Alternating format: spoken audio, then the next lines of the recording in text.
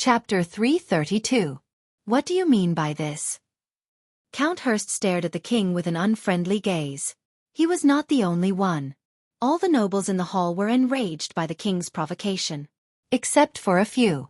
Thales pressed down on his slightly trembling fists and stared at King Chapman's terrifying gaze. What is he trying to do? Exposing Saroma's identity at this time. Does he not want to be king anymore? When he thought of this, Thales glared at King Chapman. His eyes were filled with warning. King Chapman noticed Thales' gaze. Before the angry or puzzled expressions of the nobles in the hall, the king snorted softly with an ambiguous meaning. No. When he saw this, the prince suddenly understood. Thales saw King Chapman carefully scrutinize the few people at the top of Dragon Cloud City: Saroma, Lisban, Nazir. The king took in their expressions and revealed a mysterious smile. No, he doesn't look like he's going to fight to the death and injure both sides, Thales thought to himself. As he stared at Saroma, who was puzzled and nervous on the stairs, Thales suppressed his desire to speak and interrupt the king. His identity was sensitive to begin with. The more he said, the more mistakes he would make, and it would only attract unnecessary suspicion. Because the sixth person left is not an archduke. King Chapman said coldly, but his words strangely stopped there. In that second, everyone's face in the hall was reflected in the king's eyes. A few seconds later, King Chapman showed a satisfied expression. He changed the topic at the perfect time. But an archduchess. Saroma frowned, not knowing how to react. It felt like a person who was usually so serious that his jaw almost fell off suddenly trying to be humorous. Thales' tensed heart relaxed, and he breathed a sigh of relief. At that moment, the teenage prince swore that aside from himself, the sin of Hell's River had given him extraordinary hearing ability. There were at least 4 breaths of different speeds that exhaled in a barely noticeable manner after the king's words. Saroma, Lisban, Nicholas. Wait, who's the last one? But Thales' attention was immediately captured by another matter. Lampard isn't trying to fall out with me. He's testing all of Dragon Cloud City, and he's warning me. The disdainful snorts of the nobles rose in the hall, showing their displeasure at the king's senseless joke. The archduchess stared at the king stiffly. Her lips trembled slightly, but she eventually fell silent. Archduke and archduchess? This joke is not funny. Count Liner's expression was gloomy. It only shows that our king lacks respect for Rikaru's bloodline. Be careful, Chapman. Regent Lisban had been wearing a cold expression just now. As the most suitable person to speak at this moment, he retorted rudely, if you make too many jokes, one day, you will die because of one of them. King Chapman gently caressed the hilt of his sword by his side. He was clearly speaking to Saroma, but he cast a glance at Thales, whether intentionally or not. Girl, as the first female suzerain in the history of Northland, you are stepping on a path that has never been seen before. Every word, action, and every move you make will shock Northland and Ekstedt. Ian, who was immersed in his failure, couldn't help but raise his head. Many people frowned. The king said faintly, as the Archduchess of Dragon Cloud City, your marriage is different from that of an ordinary archduke's marriage. It involves the succession of many families and the balance of power in Ekstedt. Thales looked at the king in puzzlement. But in just a few seconds, he figured out the king's intention. The prince desperately hid his worry and tried his best to look at the archduchess with an indifferent expression. Under the gazes of countless people, the king said meaningfully, for example, this time, the Viscount of the City of Faraway Prayers came all the way here to propose marriage. This makes me very worried. What if you marry someone you shouldn't? This is a major event that can shake Ekstedt's foundation. The 6 counts of Dragon Cloud City looked at each other worriedly. Saroma inhaled slowly and spoke with a cold expression. I have already declined Sir Ian's request, the Archduchess said coldly. You can rest assured. King Chapman sneered disapprovingly. I don't think you understand what I mean, girl. On my way here, I heard a lot of rumors. The king sneered and waved his hand in Thales' direction. For example, how you protected this Prince of Constellation for 6 years, accompanied each other, helped each other. You lived and grew up under the same roof with him. You even ate together, attended classes together. The Archduchess revealed a stunned expression. Thales put on a stern expression and fixed his gaze on Saroma. Calm down. Saroma. You must calm down. Think about what I said. Saroma. The next moment the king narrowed his eyes and said softly, you and him you. Don't tell me you slept together. Once he said that, there was silence. The Archduchess' lips trembled slightly, but she could not say a word. She could only clench her teeth in embarrassment and anger. Until... Lampard. As everyone's expressions changed drastically, the first to react was the former commander of the White Blade Guards, who was in charge of protecting the Archduchess. Nicholas could no longer care about being addressed as king. He could no longer suppress his hatred for Lampard and lost his composure as he shouted angrily, "You shameless coward! Your impudence on the day of the state affairs hearing ends here. My brothers and I are very happy to." But he was stopped by Liespan, who had a cold expression on his face. "Calm down." The regent suppressed his anger. Any act of anger is meaningless. Not only that, the hall, which had been slightly quiet, exploded again. "What did you say?" "Duel with him, my lords." Bull *T. Can the king do whatever he wants? Under countless people's strange gazes, Thales tried his best to maintain an unchanging expression. His hands under his sleeves grabbed his knees tightly, his knuckles protruding. Among the suzerains of Dragoncloud City, Count Hurst's golden beard trembled violently as he panted. He could no longer hold it in. "In the name of the Count of Flatiron County, Brookenhurst," Hurst leaped up from his chair in rage and stared at Lampard with eyes full of hatred. "For the honor of the ladies, Chapman Lampard, I issue you a sacred duel challenge." He swung his arm, pointed it at the king's nose and cursed, "Let blood wash away the humiliation you have brought us, kinslayer." This sentence made the people in the hall, who were burning with anger, even more so. Lampard's words had probably angered the crowd. Even the Archduchess guards glared at him with hatred. They had no intention of protecting the king. Crocia's expression froze. She dutifully pressed down on her weapon and stood in front of King Chapman. Viscount Kent Vida also frowned and was about to step forward, but she pushed him back. But King Chapman only snorted loudly. It was as if there was nothing in front of him. The king simply swung his left arm and pointed it at the agitated Hurst from afar. It was as if he was going to answer the latter's challenge. The noisy crowd in the hall instantly fell silent. However, in the next second, the king gently retracted his arm, pushed Croce aside, and pushed her sword back into its sheath, which had been drawn a few inches. "In the name of the common elected king of Extet and Archduke of Black Sand region, Chapman Lampard," the king stared coldly at the trembling Hurst. His tone was steady and unhurried. "With the power of the king, I reject your meaningless challenge, Hurst." Only then did he put down his arm and look at the Archduchess again without any nervousness. "Ah!" The furious Hurst roared indignantly. "You despicable coward!" "Be at ease, Hurst." Count Nazir snorted coldly. He patted Hurst's shoulder and pushed the livid Hurst back. "Your Majesty, because of your rude words and actions," the old Nazir also stared at the king in a hostile manner. "In the next year, Rubble Hill and Harding County will impose heavy taxes on the merchant groups and farmers heading towards Black Sand region as a form of protest." King Chapman's relaxed attitude finally changed a little. The light in his eyes flickered. His gaze on Nazir clearly became hostile, and the slight curl of his upper lip indicated his current mood. Thales lowered his head and smiled at an angle that no one else could see. "Yes, I can feel it. Even though the anger is directed at the king. But more doubts, worries, dissatisfaction, wariness, and hatred are directed at him. This so-called king is becoming more and more unscrupulous." "Count Cockegel, your territory is the closest," Count Cotterson whispered to his colleague with a frosty expression. "I'm thinking, if the king were to meet with an accident on his way back from the city." "Calm down." Although the one-armed count's eyes were filled with resentment, he still shook his head.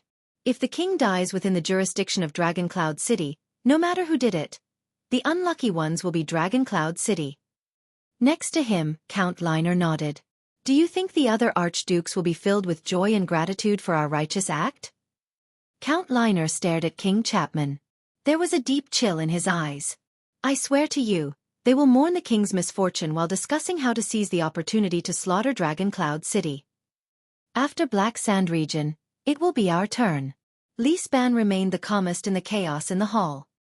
He patted Saroma's arm gently. "My lady." The Archduchess took a deep breath and managed to suppress her emotions with great difficulty under the regent's cold gaze. "Your words just now are enough to bring about generations of hatred between the Walton family and the Lampard family, Your Majesty." King Chapman shrugged. "Look at your vassals' reactions. This is what I am worried about. Sometimes, a marriage between two people is enough to destroy two countries. The king looked around and said slowly, "Some things have serious consequences, and they must be stopped before they happen." He turned around and his gaze became stern. "Otherwise, with the age of all of you here, I am afraid that many years later, Dragoncloud City, and even all of Extet, may not have the ability to stop a supreme king of Constellation from assuming the position of Dragoncloud City's regent." These words made many of the vassals' breathing become heavier. Thales snorted coldly and rudely, attracting a few hostile gazes. This was the condition King Nuvan gave him back then. But now, it was being used as a means and a bargaining chip by Lampard. "Your vassals might be ashamed to speak up, but as an elder who personally watched you ascend to the Archduke's throne, I can no longer pretend to be refined and polite." King Chapman stared at Saroma, who was so angry that she could not speak. "As a king, I must act while I still have some power, and my words still have some effect." Saroma was so angry that she could not even speak. Saroma took a deep breath. "You mean Saroma Walton?" A fierce glare flashed in the king's eyes. "In the name of the common elected king, I hereby order you to hand over Thales Jade Star to me. For Extet, and for your Dragon Cloud City." The hall became silent again. Saroma stared at the king with widened eyes. King Chapman raised his head and said softly, "So, what is your answer?" "My answer?" The Archduchess sensed that everyone's gazes were directed at her. But unlike before, this time, their gazes were exceptionally different. Saroma furrowed her eyebrows tightly. She bit her lower lip and exchanged a few glances with Lisban. She could only feel the burning sensation on her face getting stronger. But she did not dare to meet the teenager's gaze. She did not dare. At this moment, a long sigh suddenly rose from the crowd. "You're such a busybody, Chapman." Under everyone's gaze, Thales stood up slowly. With weariness and exhaustion, he yawned. "You think I'll like this lady?" He stared at the people in the hall with a disdainful expression and gestured rudely at the Archduchess with his chin. This immediately attracted a few Northlanders' passionate greetings to their Jade Star ancestors. The Archduchess was slightly startled when she saw Thales stand up. "What is he going to do again? Don't you think things are messy enough, young prince?" In a terrible mood, Nicholas clenched his fists in exasperation. "Be a good boy and shut up." But Thales only gave him a nonchalant glance. This made the Star Killer even angrier. "You like her?" "Not necessarily." King Chapman stared at Thales with interest. "But if you like Dragoncloud City and use her to your—" Thales raised his eyebrows and put on an expression that suggested he did not know whether to laugh or cry. "Ha ha ha." He laughed helplessly. "Hey, Saroma, if that's the case. You like me, don't you?" Saroma stared at Thales' teasing expression in disbelief. She parted her lips, but did not know what to say. She had a premonition of what Thales was going to do. Under the gazes of all the nobles in the hall, the girl felt her face burn. "Are you going to ask me to be your husband?"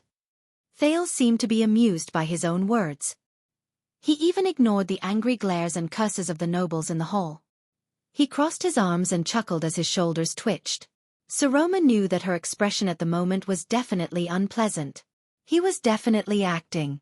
"Yes, I know. It's for. But at that moment, the girl felt waves of indescribable discomfort.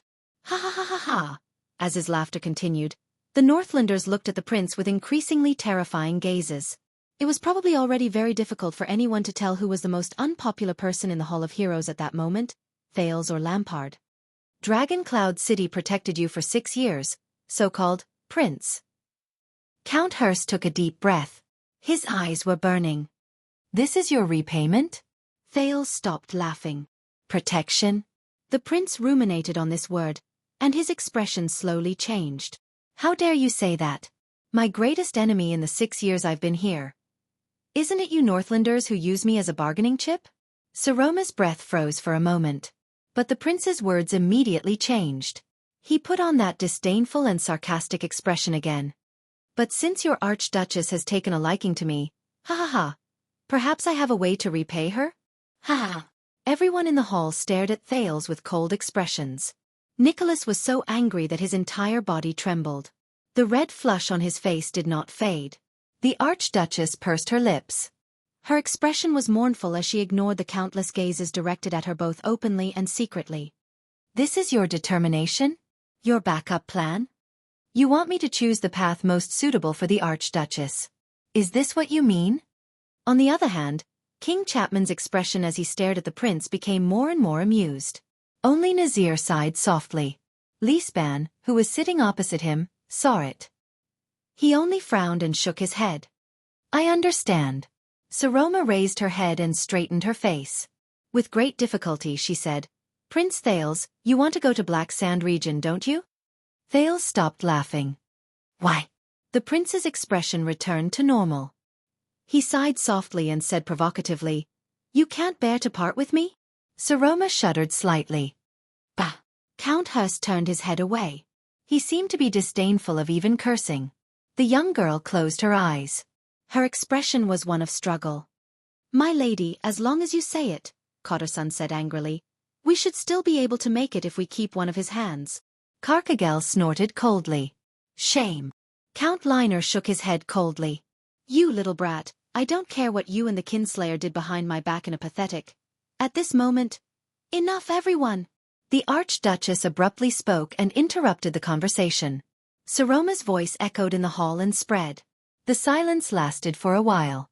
Then, the female voice rang out again in a low and clear voice. Then, I wish you a smooth journey, Prince Thales.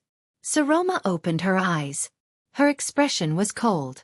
At this moment, the Saroma in Thales' eyes finally put away that hesitant and mournful look on her face.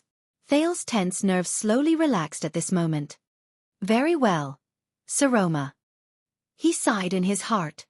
Choosing the path that suits the Archduchess the most is the right choice. He's yours. The Archduchess' voice became firm, just like when she was forced into marriage by her vassals. King Chapman. No one spoke. It seemed that the opinions of the suzerains of Dragoncloud City were unprecedentedly unanimous when it came to this decision. King Chapman raised his eyebrows slightly. He took a deep breath and snorted softly. Very well. The king's gaze had regained the awe-inspiring look he had when he first arrived in the hall. The Archduchess pressed down on the armrest tightly and said firmly, With him in your hands, please ensure that Constellation will not bring unnecessary losses to our expedition to the west. It's my duty. King Chapman shook his head in disdain. He fearlessly responded to the pairs of malicious gazes. Of course. Thales stood where he was and looked at the indifferent Archduchess from afar. The corners of his lips curled up. At that moment, Thales' gaze met the Archduchess. One was calm and relieved, while the other was indifferent and cold. Next time if you have any plans to get married, please be sure to inform us in advance, the king and the archdukes, so that we can take a look at it for you, King Chapman said in satisfaction. After all, if your marriage is done hastily like this time, I can't guarantee what kind of chaotic abyss the kingdom will descend into because of this. Lisban said solemnly, Dragoncloud City's own matters do not require Black Sand region to worry about it. The Archduke's attention is not up to you to decide. The king shook his head. If you still care about Dragoncloud City, remember this. The Archduchess raised her head and glanced at him coldly. King Chapman frowned slightly.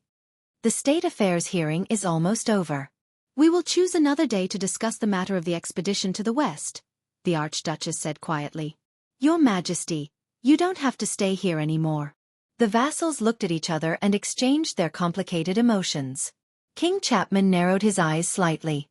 Listen, girl, the king said meaningfully. As I said, as a person who has never been seen before in history, you are walking on a path that has never been seen before. This path is difficult to tread. Obstacles and dangers are everywhere, and there will always be people who don't like new changes. So, I advise you to stay away from those people. Their creed runs counter to your existence, and in the end, they will part ways with you. These words made many of the nobles of Dragoncloud City uncomfortable. Saroma's expression was unpleasant. Is that so? But there is a first time for everything. The Archduchess swept her gaze over the people in the hall. She hesitated for a moment before she spoke. After a moment of hesitation she said, 400 years ago, when Queen Erica ascended the throne of Constellation, no one expected that a kingdom ruled by a woman would have the ability to take away our cold castle. 300 years ago, when Lacey and Lenzo became the Countess of Longchant City, No one believed that the beautiful Archduchess would be able to build the first duchy in dragon-kissed land. 40 years ago, when Empress Dowager Yao Hua became regent of Xueqi, no one could foresee that she would one day become King Yao. The people in the hall listened quietly to the Archduchess' words. Such things happened in Constellation, in Xueqi, and even in Enlenzo Duchy. Saroma's voice was very soft, but there was an indescribable force in her words. As for Northland, I believe that the people will eventually get used to it. Thales noticed that behind the king, Croce was staring at the surprised and bewildered Archduchess on the stage with a complicated expression. King Chapman seemed a little surprised. But a few seconds later, he nodded and revealed a satisfied expression. I will remember today. Of course. Saroma nodded and avoided Thales' gaze. She said in a low voice, just like how Dragon Cloud City will also remember today. The vassals furrowed their brows. The feelings in their hearts were indescribable. In the next moment, the Archduchess slowly stood up. Everyone, let's call it a day. With different expressions and breaths, more than 20 vassals of Dragon Cloud City also stood up. With complicated emotions, they looked at the Archduchess on the stage, then at King Chapman and Thales. Today. The Archduchess lowered her voice and sighed softly. Meeting adjourned. The vassals raised their right fists respectfully and hit their chests together. Asterisk thud. Asterisk, but this time, compared to the start of the meeting, this dull thud was unprecedentedly uniform, as if it was made by a single person. The door opened. The vassals bowed and left one after another. King Chapman, who stood in the middle of the hall, ignored the gazes the vassals cast on him before they left. Thales, on the other hand, lowered his head and looked at the floor, completely unbothered. It's over. At least, this round ended. Chapter 333. That's it? So, Your Highness, did you succeed? Waya glanced at King Chapman from afar in disbelief. And, are we really going to Black Sand region? Only this time, Ralph, who disliked him, did not retort with his actions or snort. The prince raised his head and forced a smile. But he was not done yet. You've surprised me again, Your Highness. Lisban walked straight up to the prince with a solemn expression. Thales exhaled, closed his eyes and said, Me too. Lisban snorted softly. You already knew that the king is in Dragon Cloud City, the regent said with certainty. The regent said with certainty, when you boarded the Black Sand region's carriage, you knew. Thales did not speak. Lisban stared at him with a sharp gaze. But you did not tell us or Dragon Cloud City. You just waited quietly for today. Lisban cast a glance at King Chapman, who was still standing leisurely in the middle of the hall and receiving all sorts of gazes, as if he would only stop after he finished touring the hall. You and him. Thales remained silent. Lisban sighed. As the lady said, Dragon Cloud City will remember everything that happened today, Your Highness. Thales finally spoke. Yes, me too, the prince said in a low voice. I will remember and watch you, Your Highness. Lisban gave him a profound look. In the end, the count did not say anything and turned to leave. He was not the only one. The acerbic Count Cotterson did not say anything. He only gave Thales a warning gesture of slitting his throat before he left, along with a hateful gaze. Thales responded with a faint smile. You have guts. You colluded with Black Sand region and betrayed all of Dragon Cloud City? This was the cold Carcagel. You know, people with guts usually die faster. Congratulations, Your Highness. When Count Liner passed by, he said softly, Do you think Lampard is a good person? Bah, ungrateful and repeatedly treacherous. Count Hurst spat in disdain as he left. A coward of the Empire. Thales could only smile in the face of these gazes and words. It was as if he did not care. But another person's words were exceptionally different. Is she worth it? Thales was slightly startled. It was Count Nazir. The doddering count stood a step away from him and sighed. Is it worth your sacrifice? Thales furrowed his brows slightly. I do not understand you, Count. I'm old, but I'm not blind. Nazir smiled and shook his head. Perhaps what others saw was you colluding with Lampard, betraying Dragon Cloud City, and fleeing to Black Sand region. But what I saw. He cast Thales a profound glance with an unclear meaning. You cooperated with the City of Faraway Prayers beforehand so that she would not be forced into marriage. You interrupted us 3 times during the meeting, but each time, you saved the girl from her predicament. Thale's face stiffened. As for your collaboration with Black Sand Region, that girl. Nazir paused and said softly, is she really worth it? Thale's face was livid. He did not speak. When Nazir saw this, he only sighed wordlessly. He patted Thale's shoulder gently and left slowly. Thales watched the old count's footsteps with complicated emotions. Was she worth it? At this moment. Slap. Thales was shocked. His shoulder had already been unceremoniously grabbed by someone. You. It was Ian. Lampard is the backup you mentioned, isn't he? At that moment, the Viscount of Dual Wind City's eyes were bloodshot. He gritted his teeth and looked at Thales with resentment and anger. Thales stared at the person in front of him in a daze. He had never seen Ian like this. It was as if the young Rockney, who had been chatting and laughing with him, was already dead. Thales sighed and waved Ralph and Waya away, who were about to step forward. From the beginning to the end, did you look like you were watching a show? Ian's breathing quickened. His gaze was resentful. You cooperated with me on the surface, but sold me out like a clown behind my back? It's very interesting, isn't it? Thales was silent. After a long while he forced out a sentence. I'm sorry. Sorry. Ian seemed to be angered by this sentence. His lips trembled. The city of faraway prayers. The city of faraway prayers was betrayed just like that. Wait, you, traitor. Ian's gaze became more and more terrifying. His grip on Thales' shoulder also became stronger. You think this is very smart? You have the king's protection, and the Archduchess has the support of the vassals? Thales did not speak. He turned his head away unnaturally to avoid Ian's gaze. I'm sorry. I didn't have a choice. His attitude seemed to have angered Ian. The latter growled hatefully. No. You can't run away. I promise that one day, all of you will regret this. Ian gritted his teeth. His expression was a little crazed as he vowed. One day, all of you will pay the price. Ian turned to the motionless Archduchess on the stairs and threatened sternly. Especially your little girlfriend. You take good care of her, huh? Very well, then I will. Thales tensed up. He flung Ian's arm away abruptly, causing the latter to be stunned. Before you threaten me with something senseless, you'd better take care of yourself first, Ian Rockney.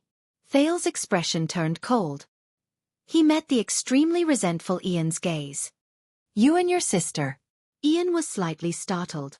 You know, even if your sister got 0 points in Defense City.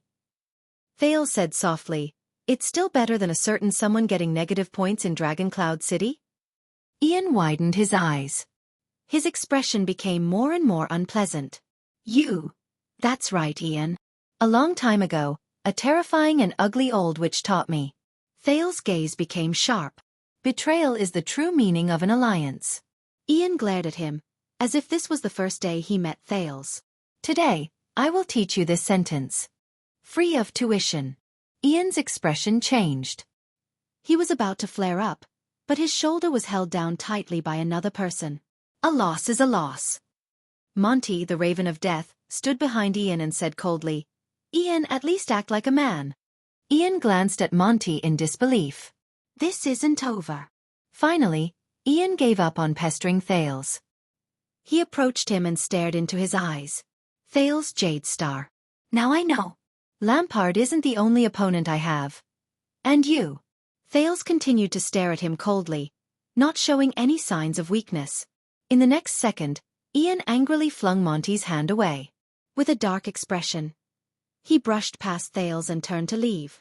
Thales stared at Ian's back and sighed in his heart. What an honor. Ian. Monty snorted softly. He glanced at Thales and flashed a somewhat ferocious smile. His malevolent gaze made Thales feel uncomfortable. The Raven of Death walked past him and said lightly, As expected, you live up to your reputation, Your Highness. Thales gulped uncomfortably. But the complicated gaze he saw next made Thales feel uneasy. Accompanied by Nicholas, the young girl silently walked towards the main door. When the Archduchess passed by Thales, the rhythm of her footsteps paused slightly. Thales closed his eyes. A furious voice traveled into his ears. But it was not her. How did you do it? Thales took a deep breath and opened his eyes. The Star Killer stood in front of Thales. There was no longer any anger in his gaze. There was only coldness and hatred. You've lied to us about Lampard for so long, but from Axe District to here, there are at least 3 layers of guards. Nicholas sneered. How did Lampard arrive at the entrance of the hall without any obstruction, and then appear at the right time to cooperate with your act? Thales had no choice but to wave his hand again to signal Waya, Ralph, and the others not to come forward.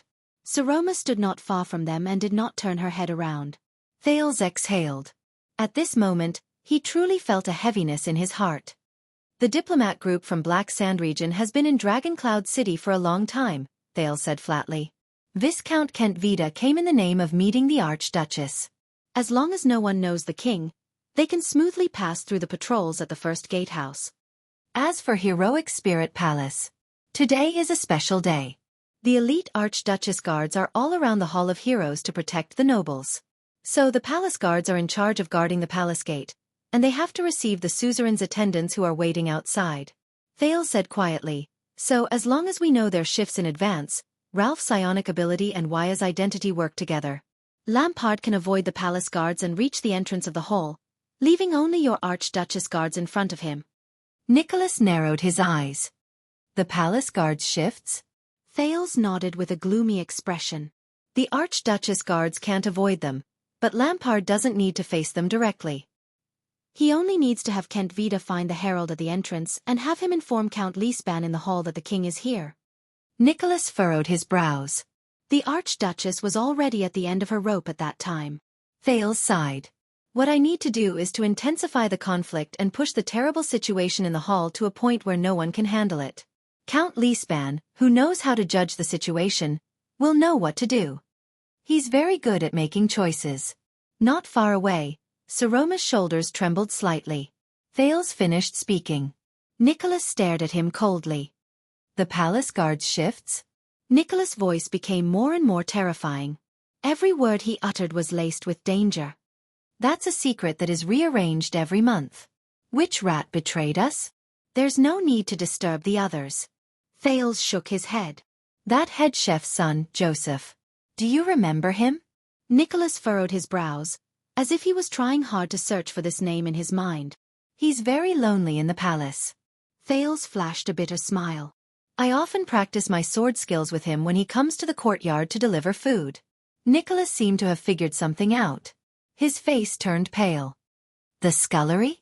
Of course I can't get my hands on the monthly shift arrangements. Thales nodded slowly. But the palace guards also need to eat. The scullery's daily cooking arrangements are fixed. For example, when they need to make bread for a small team, where exactly to send it, Nicholas' expression became more and more unpleasant. Don't make things difficult for Joseph. Thales shook his head. His tone was flat. He's still young. He thinks it's just idle chatter during sword practice. So, some of your actions in the palace over the past 6 years, whether it was skipping classes to read books in various corners, talking to animals out of boredom, lowering your status to meddle with the servants' work, or chatting with the servants and guards in a friendly manner. The Star Killer let out a faint sneer, but for some reason, it made people feel a chill run down their spines. Were they all to gather information, or to test our defenses? And you've behaved yourself for the past 6 years. All of it was an act? In the distance, Saroma's back stood still. The Archduchess guards waited respectfully around her. Thales' breathing froze for a moment. Nicholas and Thales were silent for a few seconds. Most of the nobles in the hall had left. Only the stern King Chapman, accompanied by Kent Vida and Croce, was watching from afar with interest. I talked to animals because I was really bored. As for the rest, the second prince inhaled and squeezed out a gloomy smile. I have no choice. No choice? Thales turned around and stared at the Soul Slayer pike on the shelf. He could not help but sigh as he reminisced. It's been 6 years in Dragon Cloud City. Every letter I wrote had to be opened and checked. Every destination I went to had to be searched beforehand. Every person who spoke to me had to be interrogated 3 times. Even the paper I used in class had to be inspected. Every book I touched had to be recorded by someone specially assigned to record it. If there was anything wrong with my daily schedule or actions, you, Liespan, or Madame Gings would interrogate me. Then I would be grounded. Saroma's back trembled slightly. Thales sighed and said, my every move was under your surveillance. If it weren't for the Archduchess' special permission, I wouldn't even be able to step out of Heroic Spirit Palace. As for Waya and Ida, every constellatiate who leaves the palace, not only do they have to be searched, but there are also scouts following them. Even if they throw a copper coin to a beggar, you will catch the beggar and lock him up for 2 months. Even the diplomatic groups from the kingdom who come to visit me are restricted and monitored. Nicholas still stared at him silently with a terrifying gaze. I know that you used King Chapman's name to lock me in this palace, cut off all contact with the outside world, cut off the normal education I should have received, and expect me to muddle through a meaningless life, to become a canary that can only cry in a cage. Nicholas was silent. Thales lowered his head and said dejectedly, Constellation, the Secret Intelligence Department, and I did bring you great trouble and even disaster 6 years ago, but at least we fought side by side. Is this necessary? This time, the silence lasted for a long time. Nicholas let out a cold laugh. Not only is it necessary. In my opinion, this is far from enough, he said resolutely. Justin is still too lenient with you. He should never have let you come into contact with the people from Black Sand region. That's why you got the chance to betray us. You betrayed all of us. Did you think that you would be safe after escaping to Black Sand region? Nicholas' gaze was cold. Remember this well, little prince of the empire. Thales furrowed his eyebrows slightly. With just you? Forget it.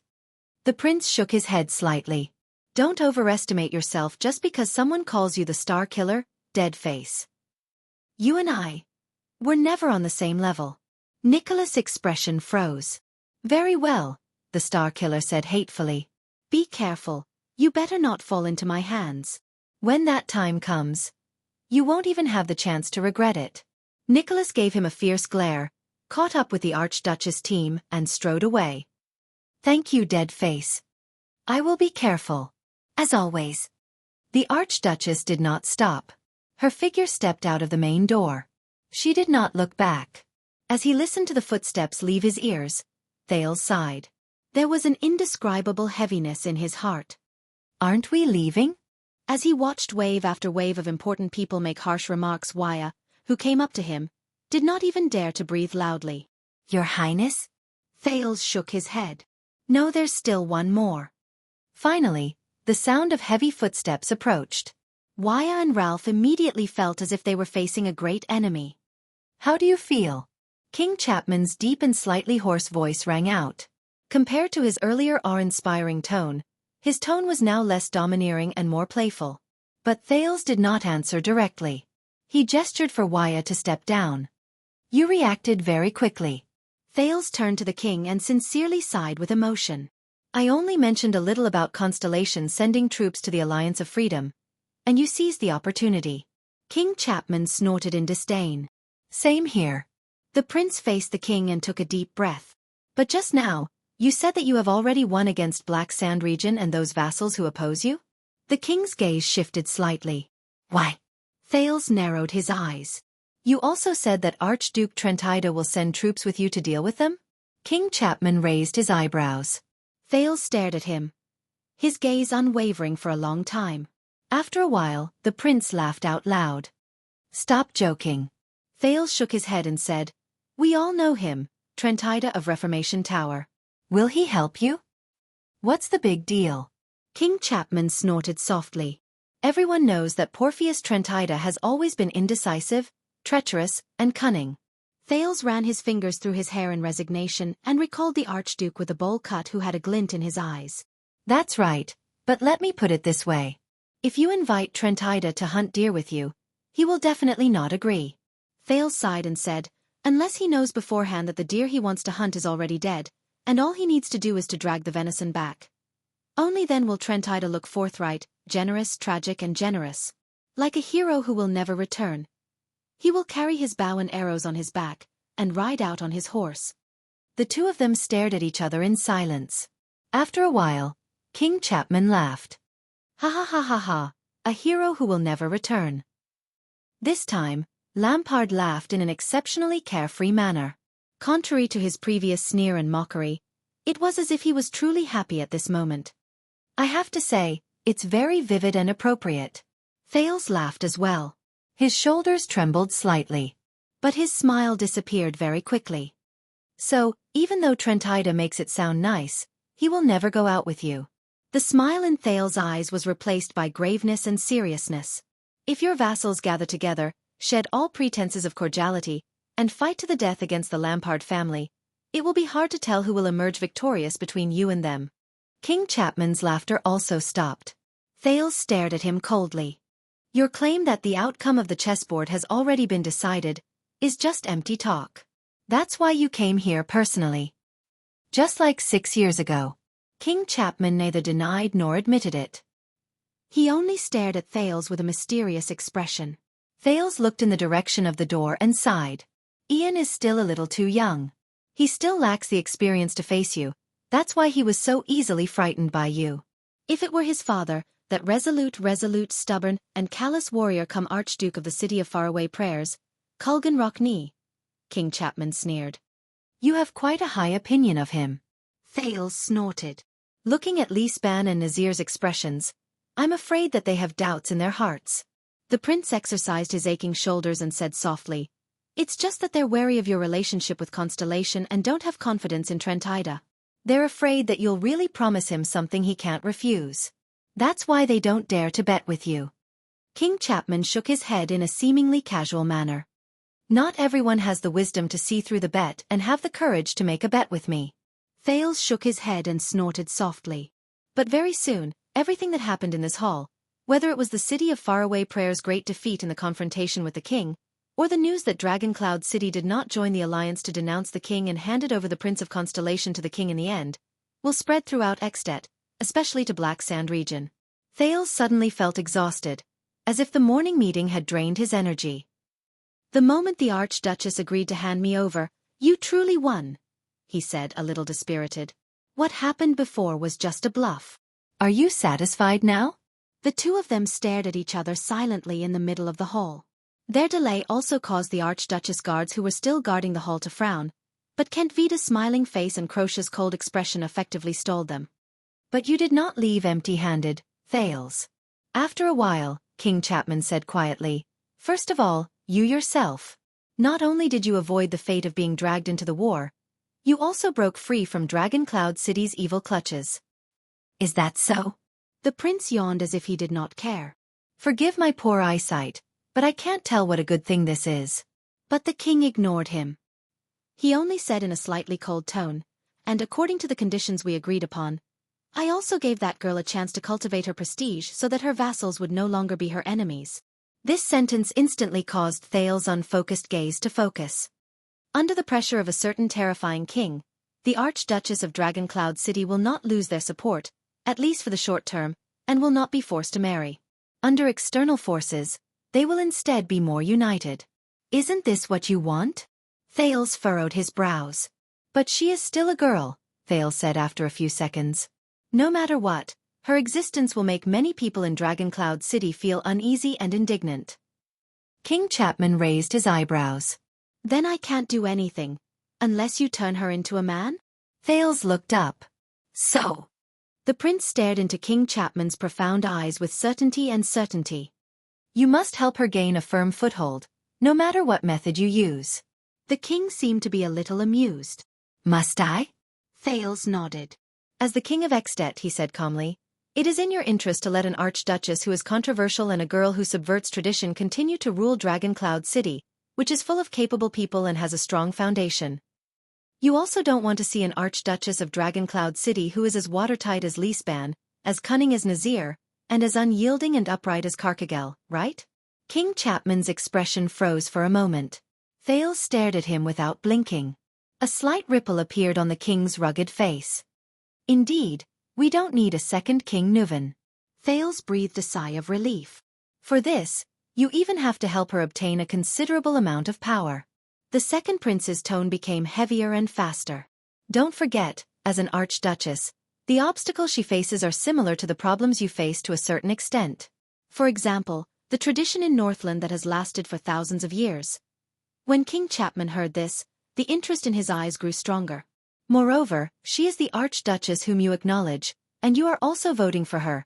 Thales suddenly stopped talking. Moreover, you still have a trump card that can kill her. Her throne is tied to your crown. Thales put on a stern face and did not speak again. King Chapman exhaled slowly. I have a feeling, Thales. The king curled up the corners of his lips. Coupled with his gaze, it gave people a slightly prickly feeling. During the time you are in Black Sand region, we will get along very well. Thales' expression darkened. Is that so? Both of them sank into silence again. After a long while, King Chapman said meaningfully, the same old question. How does it feel? Thales responded with a cold snort. How does it feel? King Chapman took a deep breath. His expression was joyful, as if he was enjoying the beauty of Dragon Cloud City at this moment. From the city of faraway prayers to Dragon Cloud City, from Liesband to the Archduchess, you are a traitor who betrayed everyone, or at least, that's what they think. Carrying everything on your shoulders and moving forward alone? King Chapman's gaze became sharper as he stared at him. His words were forceful.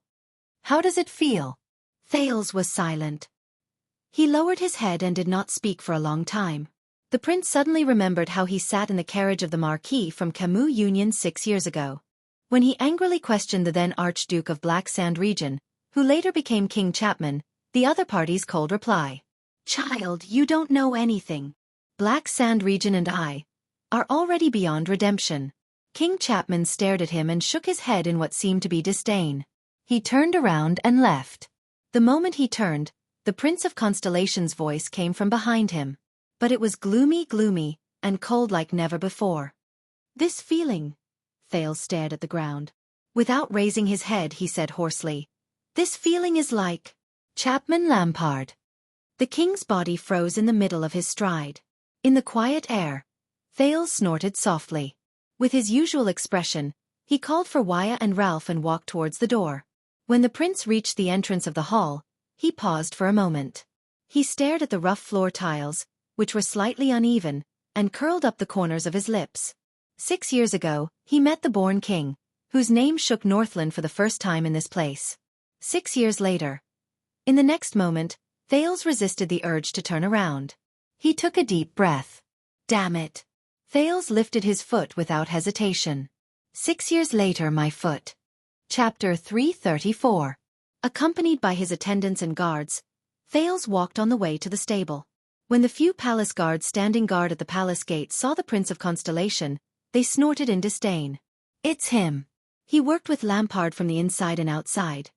One of the guards looked at Thales from afar with a gloomy expression and whispered to his colleague. He caused him to lose his position and the right to join the personal guards. All because he did not notice the king at the palace gates. The guards cast hostile gazes at him. Thales inhaled and pretended not to see it.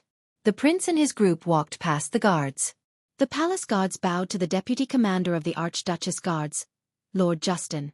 Hey! When they walked past him, one of the guards could not help but say in a loud and vicious voice, I hope our king loves your little ass. I hope our king loves your little butt. People of the Empire. The others did not bother to hide their laughter, including the Northlanders who were guarding behind Thales. Their eyes were full of disgust and indignation. But Thales did not seem to hear them. His expression did not change and he continued walking. Lord Justin pursed his lips and did not say anything. Hey, Northlander, are you not going to do anything?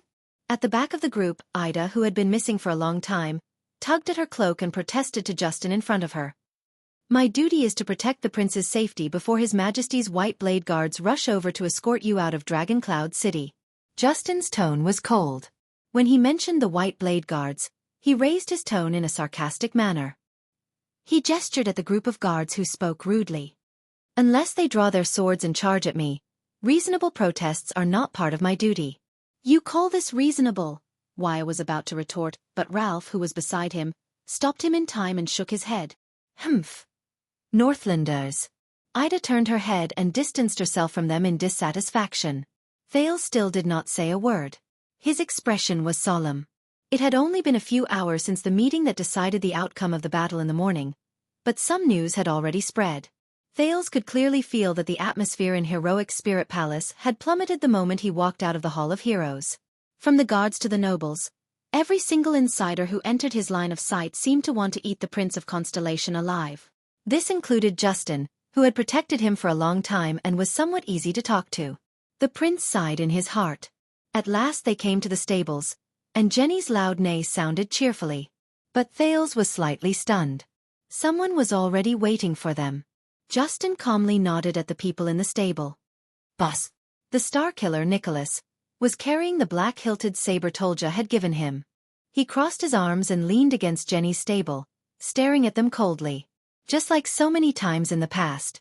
Thales turned his head around in resignation and exhaled. It was him again. You're in a hurry to find Lampard? As the group of Constellations frowned, Nicholas stared at Thales with a hostile expression. You can't even wait for the people from Black Sand region to come and fetch you? Thales shook his head. As you said, I'm going to Axe District, to the courier station in Black Sand region, the prince said calmly. I'm also going to talk to His Majesty about the future arrangements. This time, it was Nicholas' turn to frown. He snorted in dissatisfaction, then laughed disdainfully. You're really unscrupulous after falling out with me. The Starkiller's mocking tone was filled with indescribable anger. Why? You feel that heroic Spirit Palace is no longer safe, so you quickly hide behind Lampard? The sooner you leave, the better? Thales stared at Nicholas in silence. He raised a hand and stopped Waya, who was about to speak. Nicholas put down his arms, slowly walked to Thales, and stared straight into his eyes. Listen, treacherous little prince. Forget about meeting Lampard. Nicholas enunciated each word slowly. His words were filled with a chill unique to the commander. As long as I'm still here, before the people from Black Sand region come to fetch you with a warrant, you will stay in heroic Spirit Palace obediently. Behind Thales, the people from Constellation stared at the Starkiller with vigilant expressions. Nicholas bent down, his forehead almost touching Thales' hair. His gaze became sharper. You don't have to go anywhere. Hey, pretty boy.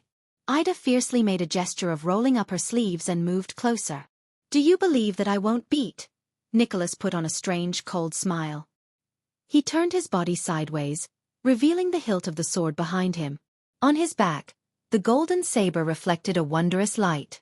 The temperature around them seemed to have risen a little. When she saw the saber, Aida's voice instantly became softer and weaker. That. Thales shook his head and pulled Ida behind him. Ida, let me do it. The female elf, who was usually wild and unruly, was now very obedient. She followed Thales' arm and was gently pulled back. She did not forget to make a fierce gesture at Nicholas that said, I'm not afraid of you. She slit her throat. Thales stepped forward and stared at the Starkiller quietly. Nicholas snorted coldly and leaned against the pillar again. He shook his head at Justin. Bring him back. Make sure he doesn't come into contact with anyone else. But at this moment, Thales suddenly exhaled and shook his head slightly. Do you hate him? Nicholas was slightly startled. What? I'm saying that you must hate him very much. Thales took a deep breath. He remembered the White Blade Guards who sacrificed their lives to protect them 6 years ago. He raised his head and his gaze was clear. I'm talking about Chapman Lampard. Your king. Nicholas' gaze was focused on Thales' face. His expression became more and more terrifying. His gaze slowly drifted away, as if he was looking into the distance. I have only one king. And that is definitely not Chapman Lampard.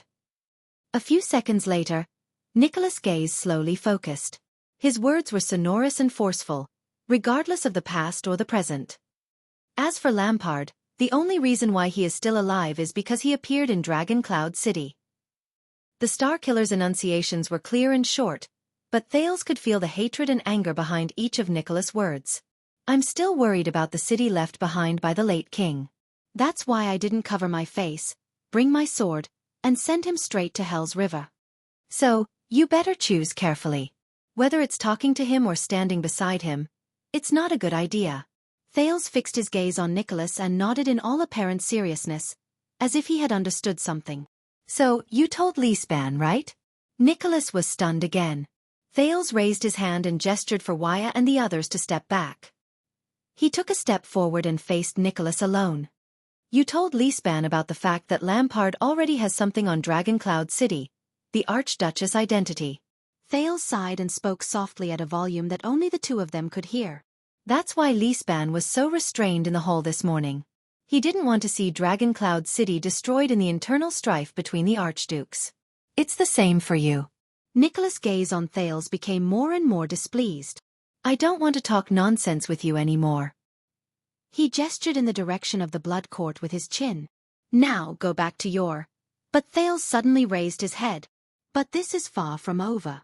The sudden increase in his voice surprised Nicholas slightly. But what made his expression even more unpleasant was what Thales said next. Lampard and I talked for a while after the meeting ended, Thales said coldly. I can tell that he is not satisfied with the current benefits. He wants more, and he needs more. As long as he was still in Dragoncloud City, he would never be willing to stop at a neutral Dragoncloud City. Just like 6 years ago, he was not willing to stop at a dead King Nuven. The prince looked at the Star Killer with an unusually serious expression. So, do you know what kind of predicament the Archduchess and Dragoncloud City is currently in? Do you know what he's going to do next? Thales continued speaking solemnly. And now, I'm going to talk to that terrifying king again and try my best to convince him to stop for now. The Star Killer was silent for a while. His frown deepened. What else does he want? He asked softly. Thales shrugged. When he recalled the king's methods, he felt a headache coming on. It's obvious that he's very dissatisfied with me keeping the threat of Black Sand region from the Archduchess. The prince lowered his head, looking rather gloomy. I think he'd rather meet the Archduchess directly and place his bargaining chips and threats in front of her so that he can turn Saroma into his puppet. Nicholas did not speak, but his already frightening face became even paler. Thales raised his head. His gaze was burning. And I'm going to convince him that there's no need to force the Walton family to pick a side, that there's no need to secretly contact the restless vassals of Dragoncloud City, and that there's no need to be greedy enough to tear off another piece of meat from Dragoncloud City. I'm going to convince him that the Archduchess's position is not in conflict with his interests. I'm going to convince him that there's no harm in giving the Dragonspear family some support when necessary. I'm going to convince him that Dragoncloud City will not be a threat to him in the next few years. With every word Thales said, Nicholas' expression became more unpleasant. I'm also going to convince him that I'm the only person who will be negotiating with him. There's no need for him to look for the innocent Saroma, and then, cruelly and mercilessly place that matter in front of her to coerce her into making a choice. Now, sorry Nicholas, the Star Killer who guards Dragoncloud City, you can let me go to Lampard now. Thales raised his head and took a step forward. He stared at Nicholas with a piercing gaze, almost touching the other party. Or you can think of ways to delay my schedule and cause me trouble. And then wait for him to personally look for Saroma again. To look for Dragoncloud City. The prince finished speaking. The air became quiet again. Nicholas' gaze became colder as he stared at Thales. Under the canopy of the stable, the Star Killer and Thales stared at each other in silence. The others, whether it was the attendants of Constellation or the guards of the Northlanders, all quietly waited for the results of their negotiation. The atmosphere was tense. Then, Nicholas sneered and shook his head. As he smiled, the air, which had almost reached the freezing point, seemed to have become much warmer. You know, you have to thank Count Lineage, Nicholas said faintly. Even though you lured Lampard here and almost destroyed the day of the council hearing, he still seems to believe that you have no ill intentions towards Dragoncloud City. Thales was slightly startled. Lineage? The Star Killer continued. Even though you slandered him and said that he secretly colluded with the Red Witch and Lampard to betray Dragoncloud City. Thales slowly exhaled. Is that so? Also, you have to thank her. Nicholas sighed. I believe that she is also one of the reasons why Lineage believes in you. The moment Thales raised his eyebrows, Nicholas turned his head and looked in another direction. Thales was stunned as he followed his gaze. In the distance, accompanied by guards and maids, the Archduchess of Dragoncloud City stood quietly under the setting sun. She looked at Thales with a complicated gaze. Golden light shone on the girl's body, making her look even more dazzling. Thales could not help but sigh deeply. She's waiting for you. Nicholas turned and walked away. Before he left, he looked at Thales with a profound gaze. Don't be too slow when you say goodbye. Know your limits. Staring at Nicholas back, Thales closed his eyes. Complicated emotions filled his heart. The next moment, He opened his eyes abruptly and took a resolute step towards the Archduchess. Saroma's expression was calm. She also walked forward slowly. Gings, the female official, followed behind her. The prince and the Archduchess finally faced each other again. Thales forced a smile and nodded at the female official. "Thank you, Madam Gings." However, Madam Gings did not move in the face of the hidden meaning behind his words. She continued to stare at him coldly and did not say a word. Then, Saroma smiled at her reluctantly and nodded. The female official's almost frozen face moved a little. She bowed to the Archduchess in a standard manner, turned around respectfully, and left. "Even at this time, she still doesn't like me." Thales scratched his head in a very unnatural manner. How sad. Obviously, his lousy opening did not have the desired effect. Saroma still stared at him. The inexplicable emotions behind the pince-nez made Thales rather uneasy. "So, you're going to Black Sand region now?" she asked very directly. Thales exhaled, avoided her gaze and nodded. "Yes, I want to get used to it sooner." But at that moment, Saroma seemed to be very calm. "You didn't expect it either, did you?" Thales raised his gaze with a slightly puzzled look. "I thought about it later.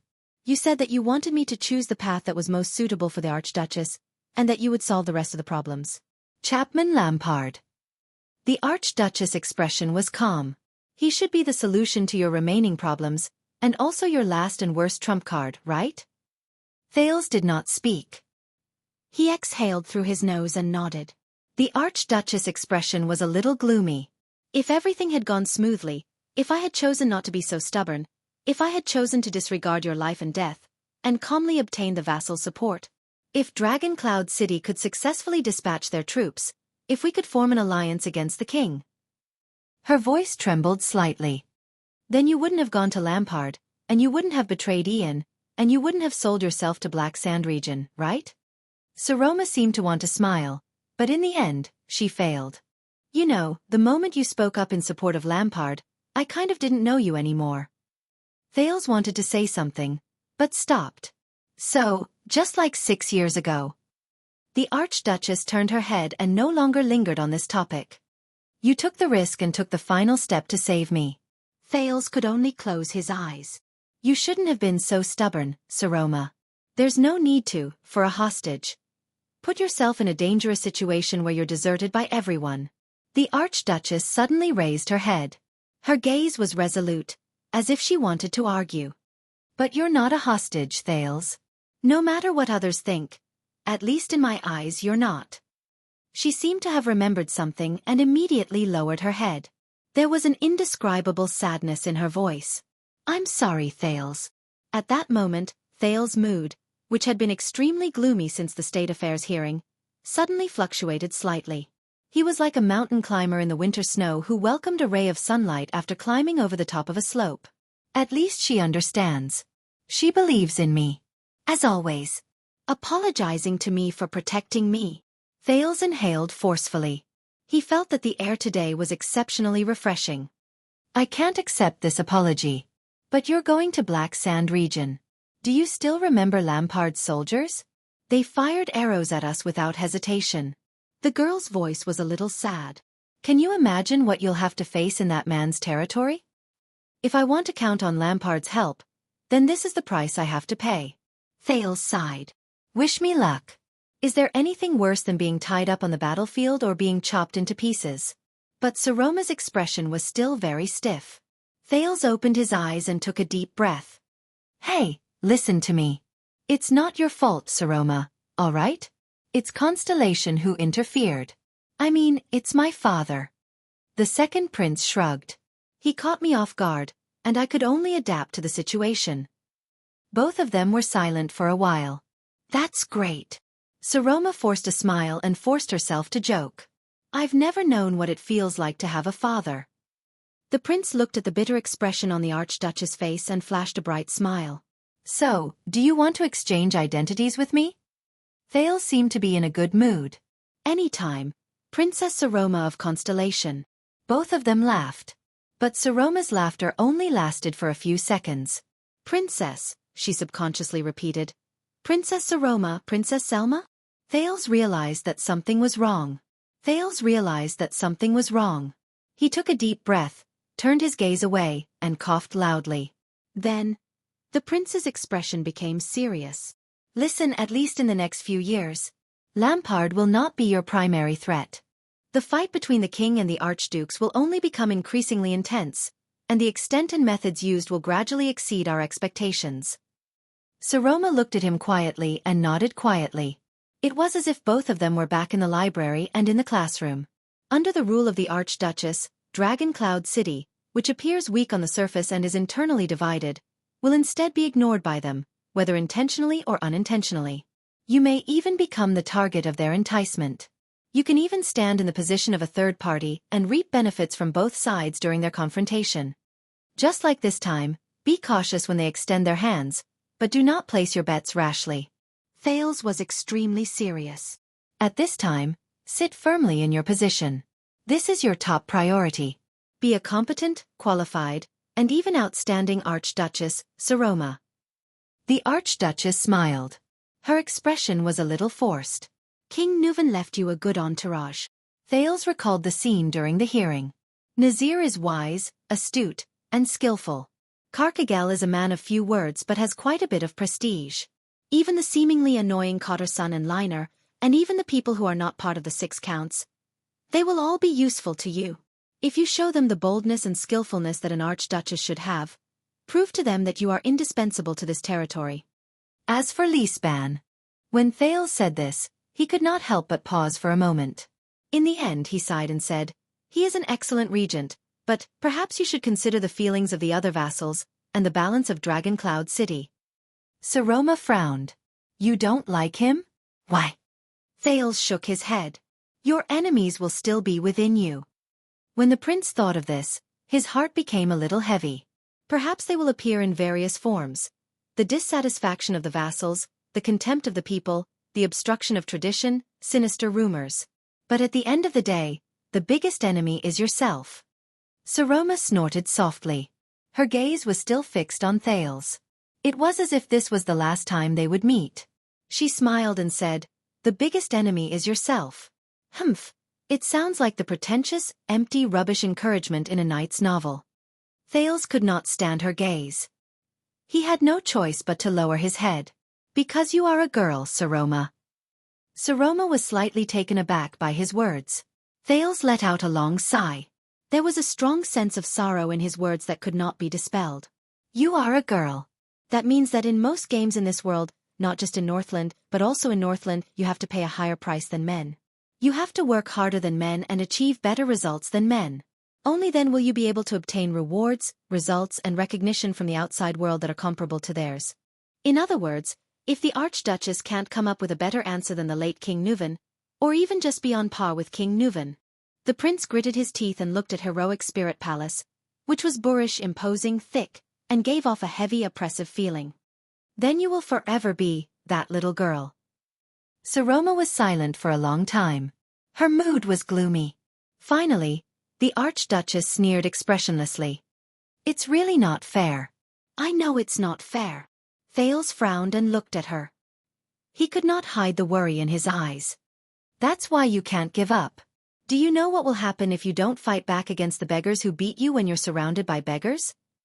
Saroma raised her eyes. They will continue to bully you, beat you, ridicule you, and isolate you. Thales seemed to have thought of something. He unconsciously tensed up. They will repeat this scene over and over again, forming the impression that you deserve to be bullied. The Archduchess thought of something. She remembered the story of the prince who was born in the lower city district that Thales had told her before. I know. The prince stared at her. His expression was unpleasant. But this is not the worst. The worst is that other people, everyone, whether they are new or old, whether they beat you up or not, will gradually get used to this scene. They will take it for granted. Thus, as they live and eat among the beggars, this impression will be deepened and spread into everyone's consciousness. Until, intentionally or unintentionally, they treat this situation as part of the rules. They make up and derive **t reasons such as born this way, the strong prey on the weak, there will always be bullies, and there will always be people who will be bullied, so that everyone, whether they are new or old, strong or weak, and even the bullied yourself, will subconsciously believe that this is the environment, this is the rule, this is the norm, and you can't change it. So, the best choice is to accept it, adapt to it, acknowledge it, and go along with it. Then, when you are beaten up again, you will suffer less. This idea of everyone subconsciously getting used to the environment and the rules is the worst. In the prince's mind, the hazy sea of memories rippled slightly.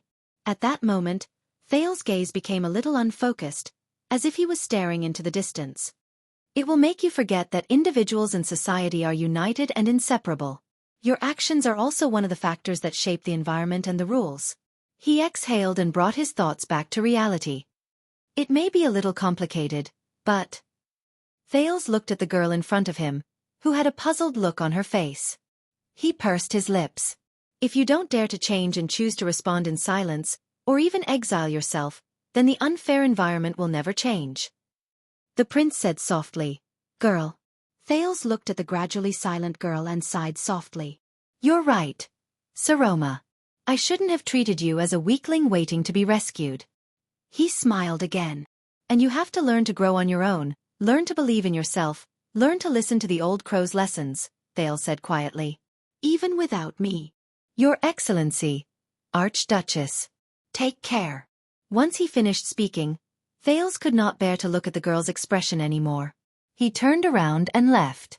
At this moment, "Thales!" The girl suddenly cried out involuntarily. There was great worry hidden in her voice.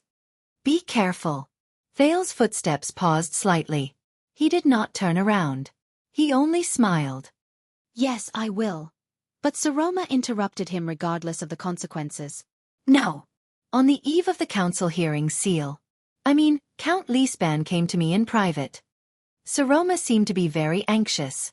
She subconsciously looked around. "He came to advise me that it would be best to stay away from you and the ominous Jade Star family. In order to convince me, he told me some secrets in advance." Thales was stunned. He turned his head sideways. "What secrets?" In the next second, the words that came out of Saroma's mouth made his heart tremble. "Calamities." Thales' expression froze slightly. "What?" At that moment, no one knew what exactly he felt in his heart. He slowly turned his head around, maintaining a normal expression. Saroma's tone was a little hurried. Her expression was the same as when she secretly skipped class when she was young. In the countries built by the people who participated in the Battle of Eradication, such as Extet, even though each family's inheritance is different and has different versions, at least the descendants of the 10 knights and at least the heirs of the 10 archduchy families will be told some secrets about the Battle of Eradication when they come of age.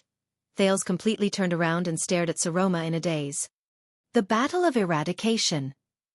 Saroma pursed her lips and hesitated for a few seconds. Then she made up her mind and said, "After the war more than 600 years ago, we became more vigilant, and the remaining calamities became smarter. With a more complicated, secretive, and dangerous relationship, we lurked on both sides of the world, maintaining a careful balance in all kinds of situations." The Archduchess raised her head. The Archduchess raised her head. Her voice was soft but resolute. "But the Battle of Eradication has not ended. And they and we are still enemies."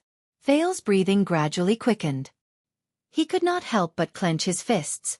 The young girl fixed her gaze on him. Her gaze was filled with worry and vigilance.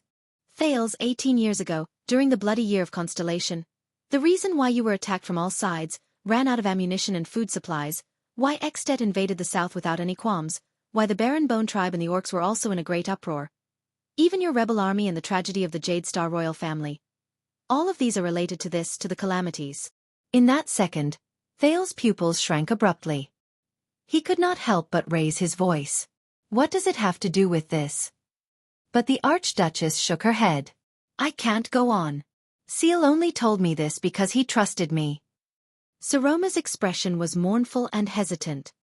This is a secret that only the Archduke of Dragon Cloud City knows." She turned her head away. "Don't forget, I am now an Archduchess." Thales was stunned. After a while, Thales tried hard to adjust his breathing and snapped out of his daze. "Is that so? A secret that only the Archduke of Dragon Cloud City knows? Then, that means the previous Archduke of Dragon Cloud City, that King Nuvan who decided to invade the south 18 years ago, that King of Extet who told him that there was an inside story behind the Jade Star calamity, he also..." He stared at Saroma in a daze. But I think you will find out in the end, Thales. Saroma seemed a little guilty. After all, you are the Jade Star family. Thales closed his eyes and took a deep breath. He hid the lingering haze in his mind deep into a corner. Thank you, Saroma. I know. 6 years ago, a man and a woman. The calamity came to you, Thales gulped. Saroma's voice trembled a little. I won't ask you anything unnecessary, but no matter why they came to you. It's definitely related to that, and it's definitely not a good thing. Not a good thing. You know, the young girl said quietly, I might not be happy in Dragon Cloud City, but at least I can protect you.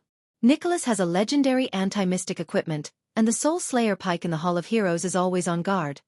But in Black Sand region, both of them fell silent. A breeze blew past them. Behind them, Jenny let out a dissatisfied hiss and broke the silence. After a while, Thales sighed deeply. I will remember. In the distance, Nicholas coughed loudly and said without hesitation, My lady. His urging made Saroma snap out of her daze. She seemed to have suddenly remembered something. Also, that man with the black longsword, although he saved us, Saroma said hurriedly, as if she wanted to finish talking about all her worries in these few minutes. Since he participated in the 18 years, then he must be related to these things. As your family's enemy, I can't think of any reason for him to let you go or even protect you. Unless he has other motives, and his plans are far-reaching. Thales stared at the ground without saying a word. The sword-wielding figure and countless doubts rose in his mind. The young girl continued speaking, Nicholas and the Archduchess guards, but the furthest they could find out was that the man's nickname was Black Sword, and that he was related to a foreign gang called the Brotherhood. Thales sucked in a sharp breath. He turned his head. Saroma, I understand. The prince said rather bitterly. Thank you. Thank you. Thank you for not asking why. At that moment, Saroma saw the prince's bitter and terrible expression clearly, and she could not help but be slightly stunned. Nicholas was urging them on again. Don't. Saroma. In the next second, Thales closed his eyes, turned around, and left. Light panting came from behind him, as well as faintly discernible sobs. The sky was very blue and very clear. The few clouds were gradually dyed gold by the sunlight. Gings, the female officer's orders came from behind him. The Archduchess' footsteps rose and gradually faded away. Thales resisted the desire to turn around and walk towards Jenny, the black horse. He forced himself to smile at Waya and the others. But he paused slightly. Nicholas slowly pulled out another horse and tidied up his equipment in a nimble manner. Although we're not going to the chess room, he ordered Justin, the rules are the same. The patrol team will clear the way, the Archduchess guards. Hey, you're going too? The prince asked, puzzled. Nicholas turned his head around. As the Archduchess ordered, young prince. The star killer snorted coldly with a hostile expression. I'll send you to Lampard. To you. He flashed a sinister smile that harbored malicious intentions. The last journey. Thales rolled his eyes. The last journey. This dead face. Chapter 335. It was still an empty road after the patrols cleared the area. Passers-by would consciously stay away or be chased away by the patrols who quickly arrived. The Archduchess guards were still on the left and right, while the patrols opened the way from the front and back. It was still a journey that was completely surrounded, however. When Thales rode on the streets of Dragon Cloud City again, he had a different feeling. It was not just because the route he took to play chess was different, nor was it because the Star Killer was following closely behind him with covetous eyes. After all, this might be the last time he walked in Dragon Cloud City during his 6 years as a hostage. Nicholas probably knew this as well. Hence, when Thales acted out of character and did not tug on the reins to gallop at high speed, this always made the Archduchess guards around him grumble when he went to play chess in the past, and instead let the veteran Jened, the only person other than Thales whom Jenny, the violent black horse, did not dislike, hold the reins and slowly moved forward to Axe District as if they were sightseeing. The Star Killer only pouted in dissatisfaction, but did not say anything. Jened. Thales stared absent-mindedly at the buildings moving backwards on both sides. You have been in the diplomat group for more than 6 years, starting from the birch tree forest in the Northern Territory. Jened turned around and cast a glance at the prince. Yes, your highness. Thales sighed and said, after being trapped in Dragon Cloud City for so long, It's not as exciting as when you charged and broke through enemy lines under Duke John's command. It's probably not as comfortable as when you were in Eternal Star City's city defense team. It must be boring. As he listened to Thale's words, Gened gazed into the distance. This veteran of the Starlight Legion, who had served under the Starlight God of War and the Fortress Flower and experienced the disaster 18 years ago, became a little more spirited after 6 years in the north. The numbness and lifelessness of his time as a city defense team was gone. Even though he had always felt guilty for becoming the Duke of Iris Flower's tool in the birch tree forest in Constellation, leading the Blood Clansmen to harm the prince's diplomat group. Compared to the hardships you went through, this little bit of boredom is not even worth mentioning. Gened sighed. And compared to the bloody war in the bloody year, this little bit of boredom is not even worth mentioning. Thales did not speak. He could not help but frown. The bloody year. A bloody war. The group moved forward slowly. Even though this might be their last journey, the patrols formed by the Northlanders and the Archduchess guards were still dutifully clearing the path and guarding the surroundings. Thank you, Gened. The second prince turned his head around and stared at the veteran Gened, who had followed him all the way from Eternal Star City with a profound expression. Your service over the past 6 years has actually far surpassed the favor you owe Duke John. No, Your Highness. Gened nodded respectfully. I should be the one thanking you. As for the favor I owe Duke John. His expression darkened, and pain that could not be erased rose between his brows. He subconsciously turned his face away. No, that's something I can never repay in my entire life. Thales stared fixedly at the back of the veteran leading the horse in front of him. The prince took a deep breath and remembered the small stone urn he saw in the Jadestar family tomb. The Duke of Star Lake, John Jadestar. I've heard you talk about him before. He's humorous and approachable? When he heard the familiar name, Gened could not help but feel slightly refreshed. Yes, Your Highness. But the Duke's approachability is quite different from yours. It seemed as if Gened's expression and spirit would become lively at the mention of that person. I still remember the day of the conscription. Even though the Duke was middle-aged, he did not have an overly dignified or arrogant demeanor. His martial arts skills were terrible, but his eyesight was pretty good. His singing voice was even better, and he could play the lute. He could always get along with all kinds of people, be they nobles, farmers, merchants, craftsmen, soldiers, or even prostitutes and prisoners of war. It was very easy to find John in the military camp, because the Duke would definitely be at the place where the laughter was the loudest. Gened was immersed in the memories of the past, and he could not help but laugh. Most of the time, I even thought that he was a little silly. Silly. Thales cast him a puzzled look. It's not that I'm being disrespectful, but... Gened furrowed his brows. I don't know how to express it. Anyway, all of us in the personal guards talked and laughed with him, and we subconsciously treated him as one of us, not as a commander with authority, or as the Duke of Star Lake, the younger brother of the King of Constellation with a noble background. The more Gened spoke, the more energetic he became. 18 years ago, during the military conference of the Starlight Brigade, the Duke was always absent-minded, or he would snore or even drool when he was asleep. The nobles who were present were all very embarrassed. Because of this, Captain Sonia apologized pitifully, and at the same time, she would clench her teeth and hit the Duke's head in front of everyone until he woke up from his sleep, or knocked him unconscious. Vice Captain Kenya even had a record of using ice water to wake him up from his slumber. The veteran laughed out loud. Even though the Duke looked aggrieved every time, and he would explain pitifully that he was not sleeping, but thinking of countermeasures in his dreams. What? Sleeping during a military conference? This is the Starlight God of War who quelled the rebellion? Thales was stunned when he heard that. He could not help but scratch his head. It sounds really, special? Of course, it just sounds ridiculous.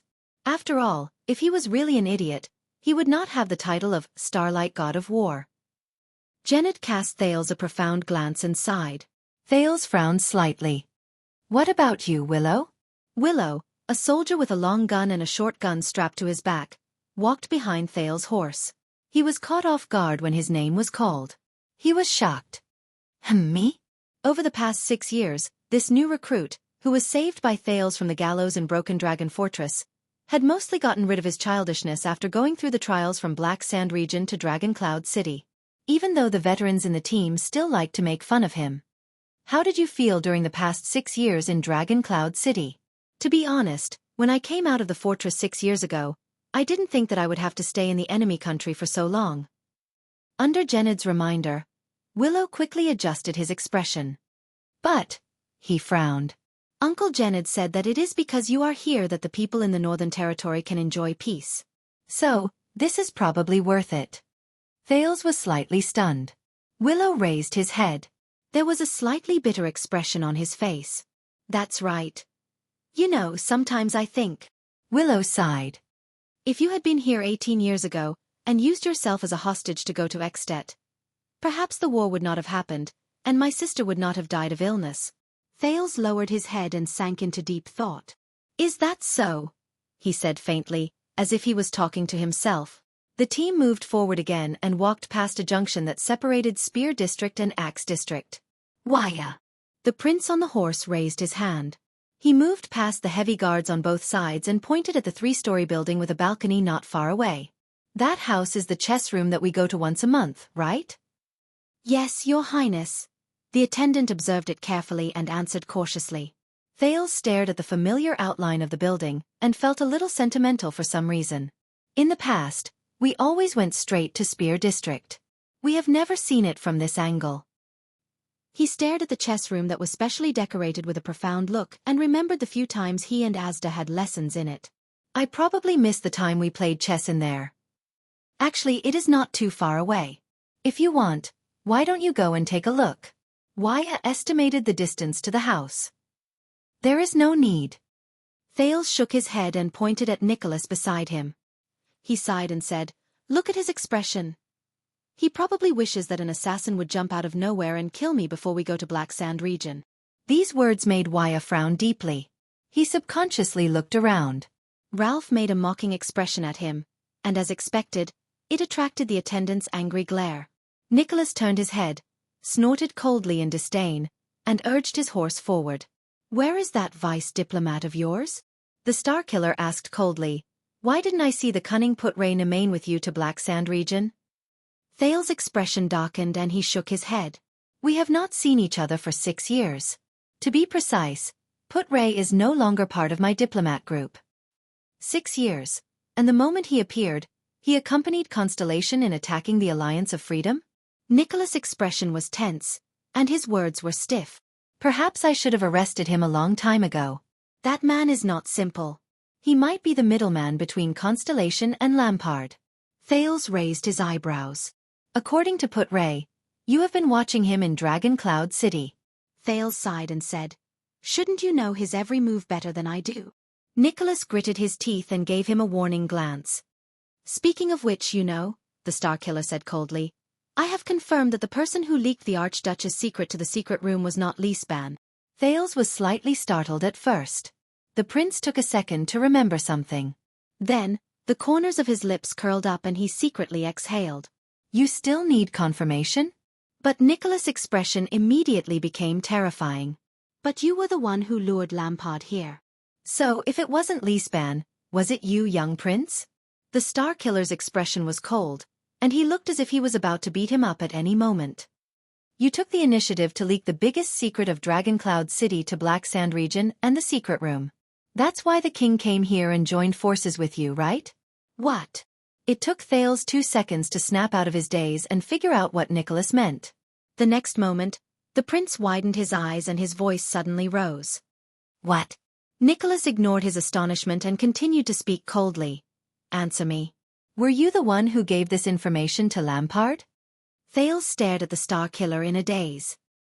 He remembered the lie he had casually made up to test the other party. The Starkiller was still staring at him with a burning gaze. When he saw that the Starkiller was not joking at all, Thales, who did not know whether to laugh or cry, felt a headache coming on. This guy is really serious. The next second, Thales took a deep breath and let the air stay in his lungs for a while before he exhaled weakly. It's still the same old saying, Nicholas. He shook his head rather helplessly. When it comes to certain things, you and I, Thales looked into the Starkiller's eyes and said with great sincerity, we're really not on the same level. After he said this, Thales no longer cared about Nicholas' extremely unpleasant expression. He gestured for Gened to urge the horse to move past him. Behind Thales, The nimble elf protector quickly followed. The half of his face under the cloak stuck out his tongue at the livid star killer. At this moment, asterisk whoosh! Asterisk an ear-piercing sound suddenly came from afar.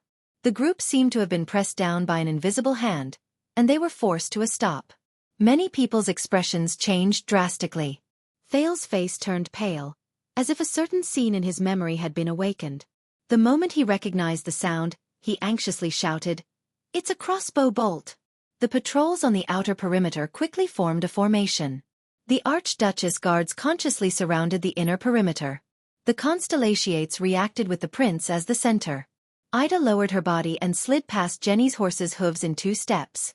She leaped to Thale's side. Janet habitually stood in front of the black horse. Willow gritted his teeth and pulled out his twin pistols. Waya instinctively wanted to pull Thales down from the horse, but he was held down by Nicholas, who was beside him. "Everyone calm down." The Star Killer pushed Waya away with an unpleasant expression and reprimanded his attendant impatiently. "This is just a signal arrow from Dragon Cloud City. And it's not nearby." The tensed Nicholas nodded at the people beside him. The Northlanders who had formed a protective formation immediately spread out in a well-trained manner. They had a clear division of labor and were ready for battle. A few soldiers from the patrols in front of them nimbly climbed onto their horses and set off towards different streets to gather information. Only then did Waya snap out of his daze. He looked at Thales, whose face was also pale. "What's going on?" Thales was bewildered. "Listen to the sound. It's in front." It was Ralph's sign language. "This is the whistling arrow from the patrols." Nicholas stared at the empty street in front of him. "They need reinforcements." Thales frowned slightly. "Reinforcements?" "Boss." Lord Justin stared into the distance with a serious expression. His tone was very nervous. "The direction of the whistling arrow is in front of us. It's our destination, the courier station of the diplomat group in Axe District." The Northlanders, especially the patrols who were not as well trained, immediately burst into an uproar. The troops, who were originally vigilant of their surroundings out of habit, immediately shifted their gazes and looked at the street in front of them. Nicholas hummed in acknowledgement. His expression was calm as he stared in the direction of the sound. "What?" Thales was shocked. "The courier station of the diplomat group? Isn't that Lampard?" "Enough!" Nicholas shouted loudly, interrupting everyone's restless guesses. "The patrols are under the jurisdiction of Garrison Officer Lysden's main disciplinary hall. Reinforcements from the patrols in other districts will arrive soon." He spoke coldly, and his tone was filled with the authority of a commander. "And that has nothing to do with us. What we need to do now is to stand guard and wait for the next moment." Asterisk whoosh! Asterisk another urgent sound cut off Nicholas' words. "Boss, the second shot." Justin spoke in a hushed voice beside Nicholas, but he could not suppress the anxiety in his tone. "Looks like the situation is urgent." The breathing of the Northlanders and Constellations quickened at the same time. Thales stared at the street in front of him and felt the tension in the air grow stronger. Nicholas furrowed his eyebrows tightly and gritted his teeth. "Where are the scouts? What about the report from the front?" Thales pursed his lips. If something big really happened in front, they might be held up. The prince did not care about the Star Killer's expression. He turned his head and hurriedly spoke to a short person under the cloak. "Ida, I know you can see it." Ida pouted and snorted in dissatisfaction. She said something that Thales did not understand. But her movements were not the least bit sluggish. The elf protector sprinted to the side of the street, grabbed a window pane, and jumped to the top of a 3-story house in a few steps. In everyone's eyes, she was as agile as a gecko, attracting many amazed gazes. On the roof, Ida gently raised her right hand and stopped in front of her forehead, which was covered by the cloak. At that moment, the elf seemed to be very relaxed, as if she was enjoying the breeze. But the people on the street were all staring at her nervously. The Star Killer snorted in dissatisfaction and muttered to Justin in a low voice, "That's why our stalkers can't keep up with her." A few seconds later, Ida turned her head. Her expression also darkened. "I can't see the specific situation, but I can see the fleeing crowd." Faced with everyone's nervous and expectant gazes, Ida muttered and reported in a field of vision that normal people could not see. "Oh, there are sounds of fighting in the air, at least a dozen pairs." Thales narrowed his eyes. The fleeing crowd? A few pairs of fighting? But the elf did not need to continue talking. Lord Nicholas. As the sound of horse hooves rose, one of the cavaliers from the patrol team rushed back. He panted rapidly, and there was a hint of exasperation in his voice. Up ahead. Black Sand Region Station. Lampard. The King's Post House. Has been attacked. Everyone was shocked at the same time. The King's Post House? Attacked. The cavalier continued to report anxiously. The guards at the post house seemed to be in a bad situation. The patrol team in Axe District was caught off guard. 2 disciplinary officers and 3 squads are fighting. I saw a few corpses. Many people frowned. Stop, Nicholas said firmly, interrupting the cavalier's incoherent report. Just 2 things. What's the enemy's situation? What's the current situation? The cavalier was stunned for a moment. Only then did he recover a little from his panting. It's very chaotic. The cavalier scout who went to gather information shook his head. The enemy has launched surprise attacks from more than one place. The number is unknown. They look like Northlanders. Not only do they have swords, but they also have bows. As for our side, the people from Black Sand Region and the patrol team are fighting. The disciplinary officers at the perimeter are sealing off the area and setting up defenses. But there are fleeing civilians everywhere. There are even people who are hot-headed enough to pick up weapons and join the battle. When he heard this, Justin's expression tensed. He moved closer to Nicholas' ear. Today is the day of the state affairs hearing. There are too many nobles in Axe District. Their private soldiers and guards are troublesome. Thales furrowed his eyebrows even deeper. Nicholas' expression looked as if it had just been covered in a layer of frost. He nodded. Continue to investigate. Send people to report to the palace and Regent Leesban. The Star Killer turned his head around. He first glanced at the Archduchess guards. When he saw that most of them were calm and collected, he nodded in satisfaction. Humph, they actually dared to attack in a noble district like Axe District on the day of the state affairs hearing. Nicholas looked at the sky in front of him and snorted softly. There was a hint of schadenfreude in his words. No matter who the enemy is, they must hate the king to the core. He turned his head around and clicked his tongue at the prince, who had a worried expression on his face. Looks like we'll have to postpone our trip to Axe District to seek refuge with Lampard, young prince. Without waiting for Thales to reply, Nicholas gave a loud order. Everyone! The patrol team who will open up the path, when the next wave of scouts returns, immediately stop advancing. Set up a defense line and seal off the flow of people coming from Axe District. No one is allowed to pass through, be it our own people or others. The patrol team immediately took action when they heard the order. Ever since the accident 6 years ago, the patrol team in the first gatehouse had been like the palace guards. From then on, they listened directly to the orders of the Archduchess or the Archduchess guards. Nicholas' voice was very decisive. As for the Archduchess guards, archers, spread out on the spot and fill in the defense. Clear the high ground on both sides of the street to ensure visibility. Kill any unidentified targets moving at high speed in this direction. As for us, change our direction and return to Heroic Spirit Palace. Justin, lead the 4th team and form an intercepting formation. You'll be in charge of bringing up the rear. Watch out for any threats coming from that direction. The Archduchess Guard's actions were faster and more efficient than the patrol team's. They immediately moved from the rear to the front and retreated. Lord Justin's team almost formed a human wall and sealed off the path leading to the chaotic district. Many archers climbed up the houses on both sides of the street, drew their arrows, and aimed in that direction vigilantly. When he heard the other party's orders to seal off the area and retreat, Thales sighed. He knew the Star Killer's attitude now.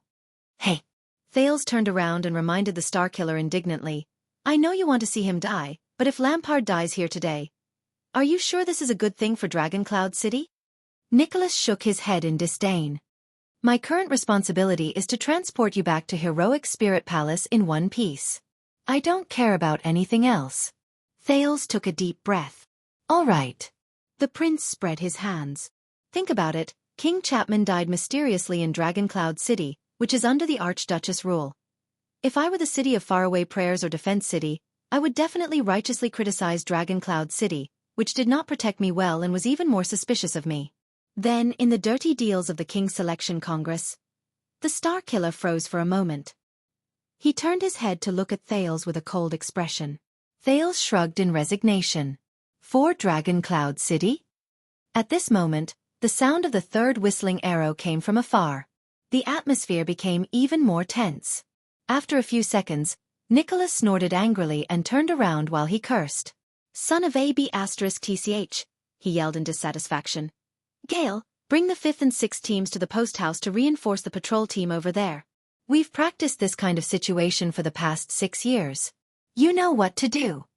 A veteran Archduchess personal guard nodded and smiled with pity on his face. He brought half of the Archduchess personal guards to reinforce them. Nicholas was obviously in a bad mood. The rest of you, retreat according to the original plan. In the terrible atmosphere, the group of people turned around with complicated feelings and went back in the direction they came from. They hurriedly retreated for a few minutes until they returned to the border between Axe District and Spear District. When they saw the familiar chess room, the tense atmosphere in the group slowly subsided. Damn it. Waya's expression was tense as he spat. Why do we always run into this kind of thing? Calm down, Waya, Thales said with a gloomy expression. Remember my words. Don't panic. But Thales was also adjusting his breathing on the horse's back as he thought about what happened just now. On today's State Affairs hearing, in Axe District, where nobles gathered, attack, no, assassinate Chapman Lampard? Who is it? And, if Lampard dies here? When he thought of this, Thales clenched his fists and gripped the saddle tightly. He stayed in the middle of the retreating group with a solemn expression. Hey, young prince. The Star Killer rode to Thales' side and said coldly, You know, if we had maintained our usual galloping speed and arrived at Axe District earlier, we might have been caught up in that attack. Thales frowned. What do you mean? Nicholas shook his head. I mean, your head might not be as valuable as Lampard's life. Thales thought of something and felt his skin crawl. You're saying that group of people might have wanted to intercept me? Nicholas snorted in disdain. The second prince subconsciously looked around. The streets were quiet. Ida was running on the rooftops vigilantly, observing the surroundings from a high vantage point. The Northlanders group was also normal. Thales turned around and said with a face full of suspicion, I'm not that unlucky, am I? Chapter 336. Wait. While Thales and Nicholas were talking, Ida, who was watching from the rooftop, suddenly lowered her head and exclaimed, I'm below. In the next second, a loud sound was heard. Asterisk bang. Asterisk the wooden roof under Aida's feet suddenly shattered. Amid the elves' cries of surprise, she fell from the roof into the house. Everyone in the group on the street changed their expressions. Thales looked worriedly at the house where Ida had disappeared, but the furious Nicholas tugged at his reins to retreat. Guard formation. Asterisk thud. Asterisk the sound of something heavy falling could be heard. Amid the Northlanders' nervous but orderly footsteps, the elven protector's indignant roar came from the house. Who are you? However, before Ida could finish her sentence, the sound of weapons clashing against each other rang out in haste. Asterisk ding, clang, clang, ding, ding, clang, clang. Asterisk Thales' expression changed abruptly. Within 1 second, the sound of metal clashing rang out continuously for more than 10 times. They did not even have the time to breathe. They sounded like wind chimes ringing in a gust of wind. At the same time, Nicholas and Justin were also shocked. They looked at each other in disbelief. 15 times? That means within 1 second the two people fighting. Asterisk ding. Asterisk as the last sound faded away, the sound of weapons clashing came to an abrupt end. Asterisk bang. Asterisk before Thales could react, as the sound of the wind blew, an unfamiliar black figure instantly broke through the window. It went straight for Thales. Thales' expression changed abruptly. Ida lost? From the moment Ida fell into the house to the moment the black figure broke through the window and ambushed him, it was less than 4 to 5 seconds. Moreover, from the moment the sound of weapons clashing started, it was only 1 second of contact. Ida lost? A chill rose in Thales' heart. At that moment, he remembered the terrifying assassin who broke through the layers of encirclement 6 years ago, Bonnet Charlton. But there was no time for Thales to think. Under Nicholas' angry roar and the Archduchess Guard's orderly formation, the figure who ambushed him landed on the ground.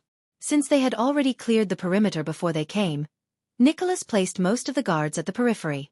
Instead, he relaxed his guard against the intruder who popped up on the way back.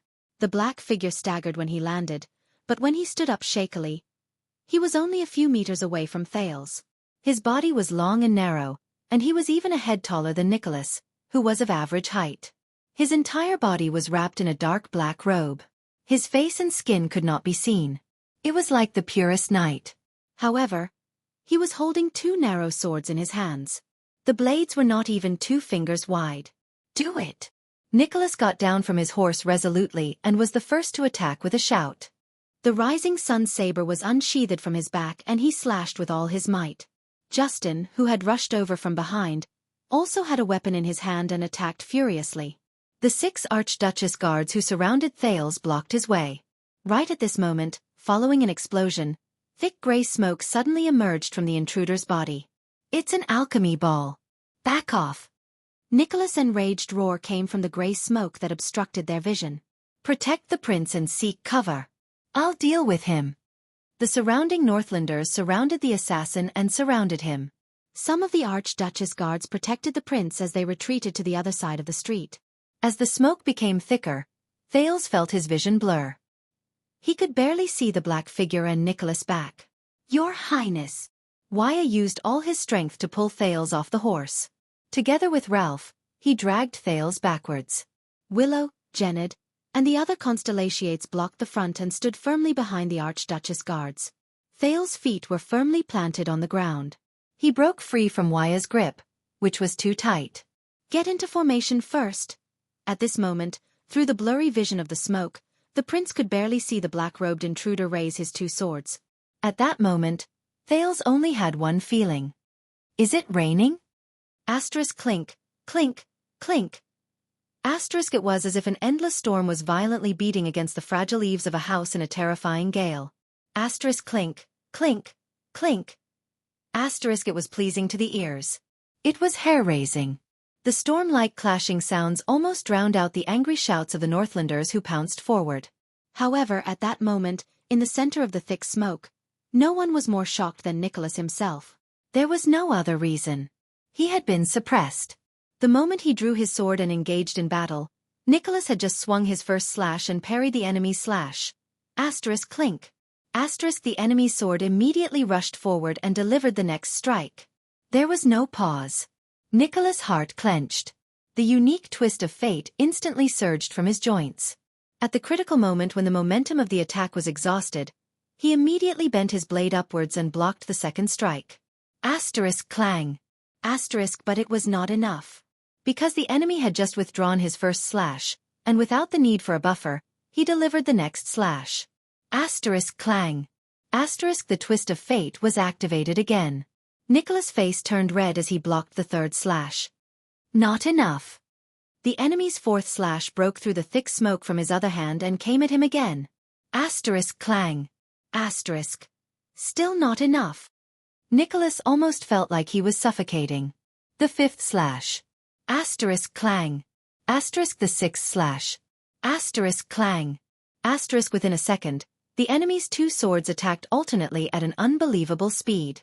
And Nicholas realized to his shock that he could not keep up with the speed of the enemy's attacks. The 7th slash. The 8th. Clang. Clang. Clang. All the Starkiller could do was to continuously use his power of eradication to suppress his body and try his best to keep up with the speed of the enemy's swords in the thick gray smoke. In the gray smoke, which already affected his vision, his face contorted. He could barely see the enemy's movements. Clang. Clang. As he listened to the multiple sounds that traveled into his ears at the same time, Nicholas was suddenly shocked. No, he was not the only one. At that moment, Justin was also fighting against the invader in the thick smoke.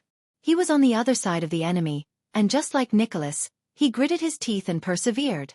Nicholas and Justin were 2 of the Archduchess guards who had been through hundreds of battles.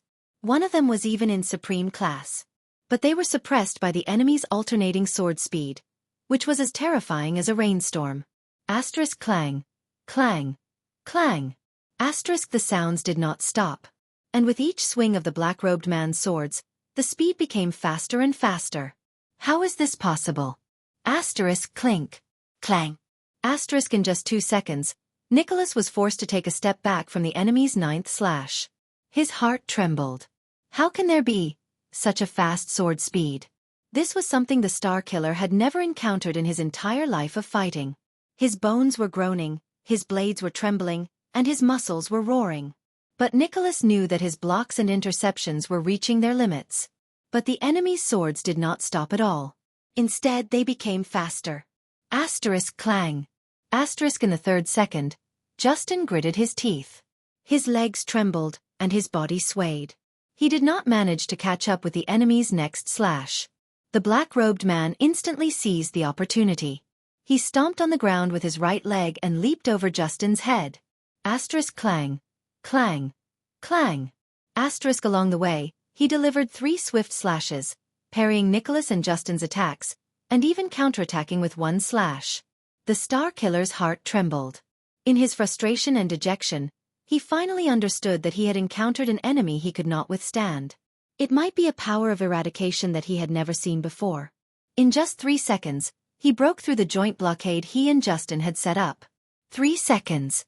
He could only block, and block again, but he could not retaliate. How was this possible? Nicholas stared in astonishment at the black-robed man who flipped over Justin in the air. He saw the man's body rise to the height of 3 men and gradually disappear into the thick smoke. He flew towards the sky above Thales. The Star Killer gritted his teeth. The rising sun saber in his hand emitted a terrifying heat along with the anger in his chest. He was already prepared to use the legendary anti-mystic equipment to defeat his opponent. At this moment, Ayaha! The elven protector, Aida's unique and delicate cry, which was filled with anger and displeasure, suddenly rose in the air. Come down. Nicholas' pupils shrank. He saw a flash of light from a blade flash through the indistinct smoke. The black-robed figure who flew up from the thick gray smoke shuddered violently. As the flash of light from the blade flashed, the black-robed man looked as if he was struck by an invisible hand in the air. Not only did he lose his momentum, but he also fell towards the ground. Asterisk thud. Asterisk with a muffled sound of the blade piercing through his clothes, the black-robed man fell to the ground. He did not move. He was pinned to the ground. Asterisk clang. Asterisk the enemy's twin swords fell to the ground along with the sound. They were kicked away by Ida, who landed with him. The elf's cursing voice rose. Damn it, so what if you're fast with twin swords? It was only then that Nicholas exhaled. Thank goodness. I stopped him. Whoosh! A strong gust of wind blew. Ralph used his psionic ability to blow away the smoke that obstructed his vision. The thick smoke gradually dispersed. Nicholas furrowed his brows tightly as he looked around. The Archduchess guards, who had yet to recover from their shock, surrounded the black-robed man and Aida's position with full vigilance. They surrounded them tightly. Surround him, Nicholas ordered in displeasure. Don't let him touch the weapons. Boss. Justin held a wound on his arm and looked at him in disbelief. That guy's sword speed was so fast. How could he do it? Nicholas stared at the surrounded figure in the thick smoke and pondered solemnly. I remember now. A long time ago, when Caslin was still in the guards, he demonstrated it to us. Nicholas frowned. He pulled Justin up and walked towards the black-robed man. It's a double-handed quick sword style that almost surpasses the speed of sound. It's called Rainstorm. Caslin? Surpasses the speed of sound? Rainstorm? Justin mumbled to himself in confusion. Then, as if he suddenly remembered something, he turned his head in astonishment. But isn't that unique to, yes, the Rainstorm-like rapid dual sword style? This skill is unique to Caslin's contemporaries from the Tower of Eradication. The Star Killer nodded solemnly. He recalled the feeling when they exchanged blows just now. The legendary Valkyrie from the bloody battle at Rearden, the flag leader knight appointed by the Honbol royal family. With a tone of disbelief, he said quietly, Heart of the Rain, Jasmine Lorraine. You mean, the female knight, Lorraine?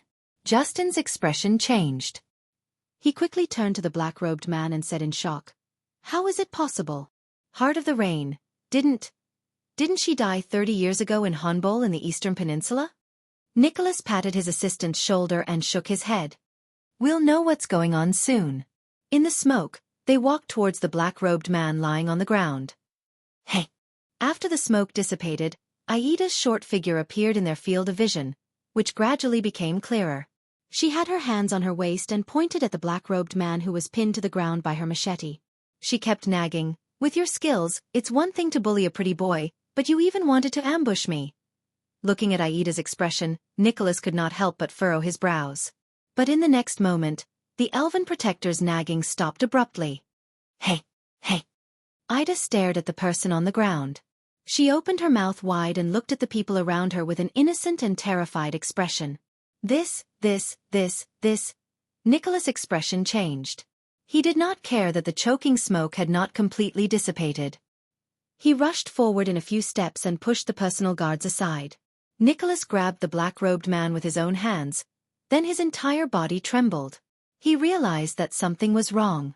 Nicholas pulled out the machete Aida had planted on the ground, scooped the person on the ground, and stood up with a solemn expression. The soldiers around him burst into an uproar when they saw what he was holding. The Star Killer was holding a black robe in his hand.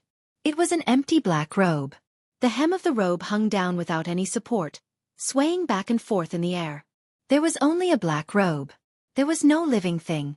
Nicholas stared at the black robe in his hand for a few seconds before he widened his eyes and cast an inquiring look at his assistant. "No, boss." Justin knew what he wanted to ask, and shook his head in shock as well. "We just surrounded this place so tightly that not even a drop of water could trickle through. No one could escape." "What the hell?" Aida said while trembling. She pressed her hands tightly against her chest and looked around nervously, as if she had seen a ghost. "I clearly threw it. Why is it gone?" Nicholas widened his eyes in disbelief.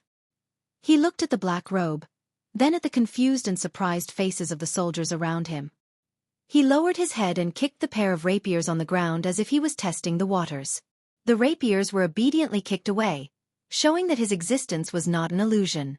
Nicholas sucked in a deep breath before he spoke hesitantly. "Justin, the one who fought against us just now, is really a living person, right?" Lord Justin opened his mouth slightly, wanting to say something but hesitating. No one spoke. Only the black robe was still swaying. Together with the rapiers on the ground, they created a strange atmosphere. At that moment, "Your Highness, Your Highness!" a shrill cry rang. Nicholas was shocked and quickly turned around. It was Waya. Not far away, beside Jenny the black horse, Waya Casso, the prince's attendant, was frantically pushing away the people around him like a madman. He desperately searched for every figure in his field of vision. There was an uncontrollable panic on his face. "Thales! Prince Thales!" "What?" The shocked and bewildered Nicholas only managed to say one word before Waya, who noticed him, pounced towards the Star Killer in panic. However, he was stopped by an Archduchess personal guard beside him. "Hey, Northlander! His Highness! Where is His Highness?" The attendant asked everyone fearfully, "Has anyone seen His Highness?" "What?" As the smoke dispersed, the Star Killer subconsciously turned towards Jenny the black horse. However, he could only see a group of panicked constellations, as well as the personal guards who were also at a loss. Willow crouched down and anxiously searched the corners of the crowd. Jened moved through the crowd, stopping a person from time to time and sizing him up with a frown before letting go of him in disappointment. "One person is missing." Missing. This thought flashed in the Star Killer's mind. He immediately froze on the spot. At that moment, whether it was Justin, Aida, or Ralph, everyone's expressions changed when they realized what was happening. This was Aida, who was at a loss. Ralph, on the other hand, widened his eyes and grabbed Waya tightly. He faced Waya and started signing frantically. However, the Star Killer was even more violent and straightforward. He pushed Ralph away and grabbed Waya's collar with both hands. With a ferocious expression he asked, "What happened?" "The prince." "Where is the prince?" However, Waya looked as if he was about to break down. He shook his head while trembling. His tone was filled with fear and worry. No, the assassin came too quickly. The smoke was too thick, the noise was too loud, it was too chaotic. I pulled His Highness down from the horse and went to catch him, but I could only catch Jened." Jened's expression was unpleasant. "Impossible. When you fought, the prince was still by my side a moment ago. How could he?" Nicholas suppressed his anger and growled. He pushed Waya, who had lost his composure, to the ground. However, no one had the time to deal with the relationship between the Northlanders and the Constellations. Was he abducted by that assassin? Ida said to Nicholas in fear. When he jumped up, he avoided my throwing knives and abducted Thales from the air. With a pale face, Nicholas raised his head abruptly and looked at the roof closest to them. There stood one of the Archduchess guards, who had climbed onto the roof earlier to keep a lookout for the surroundings. He held a crossbow in his hand. "No, boss." The personal guard stood on a high spot and said with a puzzled expression, "From just now until now, even when there was thick smoke, whether it was the streets, alleys, roofs, or any slightly higher place, I swear on the honor and life of the White Blade Guards that I did not see anyone leave. The same goes for the others." Nicholas clenched his teeth and turned his head to look at the Archduchess guard who rushed over from behind. The personal guard only shook his head. "The entrances and exits on the ground are well watched by the sentries we just set up.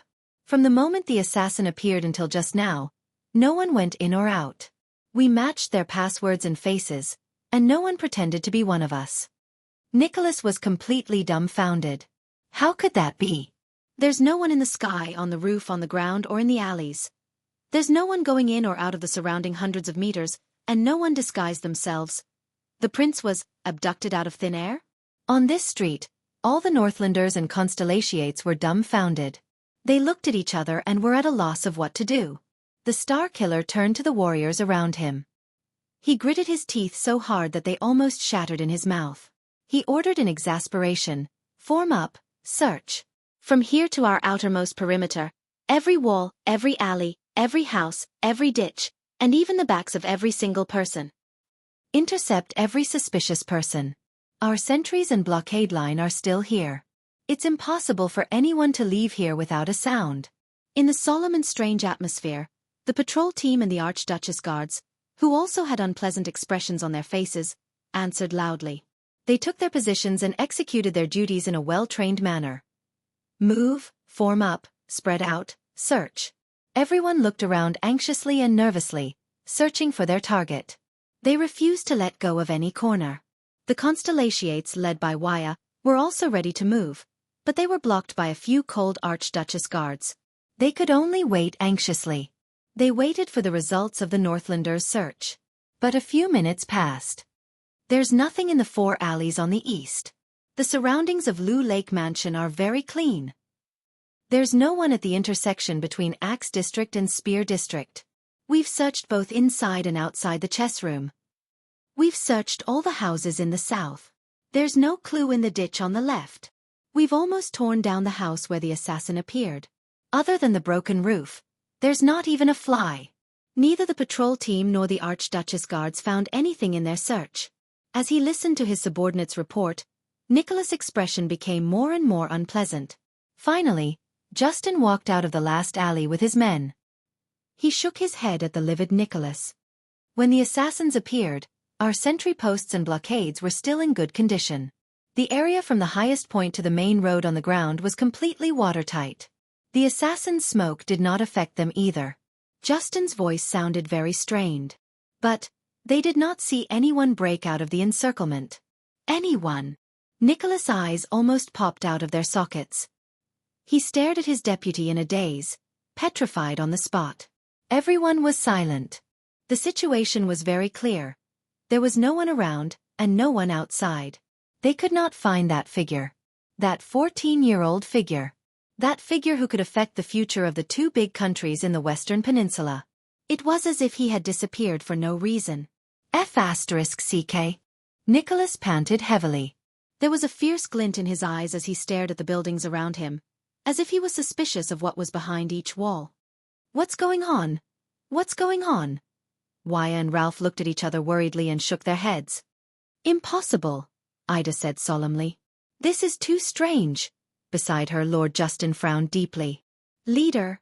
With a twisted face, Nicholas turned to his deputy. The latter stared at the ground in a daze. Heart in the Rain, who died 30 years ago, suddenly appeared and disappeared into thin air. Now with Prince Thales. Lord Justin's face was pale as he stared at the empty black robe. He then looked at the 2 swords that kept swaying on the ground. He blinked violently, as if he could not believe his own eyes. Are we really? Chapter 337. Somewhere in Dragon Cloud City. It was a dark tunnel. There was only one lone everlasting lamp. It barely illuminated the old mottled mud walls on both sides, which looked like they were about to collapse at any moment. A young man silently leaned against the everlasting lamp and sized up the dagger in his hand. The narrow tunnel only allowed 2 people to pass through. It looked like a gap between 2 walls. The mud floor was covered in dust, and it looked like no one had been here for a long time. This is an underground tunnel hidden under the cellar of the chess room. How could they build this? The teenager thought in his heart. But why didn't the Archduchess guards, who were in charge of searching and clearing the place, discover this place when I came here to play chess every month? And, when this place was chosen, Nicholas must have investigated the details of this place, right? Asterisk tap, tap, tap. Asterisk footsteps rang in his ears. The teenager stopped what he was doing and slowly put the dagger back into its sheath. He then buckled it back onto his belt. A line of words flashed on the sheath under the flickering light. A king is not respected by his bloodline. Asterisk tap, tap, tap. Asterisk the footsteps were getting closer. Thales sighed and turned to look at the other end of the dark tunnel. That place was far away from light. There was only darkness there. As the footsteps stopped, a figure was faintly discernible in the darkness. You should rest well, Your Highness, and recover your strength, the person said faintly. His voice was light. There's still some time. The teenage prince snorted. He stood up quietly and patted the dust off his body. This is different from what we agreed on. Thales looked at the person's familiar face and the unique pair of dark red eyes. He said coldly, You're not the only one. He said coldly, Raphael Lindbergh. As Thales spoke, Raphael, a cadre of the kingdom's secret intelligence department who had not been seen for 6 years, stepped out of the dark tunnel and revealed himself in front of the everlasting lamp. Thales sized up Raphael carefully. 6 years did not seem to bring much change to this barren bone man who lived in darkness. He was still dressed in a white robe. His posture was elegant, and his bearing was calm. Only when he saw the flickering light did he subconsciously frown slightly. Indeed. That's why this wasn't the perfect escape we thought it would be. It was even extremely risky. Raphael's dark red eyes swept past Thales, who had already turned into a teenager. His expression was calm. But Your Highness, whose fault do you think this is? Thales' expression changed. Whose fault is it? Don't play dumb, Raphael. You know what I'm talking about. 5,000 cavaliers forced their way into the city of faraway prayers from the great desert to support the Alliance of Freedom. The prince's voice was as cold as ice. They gave the Northlanders a big surprise, didn't they? And do you know how many people told me in advance and told their hostage princes about this? Raphael raised an eyebrow. Thales pursed his lips and waved his finger in the air. He mockingly gestured a number and enunciated each word clearly, 0. 0. None. Of them. These are dozens of dazed, ferocious-looking Northland brawny men who told me all at once. Raphael stared at the ceiling thoughtfully. 5,000 cavalry? He was slightly moved. Is this what the Northlanders' intelligence reports say? The indifferent attitude of the man from the secret intelligence department made Thales furious. What? Are you going to tell me that the cavaliers who almost killed me and the double-cross-shaped stars flag are fake? Are they impersonated? The prince shrugged and snorted in dissatisfaction. And the kingdom didn't send any troops? Under the flickering light, Raphael glanced at him silently before he sighed softly. Those troops are indeed real. They were also sent by Constellation. But from the western desert, from Blade Fang's camp to the Great Desert, there are at most 1,000 or 2,000 cavaliers. As for the others, they are probably infantrymen or illusions created by others. Raphael laughed. 5,000 cavaliers? Ha, that's enough to drain half the kingdom dry. The Baron Bone Man spread his hands. His sleeves were still very long, covering his wrists firmly. He was laughing. He didn't care at all. Thales glared at him and told himself this. The prince's displeasure slowly rose. That's not the point, and it's not funny. Thales narrowed his eyes and raised his finger. His tone became more and more serious. You know, as the target of their anger, I was almost torn to pieces by the angry Northlanders in the Hall of Heroes. In the dim light, Raphael shook his head with the ghost of a smile. They wouldn't do that. But Thales did not care about his interruption. Instead, his fingers trembled as he suppressed his anger and continued, "Or would I be held hostage in the city of faraway prayers, tied up in front of the two armies, and force Constellation to retreat?" The prince's last sentence was a little loud, and it was rather jarring in the narrow passageway. Raphael stared at the prince and slowly restrained his expression. "Your Highness, everything we did was to rescue you safely back to your country."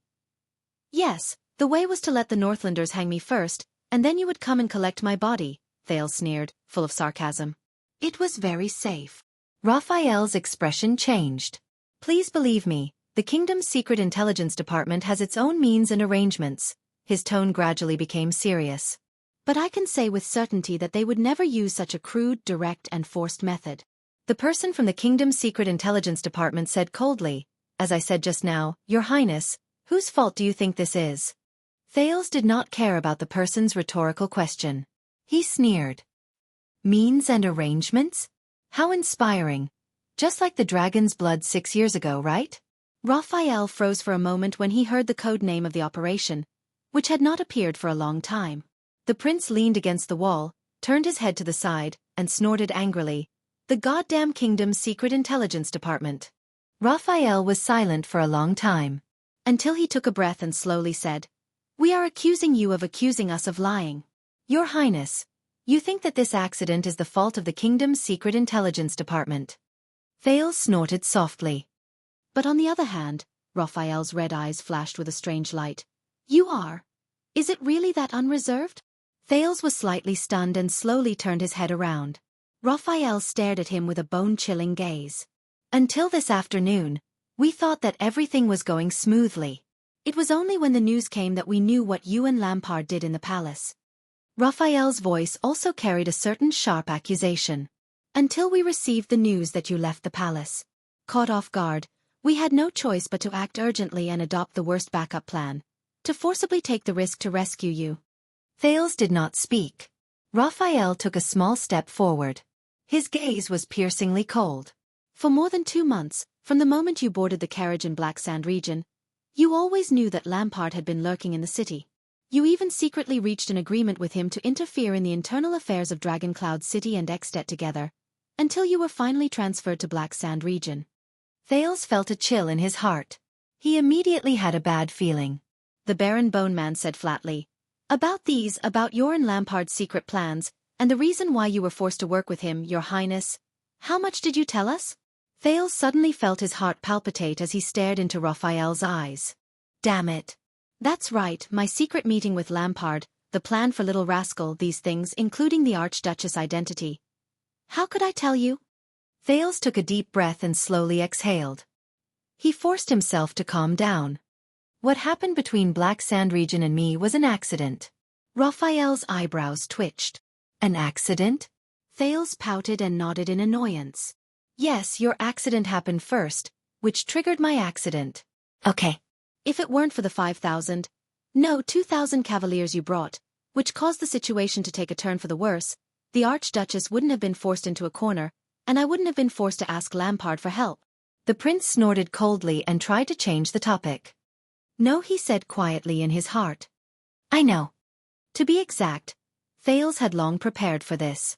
In the Hall of Heroes, their plan with Ian was likely to encounter an accident and not succeed. For Little Rascal, Lampard was the trump card he had to reveal when he was at his wit's end. Once this trump card was revealed, the Secret Intelligence Department would definitely know. The Secret Intelligence Department would not sit back and watch. They would definitely take action. Thales patted his belongings, which he had packed a long time ago, and sighed in his heart. He was already prepared for the Secret Intelligence Department's rescue. This time, Raphael stared at him for a long time, as if he wanted to discover a secret. Thales only turned his head angrily, acting like a sulking teenager. Finally, Raphael stopped scrutinizing him. Raphael said flatly, "Then perhaps you shouldn't be so deeply involved in Dragoncloud City's politics?" He looked at the prince with a rather disdainful expression. "Even if you have some sort of unspeakable relationship with the Archduchess, my romantic prince." Thales was stunned at first, then he was at a loss for words. I and the Archduchess. But in his anger, He was quick-witted and immediately found a way to counterattack and change the topic. Romantic? Hey, 6 years ago, I wasn't the one who kissed Miss Arun for a minute in public in Heroic Spirit Palace. Raphael's expression changed. He frowned and coughed, shaking off some dust from the top of his head. The two of them were silent for a while. Thales panted silently, hoping that this could cover up the other party's questioning. Anyway, Raphael sighed sarcastically and said, if you had been a little more merciful, opened your mouth a little and told us, lowly servants who run errands in the Secret Intelligence Department, about Lampard in advance. Then, maybe we could have reacted earlier and things wouldn't have been so bad? Thales raised his eyebrows and spread his arms. He had an expression that said, I have nothing to say to you. Very well. The prince made a stop gesture and said, as if he had given up on himself, I understand. There won't be any results if this continues. The discussion is over. That's all. He turned around and leaned against the wall. He shook his head and crossed his arms. Raphael did not speak. Until Thales broke the silence again. Hey, that black robe with the dual swords. When I escaped into the chess room, I saw him surrounded by the guards, the prince said quietly without turning his head. Is he all right? No, Thales thought in his heart. The former White Blade guards under Nicholas are not to be trifled with. That person, in order to create a chance for me to escape to the chess rooms underground, probably already. Raphael frowned slightly but did not speak. Until Thales looked at him impatiently, Raphael snorted softly. You didn't recognize him? Thales was stunned. Who? That black robe? Raphael narrowed his eyes and grinned. Very well. If even you can't recognize his disguise. Don't worry, he will be safe. Thales paused slightly. Disguise? That means, that black robe is someone I know? Could it be? Thales shook his head and removed the masked figure from his mind. Impossible. That black robe is tall and thin. He holds 2 thin swords. It can't be him. At this moment, Thales suddenly remembered something. He raised his head. Attacking Lampard's post house. Was that also a method you used to divert his attention? When he said this, Raphael's expression turned cold. Yes, an impossible suicide attack. His voice was a little quiet. We have thought of any method that could reduce the strength of the guards around you. Thales froze. The light flickered slightly, elongating their shadows on the wall. After a long while, the prince exhaled. How many casualties? Raphael shook his head and said nothing. Thales' expression turned cold as well. Silence returned to the passageway. I'm sorry, the prince said after a long time. Raphael closed his eyes and shook his head. They all know what they have to do. The voice of the Secret Intelligence Department member was gloomy. For this operation, the Secret Intelligence Department even gave up their headquarters in Dragon Cloud City and sacrificed most of their intelligence sources. Thales was puzzled. Headquarters. Raphael gestured with his chin and extended his finger to tap the irregular mud wall beside him. It's here. Thales was stunned. He looked around and sized up the dim passageway. The prince said curiously, But isn't this the underground of the chess room in Spear District where I come every month? In response, Raphael nodded in agreement. His expression returned to its usual indifference. Wait, are you saying that the chess room above us, the place where I come to play chess every month, is the Dragon Cloud City headquarters of the Secret Intelligence Department? Thales stared in disbelief and observed his surroundings. In Spear District? A place just a few steps away from Heroic Spirit Palace? Raphael smiled. He tapped the dilapidated mud wall beside him again. You don't think that the owner of the chess room just happened to be bored, so he built this tunnel under the cellar, do you? You don't also think that when you made a request to Dragon Cloud City and the Archduchess agreed to it, the disciplinary hall official in charge of choosing the location just happened to report this newly opened chess room to Lisban, do you? Thales stared at Raphael in a daze. So? Raphael's eyes shone brightly as he nodded affirmatively.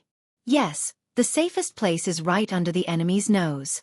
For example, the Dragon's Blood 6 years ago, from the beginning of the operation, to the preparation, to the decision, to the execution of the plan, and even to the final mobilization of manpower and intelligence, to forging Lampard's warrant, to enter the gatehouse occupied by the enemy, to fish out an unlucky prince who acted on his own accord, and to arrange for his evacuation, everything was done here. Raphael glanced at him meaningfully, snorted softly, and shook his head. Thales automatically ignored the words, "an unlucky prince," and silently observed his surroundings. The mottled mud wall, the deep tunnel, and the lonely everlasting lamp. I see. So, for the past 6 years, all the secret messages I sent to the Secret Intelligence Department were from here. But Nicholas should have investigated this place carefully, right? And found nothing? The prince frowned and said, "Even when I came every month, my personal guards would turn this place upside down. How could they have missed this tunnel?" Raphael smiled again. This was not a chess room in the past. This place was the headquarters of the Secret Intelligence Department in Dragon Cloud City. During the underground war between Constellation and the Dragon, it supported countless spy operations and sheltered countless Constellation spies. It has a history of more than 160 years. Thales was slightly taken aback. When he said this, the Baron Bone Man from the Secret Intelligence Department seemed to be filled with emotions. During this period of time, no matter how big the operation was, this place was never lightly moved and never exposed. If the Star Killer really wanted to find out anything, he would have to go through the reconstruction records of Dragon Cloud City's Spear District more than 100 years ago. An architect from Enlenzo Dukedom, whose niece was married to a Constellatiate, was in charge of the construction. Of course, the records were accidentally lost many years ago. As for why they could not find the tunnel we are in is the last escape tunnel. It was dug decades ago, and the last layer of soil was not dug through. Raphael pulled his thoughts back to the present and narrowed his eyes. This morning, when we learned that there was an accident in the palace, I decided to dig through it. As expected. Raphael paused and did not continue speaking. A headquarters that has not been lightly moved for more than 100 years. Thales looked at him in silence, but his heart was filled with emotions. He frowned and asked, "So below this headquarters, it leads to all directions?" Raphael chuckled softly. The Baron Bone Man looked at the second prince in disdain and snorted softly. "Why? Do you think that the tunnel is so easy to dig, and that the Archdukes of Dragon Cloud City, the leaders of the secret room, and the current Star Killer and his men are all idiots? Back then, in order not to arouse suspicion, this tunnel was dug intermittently for a few years, and was almost discovered several times. Otherwise, we would have connected it to the secret tunnel in the gatehouse. Then we could even sneak into Heroic Spirit Palace and assassinate an Archduke or something." Thales took a deep breath and chuckled as well. Raphael snorted. But he immediately shook his head and sighed deeply with emotion. "But because of this operation, this headquarters has to be decommissioned." Thales' eyes flickered. "Decommissioned?" Raphael seemed to have understood his gaze and said flatly, "You've disappeared in the vicinity. Even though no one discovered you for the time being, the Star Killer and his former White Blade Guards will come back to investigate sooner or later, until they discover that something is amiss here. Not to mention the secret room and other forces who will come after hearing the news. If these people put aside their conflicts for you, it won't be long before they find out the truth. The headquarters will be exposed sooner or later." Thales frowned. If the headquarters has to be decommissioned, then all the people, things, channels, places that have been involved with the headquarters for more than 100 years will have to be decommissioned together with it. Almost everything the Secret Intelligence Department has here. Raphael's gaze was dim, and his voice was hoarse. There is no doubt that after this, Dragon Cloud City will go through another round of cleansing. And the headquarters in Dragon Cloud City, which has been here for 160 years, and everything that the Secret Intelligence Department has been operating here for more than 100 years will probably disappear. Raphael snorted softly. His emotions unclear. Because of this hasty and stupid plan. To save you. Chapter 338. The two of them sat diagonally facing each other, leaning against the wall. They looked at each other in silence. After a long time, Thales coughed and spoke softly. "What's the situation in Dragon Cloud City up there now?" Raphael opened his eyes. "Very bad." The pupils of the person from the Secret Intelligence Department shrank. Ever since King Nuvan passed away 6 years ago, the Star Killer's White Blade Guards have been brandishing their blades with a murderous aura. They've been madly cleaning up Dragon Cloud City's underground intelligence network at all costs. They've practically turned the entire city into an airtight iron bucket. Even the secret room has suffered heavy losses, let alone us. Now the Prince of Constellation's disappearance has too many implications, and it involves war.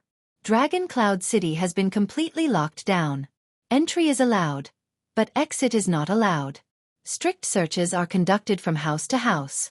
I heard that the Star Killer flew into a rage and madly chased after the Prince of Constellation all over the city, not letting go of any channels and information. He locked up batch after batch of suspicious people, including some great nobles. He doesn't acknowledge anyone's favor, and the cautious Lineage is even supporting him from behind. Thales listened to the person's narration without saying a word. So you went to Lampard today and messed up our plans. That was really stupid. And we risked our lives to rescue you, which was the worst of the worst.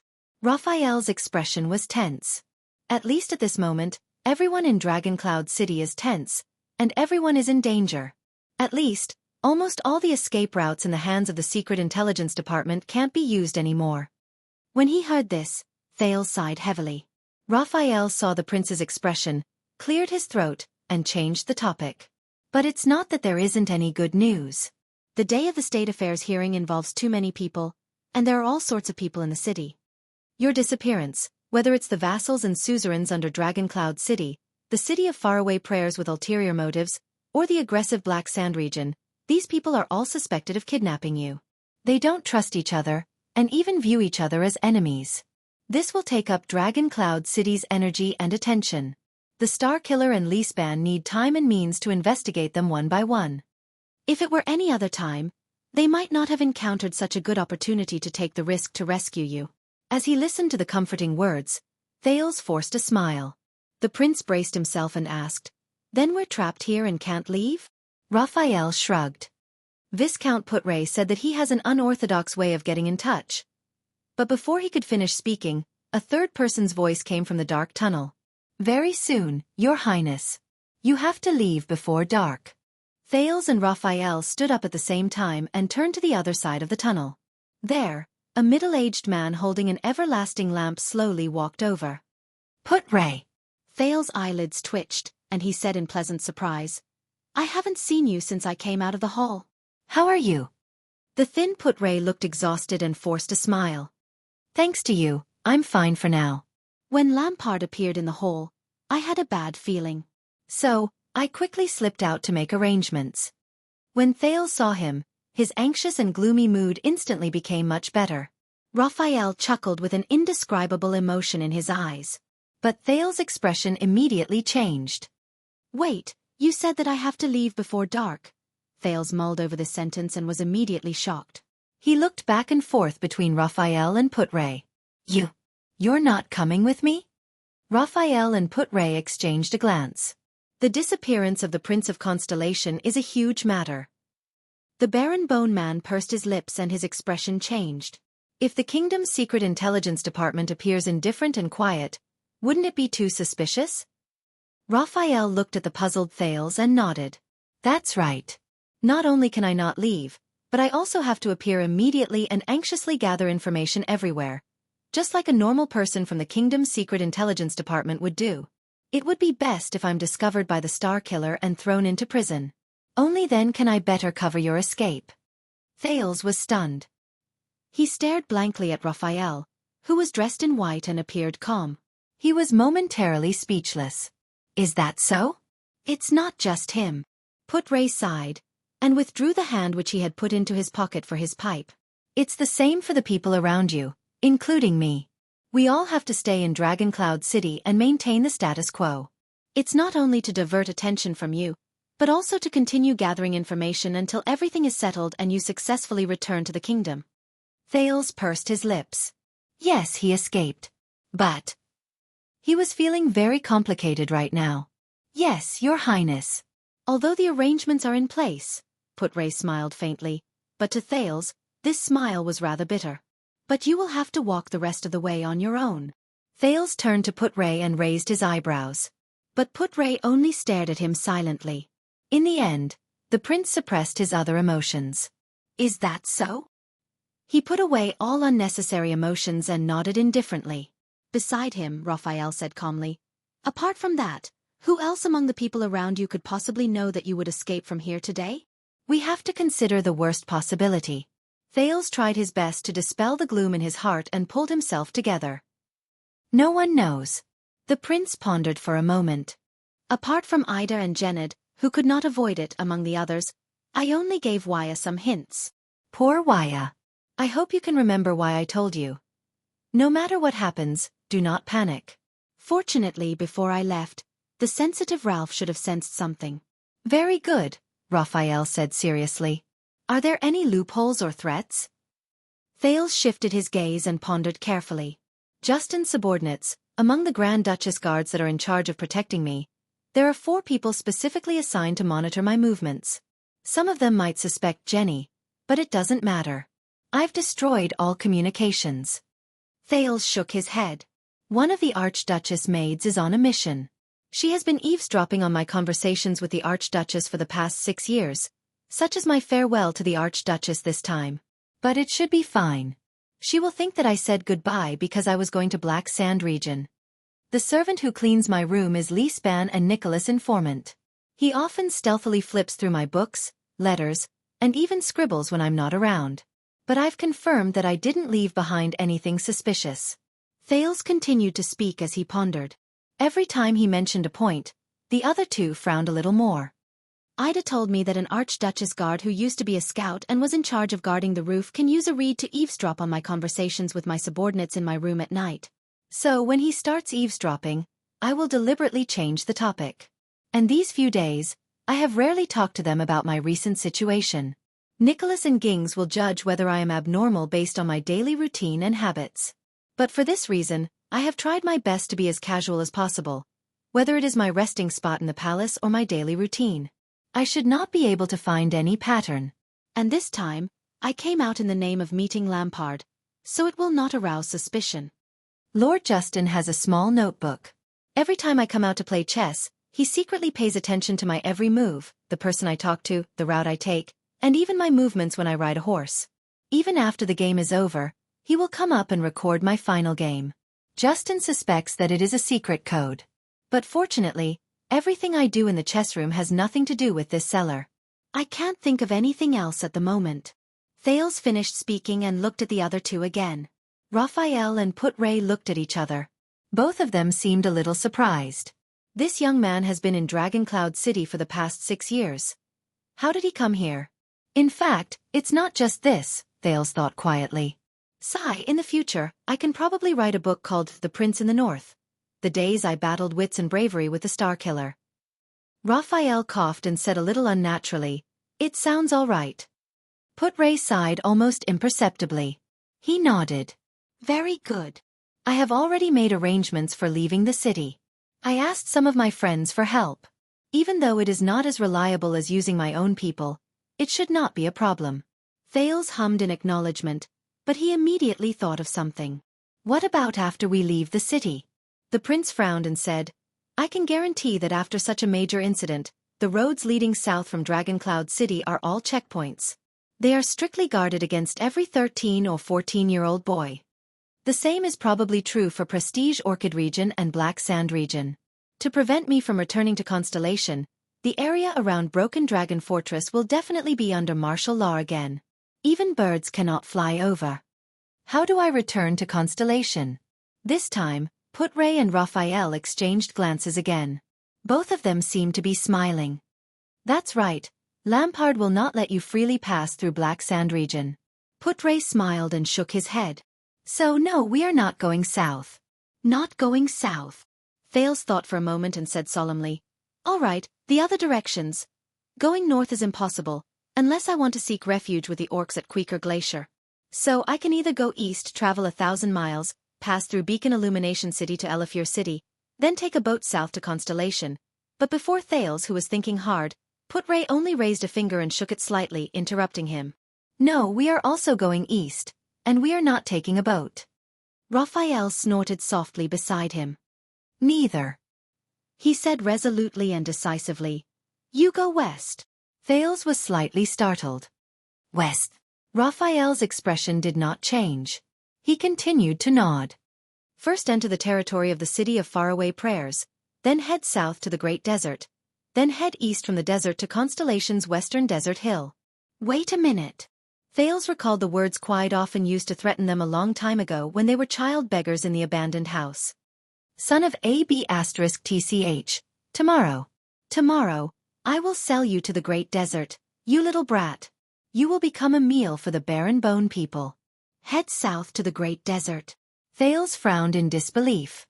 That chaotic Great Desert filled with desert bandits, rogues, criminals, and even the barren bone tribe and orcs? That terrifying, bloody, complicated, dangerous Great Desert filled with all kinds of strange legends that even the ancient empire could not conquer? Raphael did not speak. He only stared at him. The prince clicked his tongue and repeated the adverb 3 times.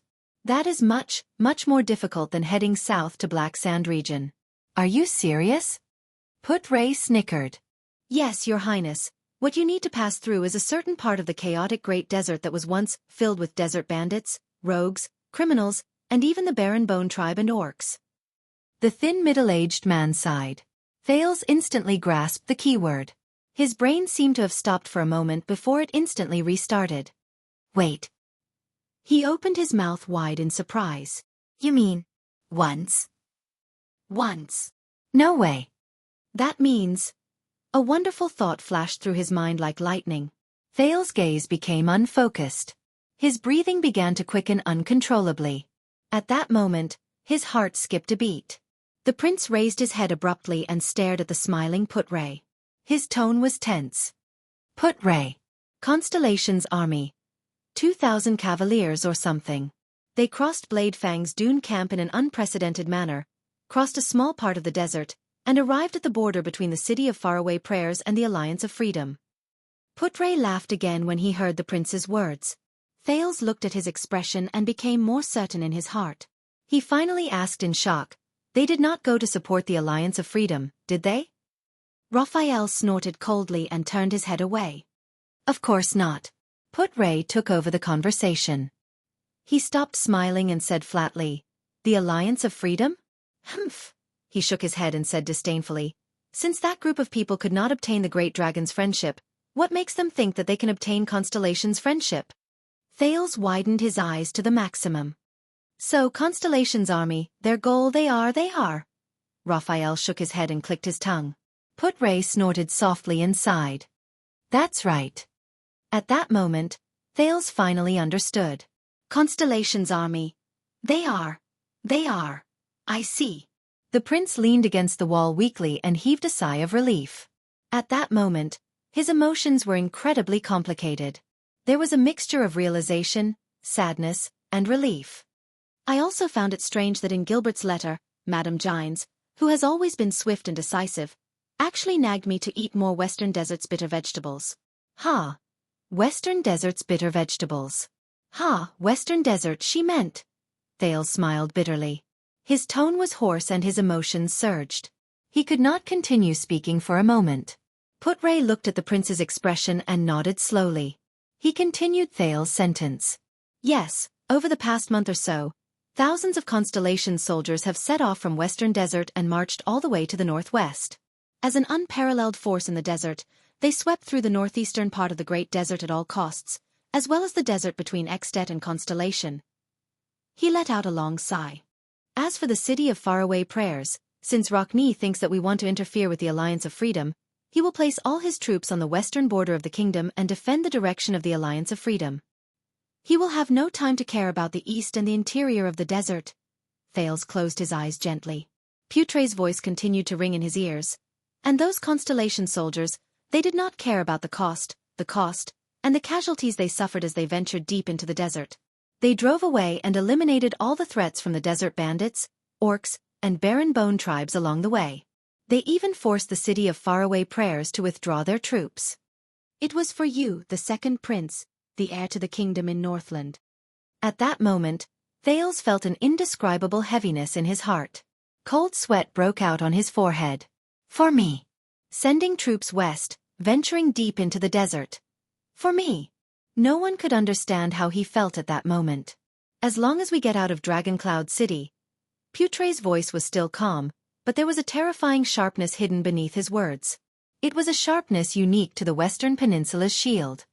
From the City of Faraway Prayers to Western Desert Hill, be it the powerful and threatening Northlanders or the once insurmountable, chaotic Great Desert, be it the army, the checkpoints, the bandits, or the orcs, all obstacles have been completely cleared. Only Constellation's own army and flag are left behind, waiting for your return. At that moment, Thales gritted his teeth lightly. His expression was tense. Put-Ray said calmly and without losing his vigor, with thousands upon thousands of soldiers advancing wave after wave, countless officials working hard day and night, and the kingdom recovering day by day. Your Highness Thales. From now on, your journey back to the kingdom begins. Chapter 339. A long time seemed to have passed. But Thales continued to stare at Put-Ray in a daze, unable to say a word. Put-Ray also gave him a smile full of wrinkles. So this is all for me, Thales said slowly. There was still a faint hint of surprise and sadness in his eyes. The entire constellation, the mobilizing of the army, the provocation of Extet, the chaos in the Alliance of Freedom, the sudden and frequent communications from the kingdom's secret intelligence department, it's all. Thales stared at the dusty inner wall around him in a daze. It was all connected. Everything was connected again. King Chapman's centralization of power, Dragon Cloud City's internal strife, the City of Faraway Prayer's instigation, and the Alliance of Freedom's aborigines were not the only ones who insisted on bringing Thales to Black Sand region because they wanted to keep the chips in their hands for the war in the West. Because he might have guessed it. Perhaps he had guessed it the moment he heard that Constellation was marching into the desert. Aside from the complicated relationship between Dragon Cloud City, Black Sand region, and the City of Faraway Prayers, the factor that truly led Constellation into this misty chess game and caused the shield of the Western Peninsula to enter the game. It was himself, the second prince, Thales Jadestar. Thales fell silent. Raphael looked at the prince and snorted softly. Why, are you overwhelmed by the favor? Put-Ray coughed and cast a displeased look at Raphael. Thales took a deep breath and snapped out of his daze. Yeah, a little bit. Even though it's strange to say this. Thales slowly leaned against the wall, as if he wanted to soothe his fluctuating emotions. He forced a smile, as if he was talking to the air that did not exist. Hee. It's been 6 years since I became a certain unlucky prince. I really didn't expect that. I would also have such a grand treatment one day. Thales, who slid to the floor, squeezed his lips absent-mindedly. Hee. Hearing Thales' tone, which was filled with complicated emotions, Put-Ray frowned slightly. Anyway, Put-Ray continued as if nothing had happened. After dark we will start from. But Thales suddenly raised his head and interrupted him. So, the prince sighed slightly. The kingdom's secret intelligence department sacrificed almost all of their intelligence resources in Dragon Cloud City, and perhaps even lost a lot of lives. Raphael's frown deepened when he heard this. The kingdom even sent out thousands of elite troops to clear the desert like never before, just to pave the way for my return. Put-Ray found it hard to get used to Thales' rather stiff tone. Sitting on the ground, Thales slowly raised his head. There was an unreadable light in his eyes. Also, you sent your troops to the desert at this time and forced your way to the borders of the City of Faraway Prayers. The prince inhaled slowly. His expression returned to normal, but it made the other two people feel even more uneasy. It was no different from helping Lampard. Not only did he escape, he also defeated the City of Faraway Prayers, subdued Black Sand region, intimidated the kingdom of the Great Dragon, and obtained power in all of Extet that the other 9 archdukes could not hope to attain. And as a result, Thales' expression tensed up. His gaze was solemn. The true enemy of Constellation, Chapman Lampard, that ambitious and terrifying king, that common elected king who aspired to rebuild Extet and destroy Constellation, will become more powerful from today onwards, even more powerful than before. Intelligence, military affairs, politics, diplomacy, and even the future. So many sacrifices were made just to get me, an invisible prince who has been silent in a foreign country for 6 years, out of here?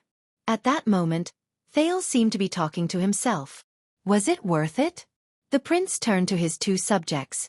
His gaze was calm. Raphael's expression tensed up, while Put-Ray lowered his gaze and did not say a word. The silence lasted for a long time. The shadows cast by the everlasting lamp swayed back and forth on the wall, showing the atmosphere at that moment. Humph. The Baron Bone Man from the kingdom's secret intelligence department shook his head in disdain. Ever since the accident 6 years ago. Raphael stared at the prince, who had not been easy to deal with since 6 years ago. His tone was cold. Since the accident 6 years ago, we have been very clear that it is impossible to exchange you, the only heir who will affect the future of the kingdom, from Extet without paying any price. He changed the topic of his speech. However, after we made so many sacrifices and arrived at this point, You asked us this question in return. Was it worth it? Thale's expression darkened slightly. Raphael crossed his arms. His gaze was sharp as he swept his gaze over Thales from above. Don't you think that this is too? But Put-Ray suddenly spoke and cut off Raphael's words. I don't know. Both of them were attracted by Putray's words, and they looked at him in puzzlement. Putray's head was still lowered, but he spoke slowly with a serious tone, which was rarely seen on him. But you need to ask yourself. Ask yourself. Thales Jade Star. Thales froze for a moment. You used the 6 years that you wasted by being alone outside as a hostage in exchange for the well-being of thousands of people at the borders of the two countries. You used them to make a living, and in exchange for the kingdom's long-term stability and recuperation, Put-Ray said with a sigh. Was it worth it? Thales was stunned. He stared at Put-Ray, trying to read something from his face. The former deputy of the diplomatic mission slowly raised his head. Under the light of the waning lantern, Putray's face looked stern and sharp. He did not look like the middle-aged man who used to be arrogant, merciless, and eccentric. It's the same. Only you can answer the question you asked just now. Yes, in order to save you, we paid a great price. And in the face of these costs that cannot be ignored, if you feel puzzled, if you feel pity, if you feel hesitant, and even if you feel guilty. Put-Ray stared at him with a piercing gaze. Then you should be the one to tell us. Thale's breathing became slower and slower. In the future you should tell us. Putray's tone was stern. Tell those who died in Dragon Cloud City, tell those who swore to die in the desert, tell the whole of Constellation, and even the whole world.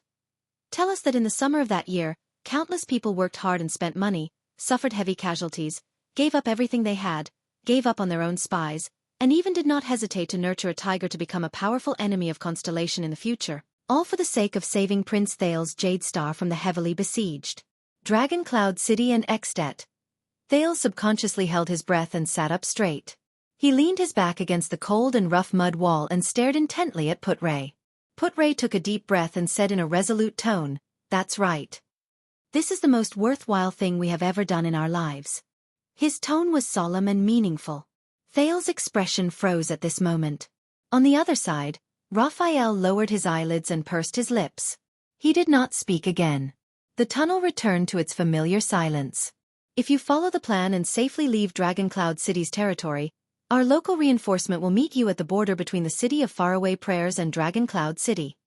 He will protect you all the way to the southeast, past the land of barren rocks in the City of Faraway Prayers, and send you into the Great Desert. In a secret room at the end of the tunnel, Raphael spread a yellowed map on a dusty triangular wooden table. With the help of a faint light, he explained his next step to Thales.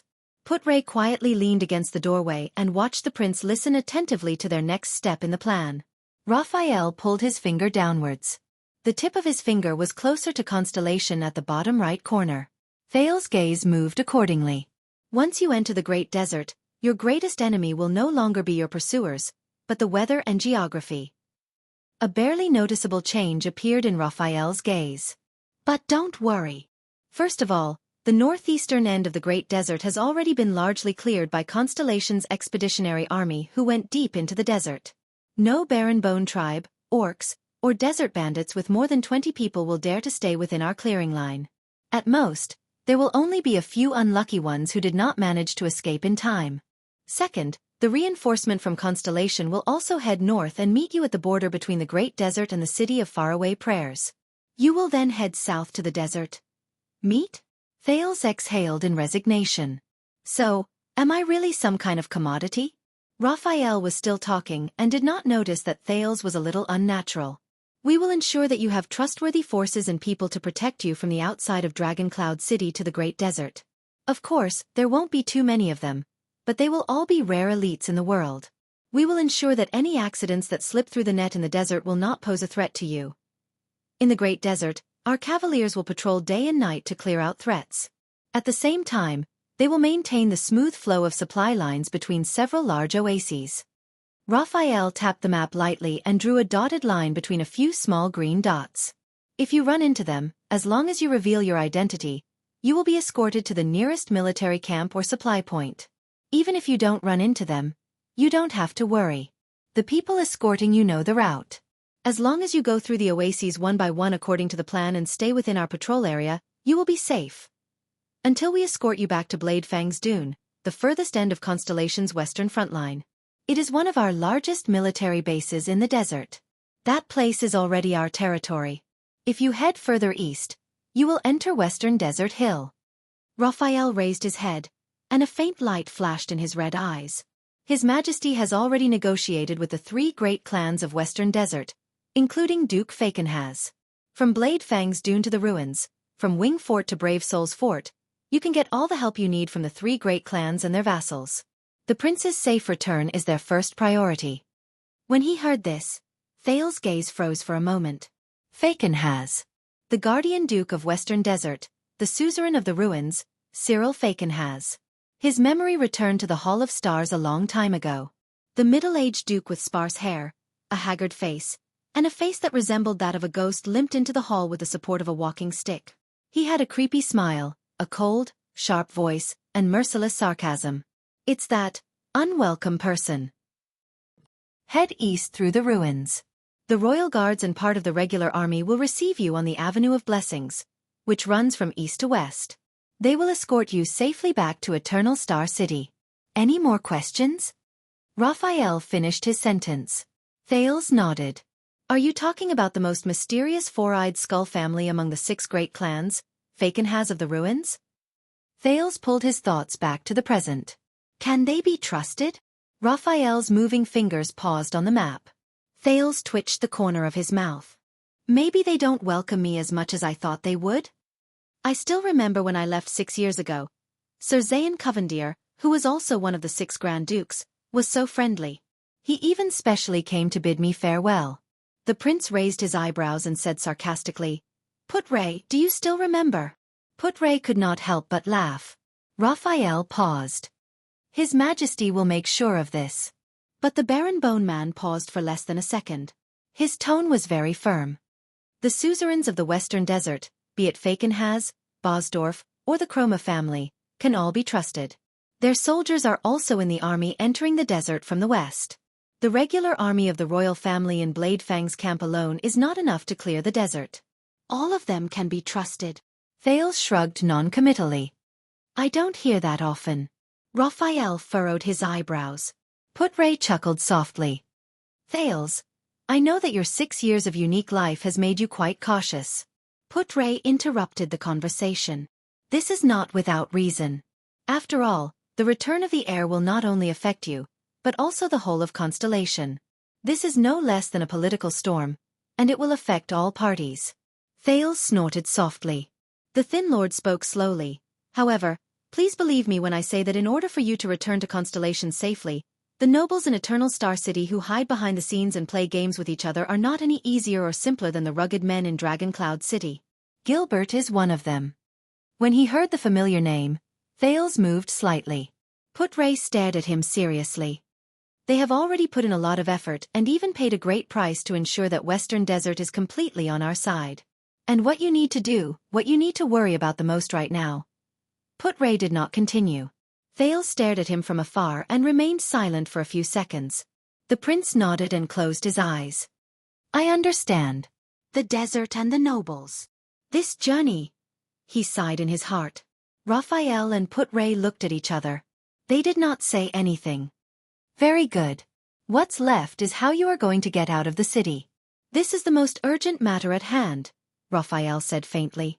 His Grace will tell you in detail. After all, this is his way. Raphael glanced at Putre. Should be reliable? Putre gently took out his pipe and shook his head in resignation. The Baron Bone Man turned his head back. Then I think we should bid farewell here. Thales was still thinking with his eyes closed. When he heard that, he was shocked and quickly looked at Raphael. Now? You're leaving? But Raphael ignored the prince's surprise. He still had that relaxed smile on his face, as if he did not care.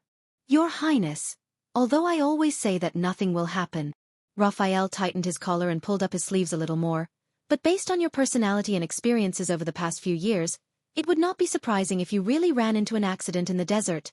Thales' face immediately darkened. Wait a minute. What do you mean by running into an accident? He silently criticized. Raphael was clearly smiling, but it made Thales speechless. But, Since the age of the Empire, there has been a saying in the Great Desert. Thales was stunned for a few seconds. A saying in the Great Desert? Thales looked at the man's red eyes. His limited knowledge and doubts flooded his mind. Is it a proverb and legend of the barren bone people? It's your homeland. Putray coughed for no apparent reason. Raphael seemed to have just come back to his senses. His frozen expression moved again. No, the Great Desert is no one's homeland. To the Great Desert, everyone is just a passerby. If you want to go to the Great Desert, please remember this, Your Highness. Raphael changed the topic. His tone became cold, and his gaze was sharp and fierce. The desert god has no disasters, but the world has disasters. The desert god has no forgiveness, and the Great Desert will be forgiven. What? Desert god? Thales blinked, trying hard to understand. It doesn't sound like the lingua franca. Thales searched for this special phrase in his mind, and suddenly found a sense of familiarity that he only had when he was studying in Mindy's hall. It sounds like an ancient poem in Cahill's Yellowhammer's poetry collection. What does it mean? Raphael smiled faintly and put his hand into his pocket. There was a slight sense of melancholy in his eyes. The desert god is one of the most primitive beliefs in the Great Desert. It represents a cruel existence that is one with the Great Desert. The residents of the Great Desert love, hate, respect, and fear it. Putray was coughing again. The barren bone man's dark red eyes slowly focused, but in the next moment, he gently lowered his head and covered his eyes with his hands that were in his pocket. The weak fear disaster, and the lucky seek forgiveness. Only those who abandon weakness and luck at the same time can find a foothold in the merciless Great Desert. The moment he finished speaking, Raphael slowly raised his head. Thales shuddered. The moment Raphael put his hand down, the barren bone man's strange red eyes had already turned into the most ordinary dark brown, calm and unchanging. Your Highness, we will meet again in Eternal Star City. While Thales was slightly stunned, Raphael, with a pair of disguised brand-new brown eyes, turned around and left without any reluctance. Only a white robe was left behind, and it gradually disappeared into the darkness. It was silent, as if it was an illusion. Just like his appearance. Young people always like to pretend to be cool and profound. Putray shook his head, took out a flint, and muttered to himself, Don't learn from him, Thales. Otherwise, you deserve to be single on Singles Day. Thales ignored Putray. He frowned and stared at the darkness that drowned Raphael. It's so dark around us, and that guy didn't even carry a lamp. How did he see the road? The prince complained in a low voice. Thales originally thought that no one heard his complaints. Then in the deep darkness, Raphael's smiling voice traveled. As long as you eat more liver and fruits, you can also find light in the darkness. Thales' smile froze on his face. Damn it. Chapter 340. Thales thought that Raphael's warning was enough to make him uneasy. Until Putray used 30 seconds to explain to Thales the way to get him out of the city safely in the smoke-filled tunnel. Thales' face twitched as he looked at Putray, who had a natural expression on his face. Follow me. Walk forward. And smile. That's it. Wait. Thales stared incredulously at Putray, who was intoxicated by the smoke. What do you mean by walk forward, and smile at the contact in a friendly manner? Putray took a deep puff of his cigarette and slowly exhaled a perfect smoke ring. And there's no disguise, no. The prince was deeply worried and contemptuous of Putray's vague explanation. Who is the contact? When do we meet? How is he going to send me out? Cough. Putray's smoke clouded the already dim vision in the tunnel, and the pungent smell of the tobacco made Thales cough repeatedly. Forgive me, Your Highness. Putray was calm. Over the past month, just the people in Dragon Cloud City following behind me is enough to make me suffer. I don't even have the time to smoke. Don't worry, the contact will find you. Putray smiled softly in the face of Thales' accusatory gaze. And the place you're going is relatively safe. As for why you're not in disguise, I'm afraid that he won't recognize you. Thales narrowed his eyes. Him. Putray took 2 steps to stand in front of him. With a smile, he wrapped his arm around Thales' shoulders and pulled him out. All right, enough with the nonsense. Putray bit his cigarette and exhaled another puff of smoke. Your Highness, I'll send you off now. Thales' doubts did not diminish. What? The prince pinched his nose and frowned. He struggled to find the path under his feet in the smoke. But that's all you said. However, just as he spoke, Putray pressed his palm down and covered his mouth. Putray's expression was stern as he gestured for him to keep quiet. Thales was shocked. He subconsciously held his breath and inhaled slowly through his nose. But Putray exhaled another puff of smoke. His mouth was still opening and closing. Believe me, it's enough to say this. My path is absolutely safe. Asterisk thud, thud, thud. Asterisk Putray coldly led him forward, not stopping for even a moment. They passed through a fork in the road and walked towards the next everlasting lamp under the cover of the smoke. The more Thales walked, the more frightened he became. Who was he guarding against? No. Thales sobered up. He knew. In this underground tunnel, the only thing Putray had to guard against was. It was only when he arrived in front of a secret door that was as ugly as the surrounding mud walls that the tunnel behind him returned to darkness and could no longer be seen did Putray stop. He paused for a few seconds and turned his head around to listen to something. After a while, he took a deep breath and let go of Thales. Looks like he has indeed left. Putray put down his extinguished pipe, and his face relaxed a little. Thales stared at him in disbelief and whispered, "What happened? Why?" But Putray quickly answered his question. The thin middle-aged lord leaned against the wall and sighed. "Since the people from the Secret Intelligence Department have left, it's time." The middle-aged man's face flickered back and forth under the illumination of the everlasting lamp. Dust fell on his shoulders and left spots of dirt, but Putray had no intention of wiping them off. Thales thought of something. It had been a long time since he saw Putray like this. The last time I saw him was 6 years ago? Under the dim light, Putray composed his emotions before he slowly said, "Listen well, Your Highness. What I am going to say next is something that Gilbert, that sanctimonious old fox, would never say to you. He will only encourage you to be a good prince and bring the kingdom to the top with his eyes full of stars. And it will not be something that the extremely mysterious Secret Intelligence Department will tell you. Their principle is always the fewer the better, regardless of whether it is an insider or a participant." The more Thales listened, the stranger he felt. "Gilbert and the Secret Intelligence Department won't tell me." "Putray." The prince stared at him in disbelief. "What insider? What participant?" Putray pursed his lips. The wrinkles at the corners of his eyes made him look even more tired.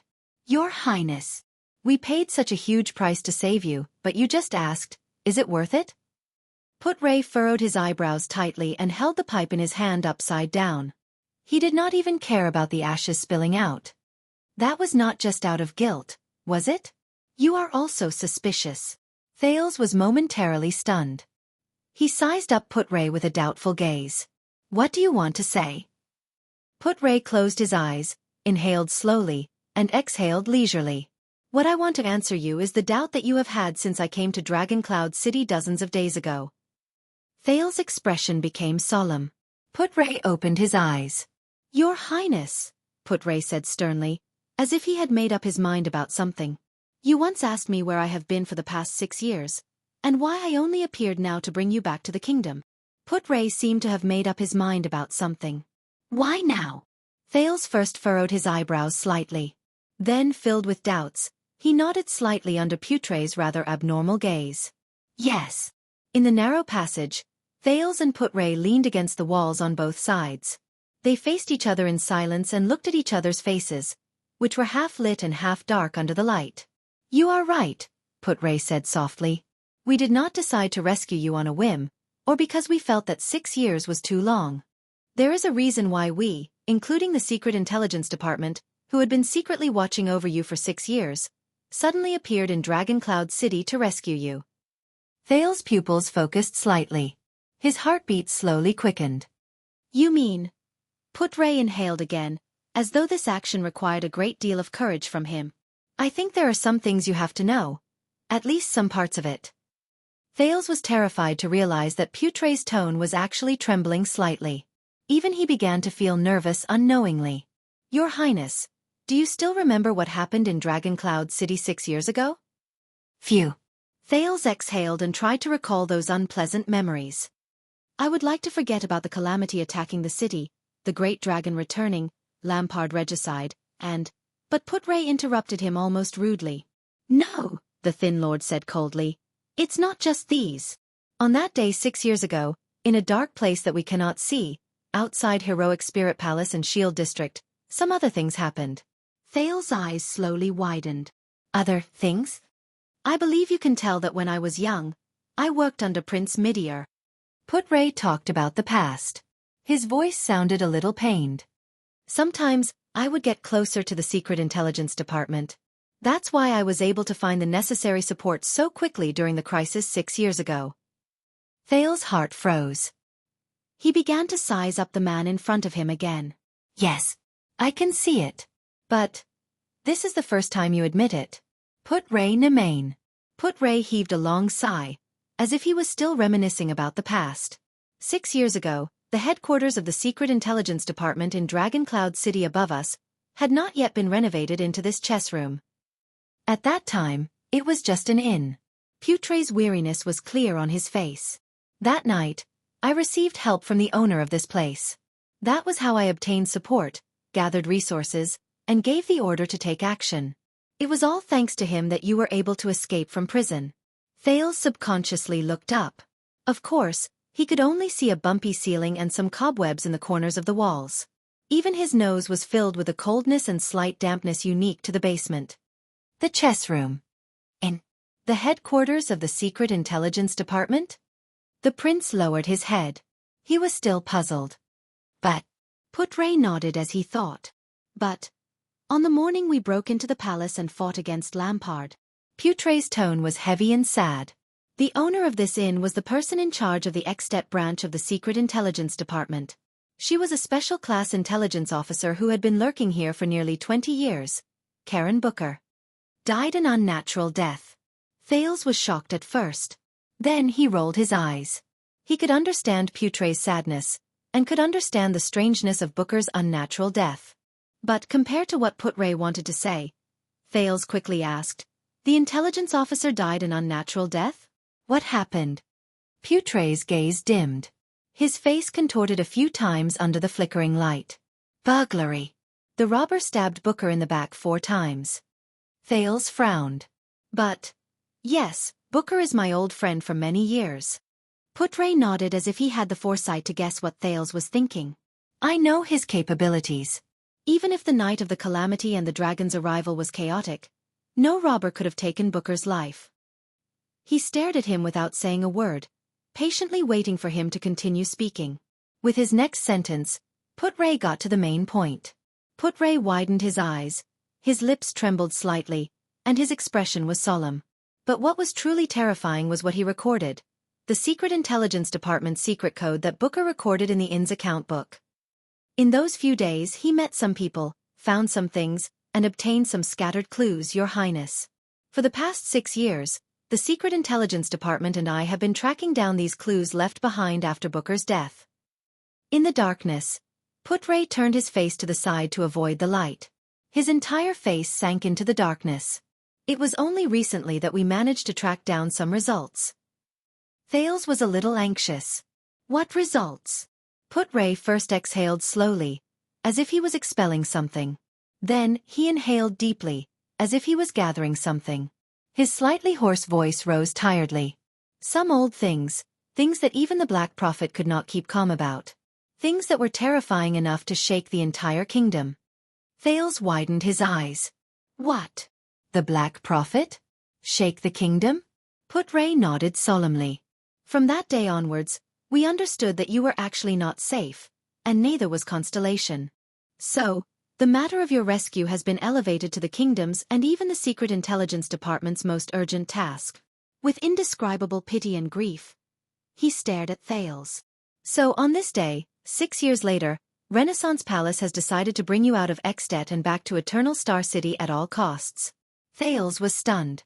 He did not understand. Putray seemed to heave a sigh of relief. His entire body relaxed. This is the answer. It is the answer to what I have been doing for the past 6 years, and the answer to why you suddenly returned to the kingdom. But Thales still did not relax. He stood up abruptly. What? What exactly is it? He could not help but raise his voice. 6 years ago in Dragon Cloud City, what exactly happened above our heads? What was it that could shake all of Constellation? Putray's eyes were fixed on Putray anxiously as he searched for his wording. But Putray disappointed him. The other party shook his head. "No, Your Highness, that is all I have to say." Thales immediately became anxious. "But," Putray raised a hand and interrupted him, "because I do not know either." Putray's face was filled with worry and misery. "I do not know, nor do I dare to believe that what I discovered is the truth. I also do not know that the truth I understand and the truth the Secret Intelligence Department saw, and—" He paused for a moment. But Putray still continued to speak. "Is it the same as the truth His Majesty, who is sitting on the throne, believes in? How far is it from the truth?" "His Majesty?" A chill that came out of nowhere crept up Thales' spine. Putray suddenly raised his head, as if he had regained his strength. "Remember, Your Highness." His voice was tense, and he spoke faster. There was a hint of anguish in his voice that was difficult to hide. "Regarding this matter, do not trust anyone, do not be certain of anything, do not be limited to any impressions. Sometimes, even the scene before your eyes may be a lie and an illusion." The more Thales listened, the more puzzled he became. What is he saying? What exactly is going on? Finally, like a suffocating and dying patient who finally breathed in for the first time, Putray calmed down from his trembling body and resumed his long drawn-out breaths. The pipe in his hand was almost broken into two. But Putray's next sentence caused Thales to lose his composure. "Your Highness, you must do this, and you should do this. The truth about the bloody year, about your own life," Putray said in a heavy and sorrowful tone. "You can only uncover it yourself, investigate it, and verify it." At that moment, it was as if someone was beating a war drum beside his ear. Thales shuddered. The prince's thoughts spun rapidly. His unusual mind instantly grasped countless pieces of information that matched his words. The bloody year? Thales subconsciously grabbed his chest. The map of Renaissance Palace that King Nuvan gave him many years ago was tightly pressed against his lapel. But was the bloody year not the second prince, Horus? Was it not Black Sword and the others who assassinated me? And my life? But didn't the Queen of the Sky say that my name in the Draconic language? Thales' face was pale. He remembered Saroma's warning before he left. Thales, 18 years ago, Constellation's bloody year, is related to the calamities. Asda Giza! His mind was in a mess. The surplus of information almost made him lose himself. Putray, the Black Prophet, the Secret Intelligence Department, and even King Kessel. Did they discover some secret? Discover some secret? How much of it overlaps with the secret I know? Thales swayed a little and leaned against the wall. Silence returned to the tunnel. After a few seconds, the prince slowly raised his head and stared at the person in front of him blankly. He stared at the middle-aged man's dead gaze. Putray looked at the secret door and sighed softly. "It's time. You should depart, Your Highness." This was Putray's parting words. The secret door opened. A teenager slowly walked out of the secret passage, climbed out of a cave, bypassed the ruins of the low wall that served as a cover, and walked into this remote and deserted alley. He stopped and slowly raised his head. The teenager stood in a daze in the open-air Dragon Cloud City. He stood in a corner filled with junk. His thoughts were in a mess. In the distance, the bright moon had already risen. It illuminated his path home. At this moment, ha ha ha! In the distance outside the alley, a rude and unpleasant voice rang out of nowhere. Ha ha ha, this is impossible. Thales was shocked. He subconsciously pressed himself against the wall and held his breath. "We respect you, so we are not joking." Another slightly callous voice rang out. "Dragon Cloud City is no longer the same as before. This matter must be resolved. The new bosses of Bao District have already expressed their stance. As long as you agree, they are willing to." The rude and violent voice rang out again, as if he did not care about politely interrupting the former person. "You know, a few hours ago, that dead-faced man with drooping eyebrows from Heroic Spirit Palace also came to me. His goal was similar to yours, and what he said was also similar." The rude voice imitated the dead-faced man in his words. "He was much more impressive than the few of you. He carried that ugly blade on his back and led 2 rows of guards into Shield District in an aggressive manner. He slammed the blade in front of me and looked as if he would kill anyone who stared at him. He said as if he was demanding a debt, In the name of the Archduchess of Dragoncloud City, I want the whereabouts of that prince. Ha ha ha, I'm so scared. But there was only mockery in the rude voice's laughter. The fear in his words could not be heard at all. Thales shuddered slightly. Are you saying that the crazy star killer personally brought people to look for you? A third voice rose from the other side. He seemed to be in cahoots with the previous cold voice. He asked cautiously, You mean that the crazy star killer personally brought people to look for you? Star killer? When he heard the familiar name, Thales pulled his thoughts back to the present and threw away all unnecessary emotions. It sounded like two parties were in a confrontation. The rude voice was the minority on one side, and the other side was the majority.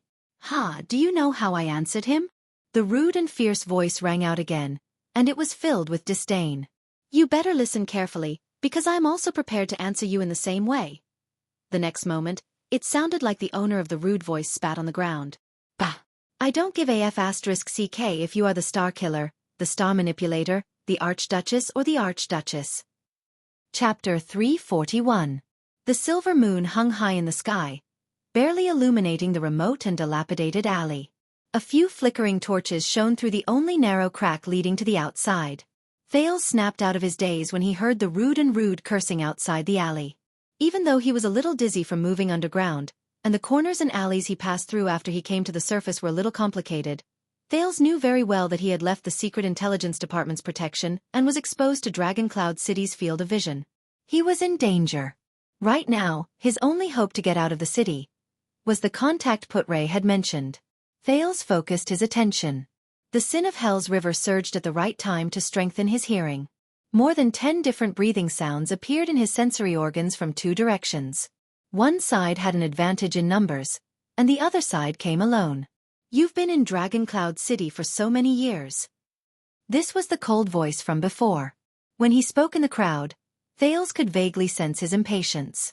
You should know how serious this matter is. You also know how serious we are. This isn't a fight because of personal feelings. The rude voice responded with a disdainful sneer. Humph. Thales frowned slightly. Who are they? Where am I? Where is the person I'm supposed to meet? Damn Putray, he said he didn't want to be like the Secret Intelligence Department, but he still left me with a mystery. The confrontation between the two sides of the wall seemed to be continuing. The rude voice's reaction obviously made his opponents very unhappy.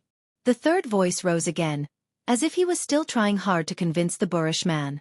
This is for our survival. From sealing the city, to raiding the city, to arresting people everywhere, they have never so crudely interfered with the gangs and underground businesses.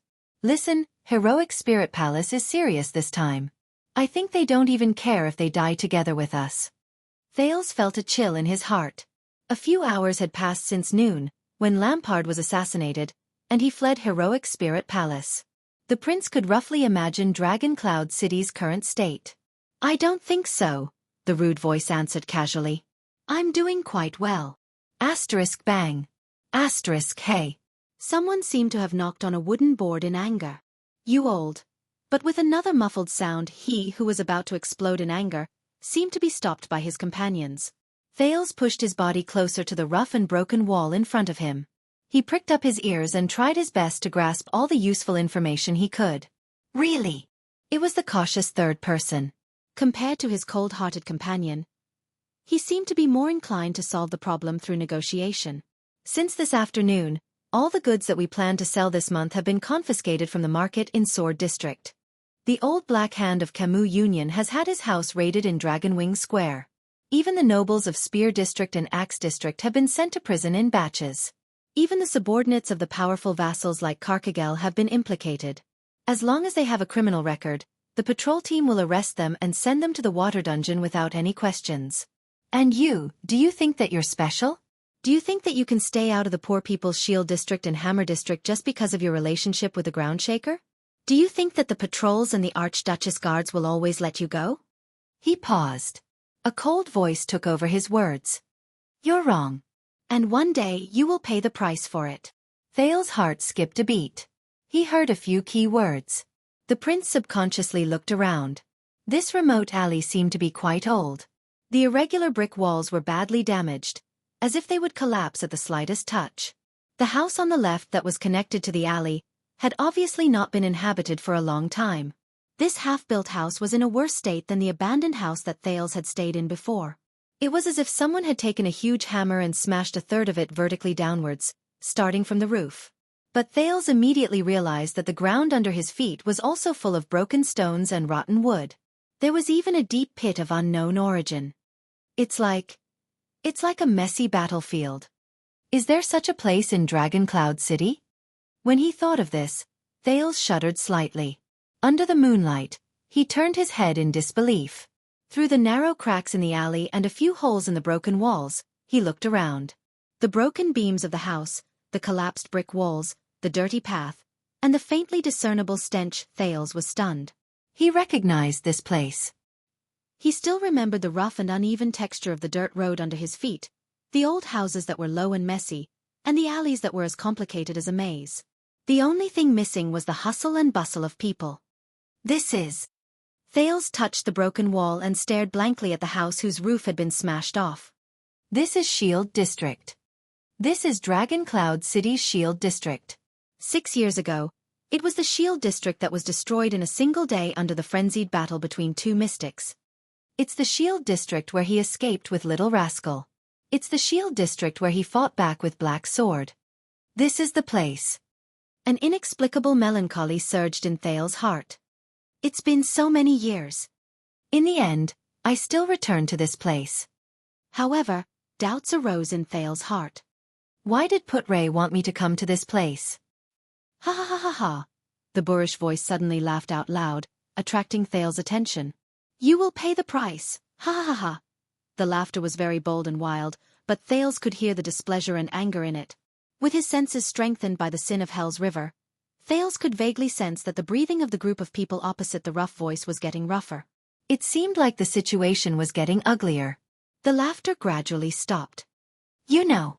The rough voice stopped for a few seconds before he spoke in a low voice, even deeper than before. 6 years ago, Vlad could no longer survive in Dragon Cloud City, so he played some tricks and turned the bazaar and black market into a mess. Coupled with the disappearance of that Far Easterner, Bao District's business was also empty. So, for a period of time, all the overconfident scums wanted to snatch these few pieces of bones. The rough man paused for a moment, and there was a hint of danger in his voice. And after a few years of fighting, all of you who are still here actually think that you're somebody. Even the way you talk makes you sound like a big boss. Vlad? Is it the man with 8 braids under Lampard's command 6 years ago? Thales frowned. He subconsciously shrank back a little, completely hiding himself in the darkness behind the wall. Enough.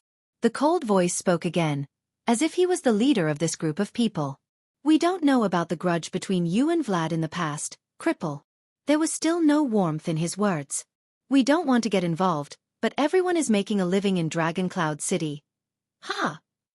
The rough voice suddenly rose, interrupting him. Making a living? Even though this person was alone, he seemed to have a lot of guts. Not only was he not afraid in the face of so many people, his tone was even more arrogant. It's been a few years. With Vlad as an example, the increasingly strict patrols have confiscated your goods more than 10 times, be it by water, land, or underground. The amount of money you've lost is enough to buy Dragon Cloud City, but you're still persistent, as if you can't lose all your money. Hey, are you really just trying to make a living by occupying the bazaar? In the face of the rough voice's questioning, the group of people did not speak, but Thales could feel that their breathing had become faster and more frequent. Even so, all of you have never given up on giving gifts to the nobles in the inner city, as if you can't spend all your money. Including the receptionist who was hanged because he was in cahoots with Black Sand Region. I know that you were the ones who gave him all his benefits. The rough voice coughed and spat. He continued to speak disdainfully. Hey, you're not doing it for fame or profit, and you're still acting like you're worried about the country and its people? Tell me, which gang did this just to make a living? The group of people facing him was still silent, but Thales could already hear the sound of some people clenching their fists. Look, I know your background very well. The rough voice snorted and laughed again, but for some reason, it made people feel a chill run down their spines. I know who you're working for. I know whether you're doing it for self-protection, or if you have other motives and backers. Hey! Vlad has left, but his stench still lingers in this city, and it has not dissipated. The man's tough and boorish voice left a deep impression on Thales. The more he thought about it, the more he felt that he had met this person before. If I report this to the White Blade Guards, guess what the consequences will be? A silence that was longer than any before lingered between the two parties. White Blade Guards. This is bad. Thales, who was caught in the middle of this confrontation, only felt that the atmosphere was getting worse. He looked around anxiously, but to his disappointment, he realized that there were only two ways to leave the alley. He could either crawl out of the narrow crack in a carefree manner and arrive in front of the two parties, or he could step on the broken stones and broken wood on the ground from the other side and jump over the wall in a flashy manner. Neither of them is a good idea. After a long time, the cold voice in the crowd on the other side slowly sighed. There have been no White Blade Guards for a long time, Gleeward. His tone was soft, but it was malicious. Ever since the calamities descended and the day the great dragon reappeared, the late king has passed away, and times have changed.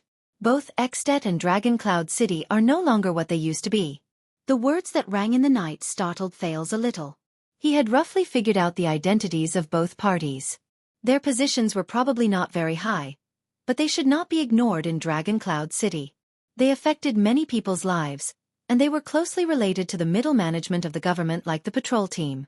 Thales felt a sense of familiarity toward this kind of person, which he had not seen in a long time. As expected in the next second, the boorish man known as Gleeward spoke coldly. "So, you found a new master?" He spat in disdain. "What? Is Chapman Lampard's penis so delicious that you have to queue up to take a sip of it when you pass by while taking a dump?"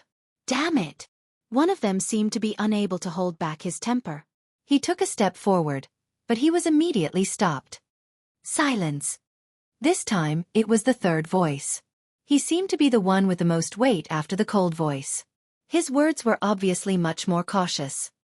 He spoke in a negotiating tone. "I know, Chief Gleeward, we usually don't interfere with each other, and we have a tacit understanding but this time." But Gleeward did not seem to buy it. His boorish voice interrupted the other person. "Then get lost." Gleeward's boorish voice was unpleasant and piercing to the ears. "I don't care how important that prince is, I don't care who assassinated that kinslayer, I don't care what kind of bullsh*T heroic spirit palace is playing, I don't care whose balls you black-skinned dogs are licking, I don't care whose bones you took to get involved, and I don't care whether you want to rebel or get promoted. I only care about one thing. You sons of the *cheese. Thales bit his lower lip. As expected, his disappearance caused a series of chaos in Dragon Cloud City, and even affected these. Gleeward pounded his fists and growled, "I'm going to kill you. Stay away from my land." His words instantly caused the crowd to burst into an uproar. This old cripple. The sound of a blade stabbing into wood could be heard. "We should teach him a lesson." A few people sneered maliciously. "If you ask me," one person said in annoyance. But these people's words came to an abrupt halt. They seemed to have been stopped by their leader. Just when Thales breathed a sigh of relief and thought that the conflict had ended. "Gleeward, Gleeward, Gleeward, the famous Gleeward." It was the leader with the cold voice. "Your Gleeward, the one who is rumored to be able to fight against the 5 war generals." His voice traveled faintly into Thales' ears from beyond the illuminated alley. "You lost both your legs in the disaster 6 years ago. Since then, you have never been able to stand again." Lost a pair of legs 6 years ago? 6 years ago.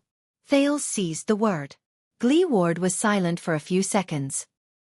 You're talking about my legs. They've been lame since decades ago."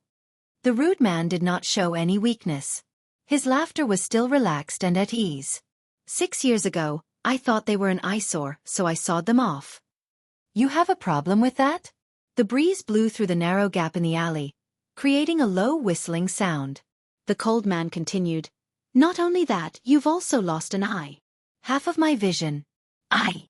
Gleeward's voice suddenly rose. I thought it was too much for my head with it in my eye socket, so I took it off." A few muffled sounds were heard. He seemed to have flicked his forehead. The cold man laughed. "Also, you only have 3 fingers left on your left hand. You can't do anything whether you clench your fist or hold your weapon." Gleeward retorted nonchalantly, "Hey, have you never picked your nose before? Don't you think it's more convenient this way?" When he heard these words, Thales frowned deeply. That lonely figure outside the wall. What kind of man is he? The cold man ignored Gleeward and continued. That's not all. In that disaster, your people suffered heavy casualties. Count them. How many of your brothers did you personally bury in Shield District 6 years ago? This time, Gleeward was silent for a long time. A long time. It was as if he had fallen silent. Another gust of wind blew past. The firelight outside the alley trembled slightly. The man named Gleeward sucked in a deep breath and slowly exhaled. My brothers are made of iron. His voice was slightly deep, but he still refused to show any signs of weakness. Gleeward's voice trembled slightly. Tisk, if we really fight, it's just a normal thing for us to fight 1 against 10. Silence was the only response he received. Thales listened quietly and formed an image of the man in his mind. He had lost both his legs, an eye, and his left hand was crippled. He was crude, rude, and ill-mannered. He was like a bandit. However, at the same time he was forthright, stubborn. After a while, the cold voice started to chuckle. He. Don't make me laugh, Gleeward. Look at how crippled you are now. Forget holding the Soul Slayer pike, you can't even stand up. You even have to rely on a wheelchair to walk. As a response, Gleeward spat in disdain. Look around you. Look at this place that has been plowed by calamities and great beasts. It's poor, run-down, decaying, pitiful, despicable, the Shield District that you rely on for a living and are proud of. The cold man clicked his tongue and said, Look at this terrible state. Not only has your Shield District never recovered, it's getting worse. I heard that you don't even have enough manpower to watch over Oriole Brothel? Forget about the fact that you have to take care of the orphaned families of your brothers. Maybe you should ask your wives and daughters to help. You know, you can even earn some extra income by watching over the brothel. Mocking laughter rose from the crowd. This time, Thales did not hear Gleeward's retort. Think about it carefully. This is no longer your era, old cripple. There was a hint of threat in the cold man's words. If you force yourself and refuse to see reality clearly, you will only be digging your own grave and dragging everyone else down with you. The sound of footsteps rose. It seemed like the cold man was slowly pacing forward. Thales heard Gleeward's breathing become rougher. We didn't declare war on you not because we're afraid of you, but you seem to be looking down on us. Why? Do you think that you're still a famous supreme-class heavy swordsman? Do you think that you're still the respected Chief Gleeward? Do you think that you're still the light of the people who can rally to your call in Dragoncloud City? Or that hero who wields the Soul Slayer pike and protects Dragoncloud City? But in reality, the man's voice was very calm, as if there were no fluctuations in his emotions at all, but it was incredibly chilling. Since 6 years ago, you've been nothing. The one gasping for breath under that incomplete shell of yours is just a cripple waiting for death in a wheelchair. This time, Gleeward's breathing became rougher. He even let out a low, deep snort. But his rude voice did not come again. It was as if Gleeward had given up on fighting back. The cold voice caught Gleeward's sore spot. He smiled slowly. For example, right now, if we shoot you with crossbows from a dozen steps away, what can you do? If we're really serious, if we really want to do something to you, to Shield District, to Hammer District, to your poor subordinates, to their wives and children, to the livelihood of their employers, and to make their lives 100 times worse than they are now. The man's words became slower and slower, and it made Gleeward's heart grow colder. What do you think a cripple like you, who can't even walk, can't hold a sword steadily, can't even see the road clearly, and can only live in a wheelchair for the rest of his life, can do? Gleeward still did not say a word. He seemed to have truly fallen silent. Look at the situation clearly and make a wise choice. The man sneered and stopped moving. Since you know the people behind us very well, then you should know that we are very powerful and can do it, but a cripple like you can't stop us and can't stop us. So, I'll give you another chance, Gleeward. Reconsider your answer. Chapter 342. In the next second, a frightening loud noise came from outside the alley. Bang. Thales was shocked. It sounded like someone's body had crashed into the wall. From the other side of the wall came a jumble of shouts and shouts. No, this bastard. Gleeward, get your weapons. But it was not over yet. Boom. Another muffled sound. To Thales, it sounded like a head-on collision between two fists. The clear sound of bones cracking was accompanied by cries of pain. Damn it, kill him. Ah. Asterisk swoosh. Asterisk this time, it was the sound of blades cutting into flesh. This son of AB asterisk tsich. Asterisk crack. Asterisk this time, it was the sound of bones cracking. Ah, damn it, how did he do it? Kill him, ah! The continuous screams of the crowd rose from outside the alley. Thales became more and more nervous as he listened. What happened? Where are the throwing knives? Use the throwing knives to deal with. The chaotic crowd began to sound hysterical. Ah, I swear we won't let you go, won't. Everyone you hold dear, we will. Asterisk thud. Asterisk another muffled sound of a body falling to the ground cut off the threatening voice. Quick, give me the knife. Asterisk rip. Crash. Asterisk Thales' heart skipped a beat. He was both unfamiliar and familiar with this sound. The arteries of the warriors on the battlefield were cut, and blood gushed out and splattered all over the ground. The sounds of the crowd grew more and more panicked. No, wait, we have something to talk about. Asterisk bang. Thud. Asterisk the muffled, fatal sounds rose again. Thales was terrified as he listened from behind the wall. The sounds of the crowd grew sparser. No, I'm just an errand boy. Asterisk bang. Asterisk Thales was startled. The wall he was leaning against trembled slightly, as if someone had been thrown over. A lot of dust fell from the wall. After that, the noises outside, whether it was the cries for help or the sounds of fighting, became much fewer. In the end, a loud voice begging for mercy came with a sobbing tone. Don't, it's their idea to stalk and catch you alone. I'm really not with them. But in the next moment, a chilling and clear voice rang out. Crack. Thales closed his eyes. He also recognized this voice. It was the sound of a neck being forcibly broken. After more than a dozen soul-stirring noises, the area behind the short wall finally quieted down. The chaos outside seemed to have subsided. It was only then that Thales opened his eyes solemnly and carefully. He held his breath. It can't be, right? In the terrifying silence, there were only 2 breaths left in the alley. One was steady, heavy, and slightly panting. One was panicking and anxious, and the frequency was rapid. Even if he activated the sin of Hell's river to its fullest, he could not hear the breathing of other living beings. There were only 2 people left? Thales closed his mouth in shock. A few seconds later, the boorish male voice that had not been heard for a long time was heard again, accompanied by a grunt. Humph, damned adept, you think you can be so unreasonable just because you have a few tricks up your sleeve? Ah, it really hurts. There was a sizzling sound, as if a blade had been pulled out of his flesh. Clang. The sound of metal hitting the floor. Following this sound, the other person's breathing behind the wall became even more rapid and unstable. You, Chief Gleeward, I am not. The voice was trembling. As a response, Gleeward's faint, cold chuckle traveled into his ears. Humph, a dozen or so people.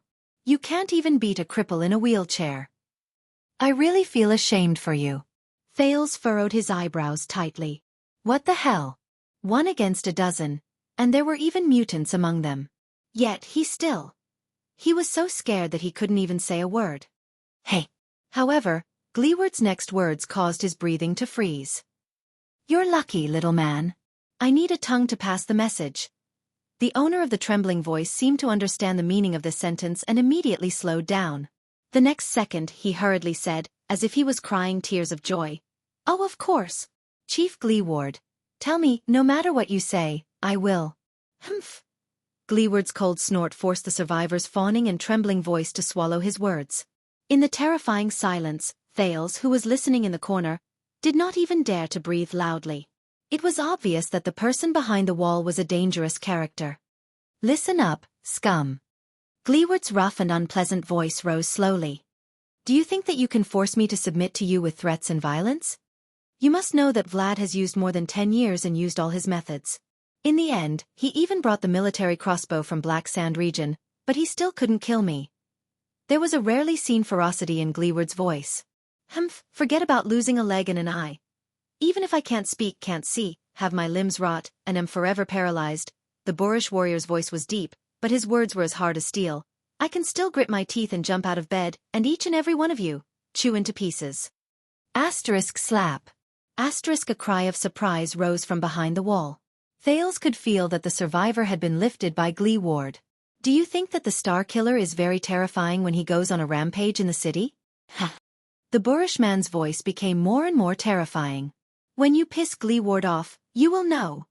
That dead face who only knows how to behead people will be so gentle and gentle. Thales heard the sound of teeth chattering in that person's terrified breathing.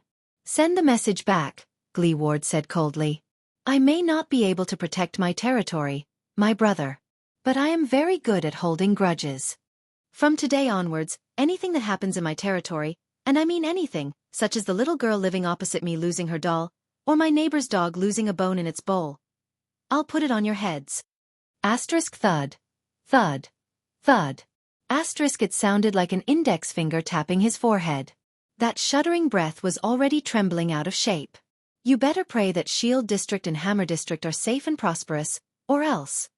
In return, I will tear each and every one of you apart, no matter where they hide, no matter how high their status is. Just like what you've seen. Asterisk thud. Asterisk the sound of a human body falling to the ground was heard. Get lost, Glee Ward said slowly, his voice as cold as ice. In the next second, amid the rapid and shuddering breaths, the sound of panicked footsteps rose. It knocked over countless items along the way, and there was also the sound of clothes rubbing against the ground. The footsteps gradually faded into the distance. Behind the wall, Thales quietly exhaled. Fortunately, he only felt his heart beating a little faster. It's over. Now, I just need to wait for the wheelchair to leave. Hey! That boorish male voice rose again. There was a hint of laziness in it. You eavesdropper. Gleeward's deep voice traveled clearly into Thales' ears. How much longer are you going to hide? Thales felt a slight chill in his heart. What? He touched his stiff neck and raised his head with a dazed expression. He stared at the low wall that hid him completely. Calm down. Calm down. Thales. The prince pursed his lips in a hopeful manner. Maybe he's not talking about me? Humph. Stop pretending, you behind the wall. Glee Ward seemed to be clenching his fists, and a frightening crisp sound rose. Is it fun to watch the show? Heh, you won't be so lucky when I catch you. The prince closed his eyes, filled with resignation. Thales took a deep breath. Look on the bright side, Thales. It's late at night, and this is the almost abandoned Shield District. That guy. He can't be someone who just happened to be taking a stroll here. Besides, based on what Glee Ward said just now, he should be traveling alone, which is why he was surrounded by his opponents in this place. And coming to this place in the middle of the night means... Thales adjusted his breathing and used that reason to convince himself over and over again. Then, he resolutely took a step forward. He walked out of the narrow alley. A cold wind blew. The exaggerated temperature difference between day and night in Northland made Thales flinch. Outside the alley, a desolate and dilapidated Shield District appeared before him. But what really attracted his attention was the mess before him.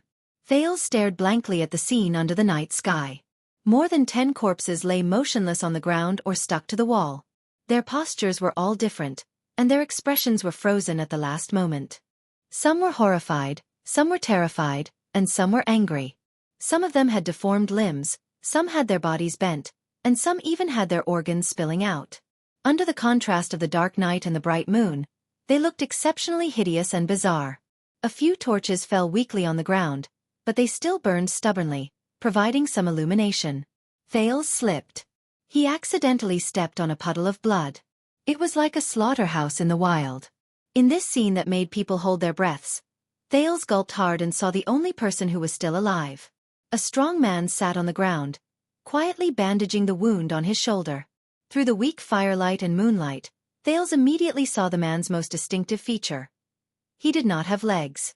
In any case, Ralph's legs still reached his knees. However, the boorish and muscular man in front of him did not have any pants below his thighs. His pants were tied into 2 knots, showing off his misfortune in the past. Thales frowned slightly. The man named Glee Ward snorted coldly. He bit the cloth used to bandage his wound and forced himself to raise his head. Tell me, you followed me here in the middle of the night. Were you sent by Nicholas, Vlad, or someone else? Ha! Gleeward's eyes were filled with puzzlement. With the help of the light, Thales saw the man's face, just as he expected. There was nothing in Gleeward's left eye socket. There was only a dark hole. Under his short hair, there was only a round hole where his left ear should have been. It was as if his ear had been cut off at the root. Thales was stunned. A brat. The strong man frowned, and he looked puzzled. While Gleeward spoke, he used his left hand, which only had 3 fingers left, to pull up a corner of the cloth. He bit the other corner in his mouth while he supported himself with his right hand on the ground to help his hunched body maintain its balance while he desperately bandaged his wound. A faint sadness rose in Thales' heart. This man. There's only half of him left. Hey! Don't let your mind wander, brat. Thales' expression changed. He snapped out of his daze and scratched his forehead. Actually, I'm almost 14 years old. You really are a child. Gleeward shook his head and snorted softly. Why is child labor popular now?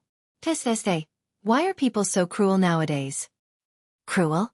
Thales could only smile helplessly as he stared at Gleeward, who sat among the corpses on the ground. Gleeward's face was flat, but his nose was rather high. His face was covered in ungroomed stubble, which made people wonder if he had carelessly cut it with a table knife. He bandaged his wound and grabbed behind him with his left hand. Rumbling sounds of friction came from the darkness. A wooden wheelchair was pulled to his side by the man. Gleeward gritted his teeth and fastened the wheelchair to the side of a protruding stone slab. He grabbed the arm of the chair with his left hand and used his right hand to support himself from the ground.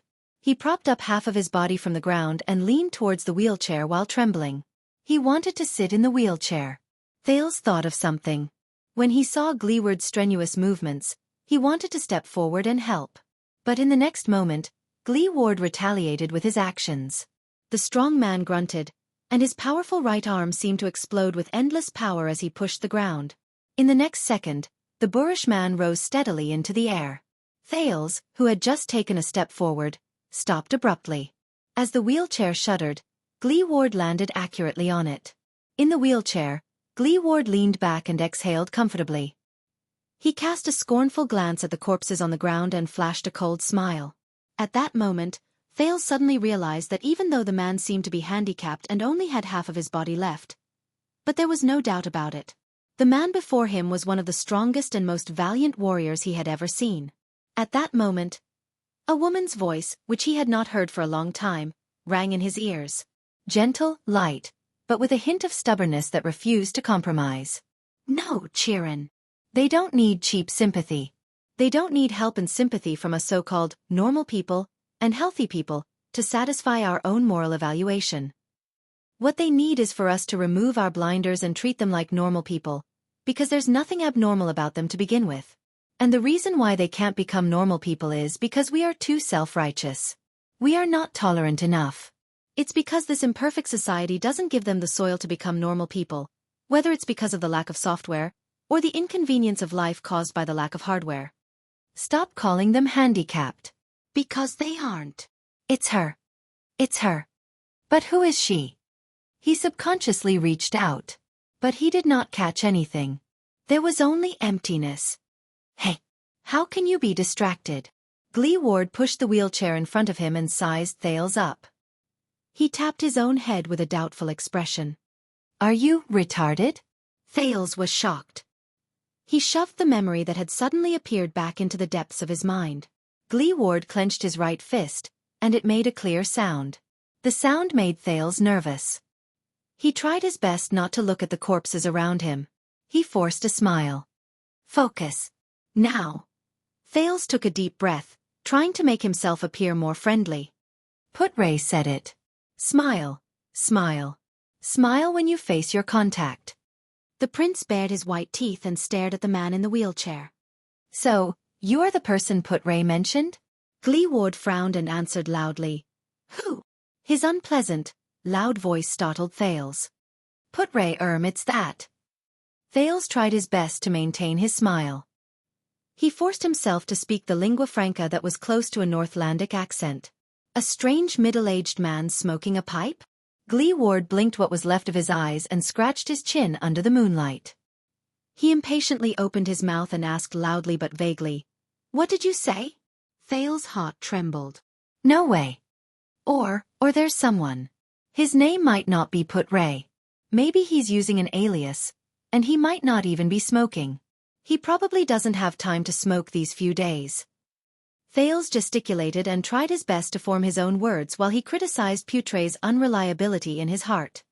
He asked you to bring someone. You know, at this time, bring someone, bring someone. Thales waved his arms and shook his head gently. Thales waved his arms and shook his head gently. He looked at Gleeward with anticipation, who did not seem to be in the zone yet. Give him. At this time? Bring someone. The boorish man narrowed his single eye. His eyeballs moved about as he pondered. He asked tentatively, You mean bring him out of the city? Thales's eyes lit up and he snapped his fingers. Yes, that's it. Gleeward fell silent. The man in the wheelchair stared at him silently for a few seconds. It made Thales feel slightly creeped out.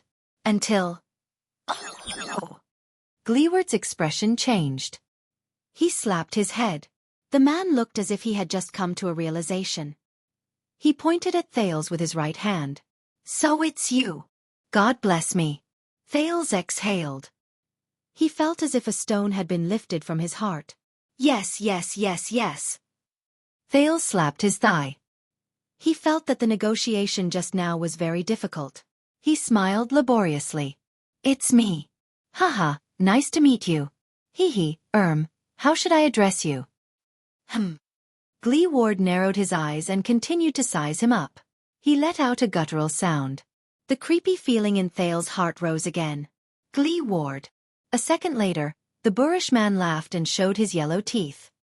He extended his right hand to Thales. Drew Gleeward. Thales breathed a sigh of relief again. Fortunately, this contact seemed to be rather easy to talk to. With lingering fear in his heart, he extended his right hand and held Gleeward's palm. Then, at that moment, bang.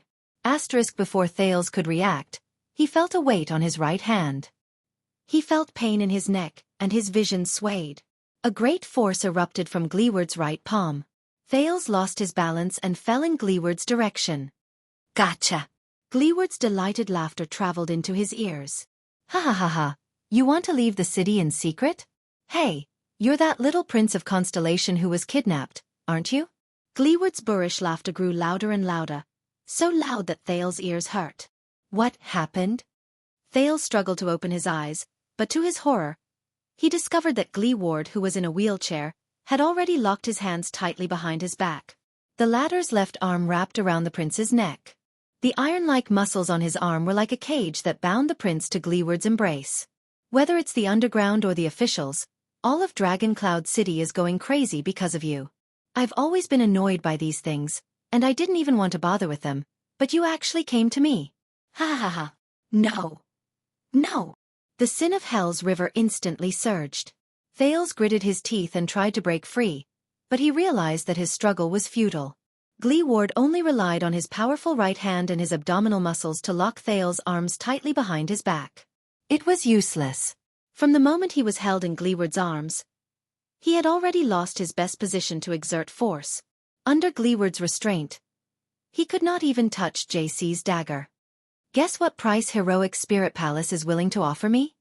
Gleeward's laughter was rather ferocious and smug. Damn it, that dead face smashed so many things in my territory in the afternoon. This time, I'll make him pay for it. Gleeward's left arm suddenly exerted force. Thales only felt his head tilt back, and the bright moon and starry sky appeared before his eyes. Of course, it might not necessarily be Heroic Spirit Palace.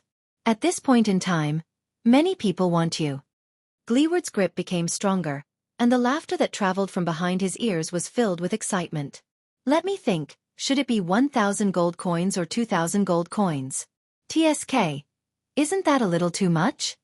Thales' face gradually turned red. He only felt that his neck was becoming more and more uncomfortable.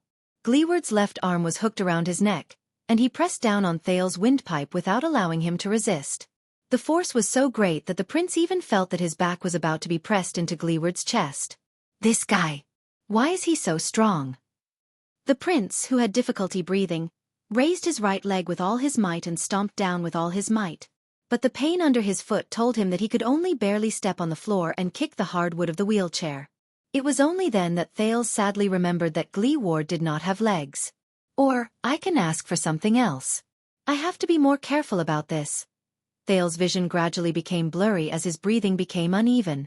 Soon, many golden stars, that only he could see, appeared in the starry sky before him. No. I can't go on like this. He desperately sucked in a bit of air, and with his rich experience from being choked many times, he held his breath and stopped moving to exhaust his strength. Thales' face turned red. He forced out a few sounds from his windpipe, and his breath was weak. You are not the contact, Gleeward. What greeted him was Gleeward's wanton laughter. Ha ha ha, I see. You can even make a mistake about the contact. Looks like you guys aren't very diligent in your information gathering. Under the double torture of lack of oxygen and pain, Thales desperately maintained his last bit of calmness. He no longer had the time to complain about Put Ray. Wait! Thales' face contorted, and he squeezed out a few words in pain. Double. If you want money, I'll give you. Double. Gleeward was slightly stunned. Then he snorted coldly. Shut up. The boorish man did not seem to be moved at all. He gritted his teeth and said coldly, Don't treat me like a fool. But his voice gradually became weaker. In the next moment, Thales felt the pressure on his neck loosen slightly. A breath of air that he had not breathed in for a long time, mixed with pain and friction, was sucked into his lungs. The sound of teeth grinding traveled into his ears, along with Gleeward's voice, which was as unpleasant to the ears as before, but he was slightly tempted. Hey, brat! The boorish man slowly gulped and said softly, I'm not going to let you off. Chapter 343. Thales, who was drenched in sweat, coughed while he sucked in mouthfuls of air as if he was cherishing the water in the desert. His entire body trembled. But Gleeward did not let him go. It was still difficult for him to break free. Really, whether it's 1,000 or 2,000 gold coins, I'll give you double. Thales regained some of his rationality. He panted and sweated non-stop, feeling weak. The Jade Star royal family is very rich, and so is Constellation. The Secret Intelligence Department's assets in Dragon Cloud City alone are worth more than 100,000. Gleeward raised an eyebrow. Very well. Wait. But a second later, the man's expression darkened. You mean, you want to go to Constellation to get it? The Secret Intelligence Department will do. Thales, who had just recovered from the stars in his vision, blinked hard. They will definitely give. The next moment, he felt a heavy pressure on his neck, and his windpipe was blocked again. Shut up. Do you really think I'm an idiot? This was Gleeward's exasperated voice. Listen, I only accept cash. Thales sucked in his last breath of air with great difficulty. Damn it. This bastard. Do I look like I have cash on me? If you hand me over. Thales tried his best to fight for a chance. The city of faraway prayers is at war with the Alliance of Freedom and Constellation. Gleeward cut him off impatiently. Shut up, I don't understand politics. Thales, who was seeing stars again, felt exasperated. What kind of person is this? Forget it, let's go look for Dead Face. It's safer there, Gleeward mumbled. He increased his strength, trying to knock Thales out. Thales knew that things were not going well. He racked his brain, fighting against the air and his enemy while he desperately shouted that one word. Shield District. A few seconds after the word left his mouth, Gleeward's arm loosened again. What? He asked with a frown. Thales took the opportunity to take a few deep breaths to clear his mind. Yes. Shield District. I heard your conversation just now, the prince said painfully, shifting the back of his head slightly away from Gleeward's chest. Just now, no matter how insulted and despised he was, Gleeward did not move. But when the enemy started using Shield District and his brothers and sisters to threaten him. This is Shield District, right? Thales panted, and his words gradually became smoother. And you are probably the person in charge of this place. Look around you. It's already dilapidated. 1,000 or 2,000 gold coins is not enough to rebuild it. You need more, not just money. Gleeward remained silent for a long time. But in the end, he still coldly snorted and shook his head. Shut up, I am very content. I have no interest in causing trouble. When he saw that Gleeward was about to strangle him again, Thales quickly spoke. And I heard it. The people who died in Shield District 6 years ago were your subordinates and brothers, right? When he said this, Thales felt Glee Ward shudder behind him. During these 6 years, their surviving family members also need to be compensated for their financial losses. They need to live. You should be very worried, right? I guess Dragoncloud City doesn't have a disaster emergency fund to compensate for Shield District's losses. Thales spoke fluently in an invincible manner while he racked his brains for a way to escape. Glee Ward let out a dull, displeased sound. Shut up. This time, there was a hint of displeasure in the veteran's words. But then he was stunned. Disaster. Gold, what's that? Can it compensate for Shield District's losses? Thales thought of something. He felt that he had found a way out. That's not important. What's important is... The prince inhaled again, gritted his teeth, and said, As the boss, you bear a lot of responsibilities. You can't watch Shield District, watch your brothers, and your territory fall into poverty and threats. Gleeward's breathing slowly quickened. Shut up. Gleeward's voice became exceptionally cold. Don't point fingers at other people's homes. But Thales did not notice his tone. He had been tortured enough by what happened that night. But now, I, the rich prince of a country with a lot of money, can help you.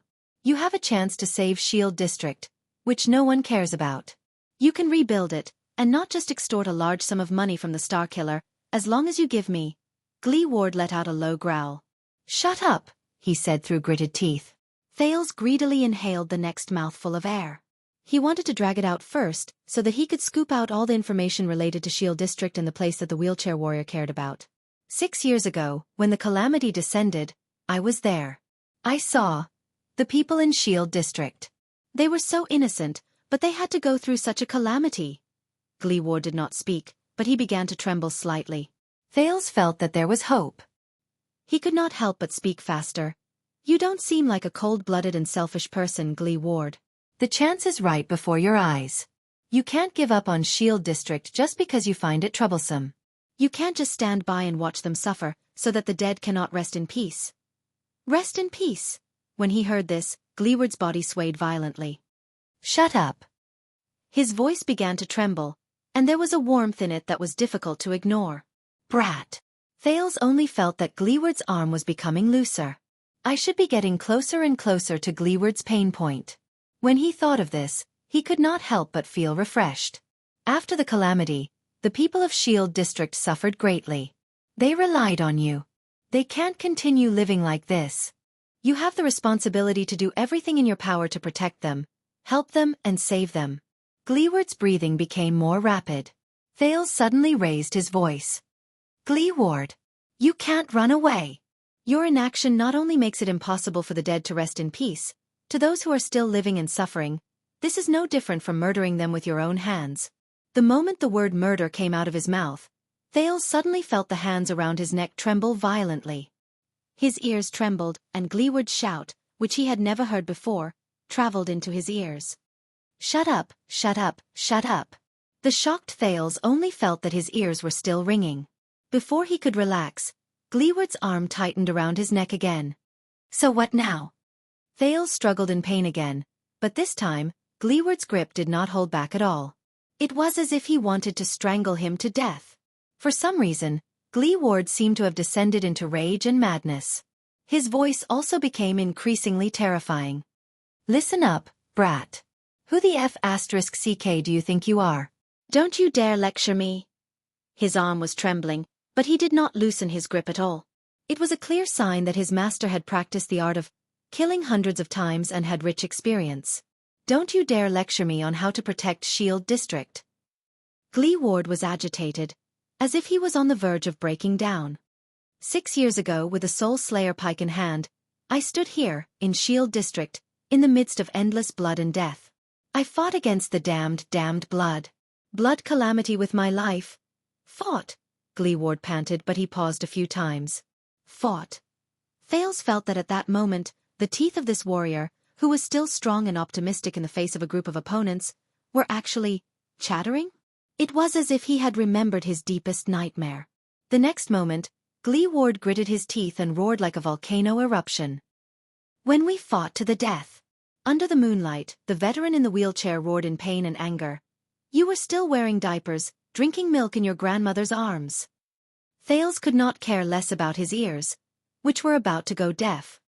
His vision began to blur again. *T. This is a perverted sadist. Thales half closed his eyes and felt the torment of his empty lungs, as well as his desire to breathe and live. His consciousness gradually faded. But at the same time, a strange feeling surged through his body. The sin of Hell's river began to boil on its own again. It was like a restless and agitated beast.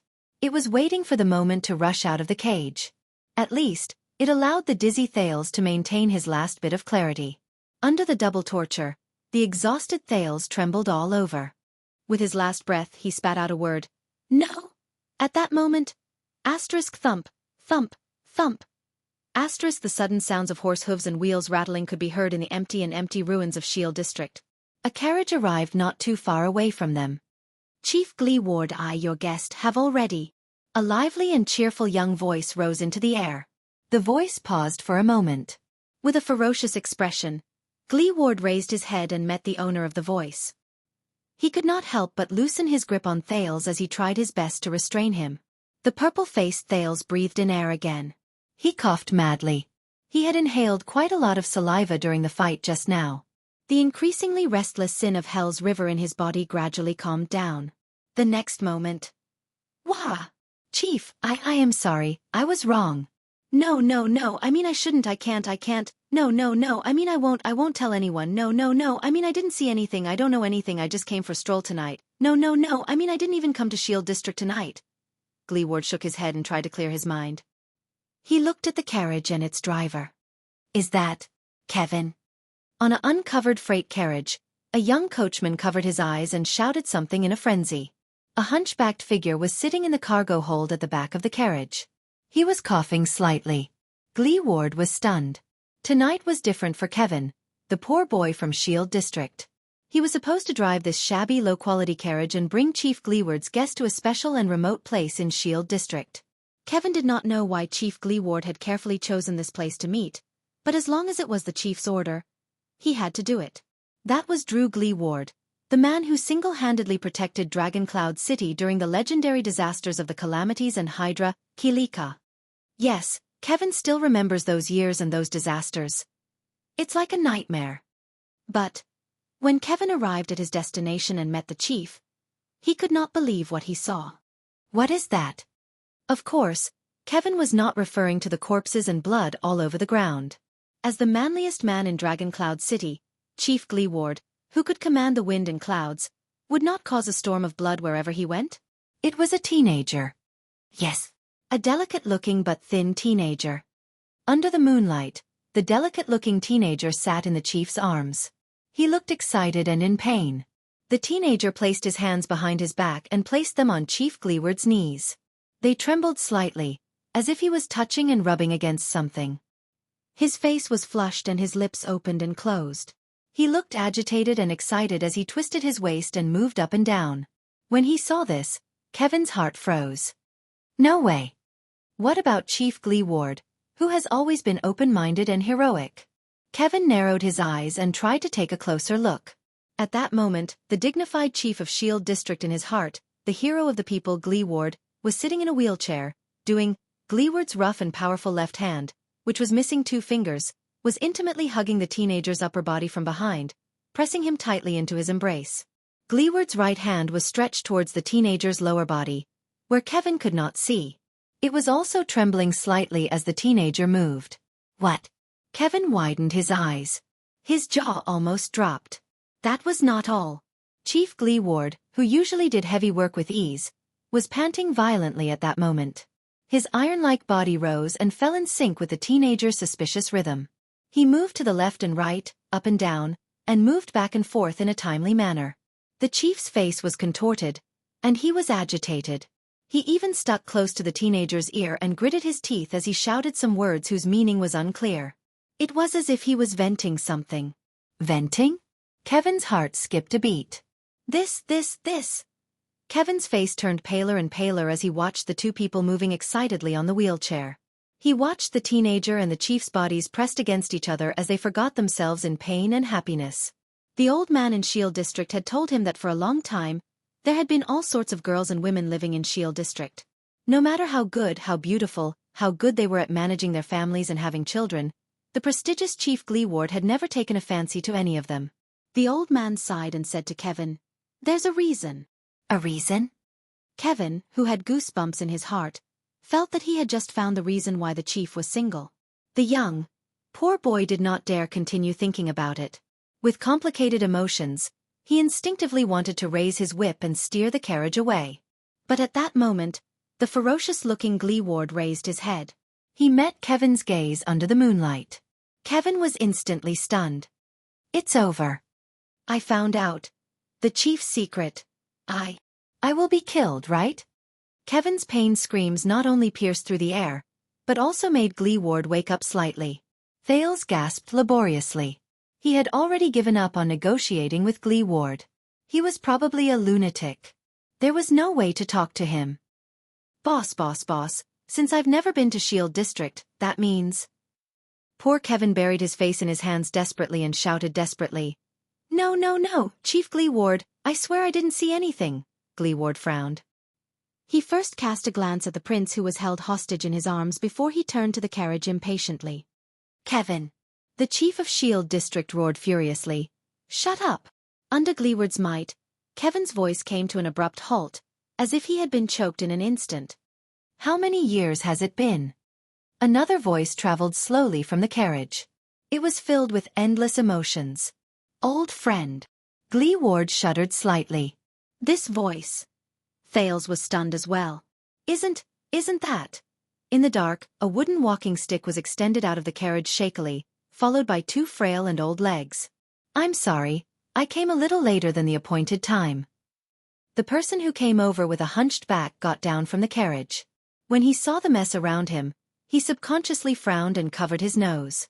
"Oh, looks like you're still doing your old job." Gleeward stared at the person with a dumbfounded expression. He did not even notice that Thales was no longer struggling in his arms. "What the F***CK? Gleeward opened his mouth wide and stared blankly at the visitor on the carriage. His expression was as if he had seen the dog next door laying eggs. "Damn it, I was wondering which immoral bastard sent the invitation. I didn't expect it to be you." The person chuckled softly. "Are you surprised? TSK, you're not dead yet." Gleeward snorted softly. His emotions were complicated. The old crow.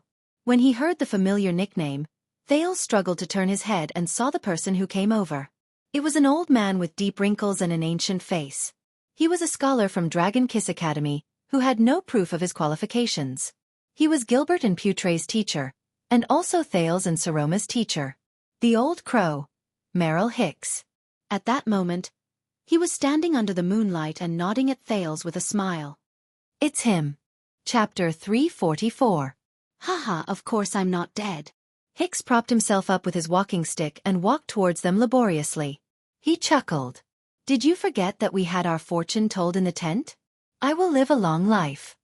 Gleeward made a disgusted expression that said, "Who would believe you? As for you, Drew." Hicks maintained his usual smile and cast a glance at the stunned Thales. Then, he looked at Gleeward again, who was in the wheelchair. His gaze lingered on Gleeward's missing legs for a moment. "I can see that you've lost quite a bit. Little hedgehog, I really miss the days when we ate sand together in the desert." The effect of this sentence was quite impressive. Thales, who was held hostage, and Guy, who drove the carriage, were both stunned. "Little hedgehog? What little hedgehog? Who's little hedgehog?" Gleeward twisted his body in the wheelchair and coughed unnaturally. Cough, all right, but Hicks continued to speak in a seemingly sentimental manner. "I still remember that you were forced to be with those barren bone women in the tent." At that moment, Gleeward's face turned the color of a pig's liver. Only the darkness of the night could conceal it. When the other two people shifted their admiring and skeptical gazes to him, Gleeward interrupted Hicks' cheerful chatter in exasperation. Shut up, old man." Hicks shrugged. Gleeward stared at him with an unpleasant expression. He panted as he pondered about something. "Guy, thank you for sending him over. Now you should go further away." Gleeward paused, as if he felt that it was not safe. He narrowed his single eye and warned Guy in a soft voice. You don't want to hear that I'll kill you if you find out, do you? Guy trembled slightly. He looked at the dying teenager in his chief's arms and squeezed out a terrified and strange smile. All right, Chief. After Kale left, Glee Ward exhaled. The veteran looked at Hicks in displeasure. Very well, Old Crow, since you're in Dragoncloud City, very well. I'll treat you to a meal. As long as it's in my territory, you can choose the location. But, Gleeward's expression changed. He changed the topic and said fiercely, you are not allowed to mention the past. Not even a single word. He looked very serious. Thales listened to their conversation suspiciously, but he had already guessed some things, so he preferred to remain silent. Leave everything to Hicks. Really? What a pity. Hicks sighed. Those precious years can't be easily forgotten. In the Desert God's beast cage, we were reduced to slaves and lost all our dignity. You, on the other hand, swallowed fresh blood and fought against human or inhuman opponents. You fought for the last mouthful of stinky food and clenched your teeth to survive. Until... Gleeward's expression changed again. Oh my, I'm so F***ked. He closed his eyes in pain and annoyance. Shut up, shut up, shut up. I told you not to mention it again. Hicks nodded with a smile. He placed his hands on his walking stick and coughed softly. Once Gleeward made sure that Hicks did not speak again, he slowly exhaled, as if he had just avoided a great danger. He waved Thale's hand. All right. Finish what you wanted to say. I'm still in a hurry to get rich. When Gleeward said this, his words came to an abrupt halt. The veteran frowned. He looked at Thales, who was no longer struggling and was trying his best to recover. Then, he looked at the newcomer, Hicks. Hicks still had that mysterious smile on his face as he stared at him quietly. Then, Gleeward, I would like to ask you for a favor. Gleeward's expression froze on his face. In the next second, Thales felt his body loosen. Gleeward had let go of him. F***CK. Old Crow. The veteran looked at the hostage in disbelief, then at his old friend. You didn't ask to meet me in this strange place on a whim, did you? Thales lay on the ground. He felt that his limbs were sore and powerless after being deprived of oxygen for a long time. This brat didn't suddenly appear out of nowhere because of a coincidence, did he? In the face of Gleeward's bewildered question, Hicks shook his head. Of course not. He walked forward slowly, leaning on his walking stick. That's right. I want to ask you to help him. Hicks' expression slowly became serious. Please send Prince Thales out of Dragoncloud City in secret and safely to the designated place, despite the many layers of security. Gleeward. The three of them sank into silence. Thales propped his arms up from the ground and stood up with great effort. He flashed a smile that was rarely seen that night. As expected, the contact Putre had spoken of. It's Hicks. Him, no, their mutual, well-respected teacher. It's you, teacher. Following Putre's instructions, he flashed a friendly and grateful smile at Hicks. I'm sorry that I didn't say goodbye to you before. Hicks returned the smile and winked playfully. The eyeballs behind his monocle flickered back and forth. It's not too late now. Thales could not help but laugh and shake his head. So, the way Putre mentioned to get someone to help the Prince of Constellation leave the city in secret is... No way. Gleeward's rude voice rose again. Thales looked at the veteran in front of him with a puzzled expression. Gleeward's expression was angry and his breathing was rapid. He stared at the old crow in front of him. For the sake of our past friendship, it's not a problem for me to treat you to a meal or something. But this? Gleeward pointed at Thales in exasperation. This is not a favor. It's a huge problem. Thales raised his eyebrows. If I send this prince out of the city, once I'm discovered. But they won't be able to discover it, right? Hicks interrupted him with a smile. Just like before, we are very good at running away, whether it's the cages or the barren bone people's tents.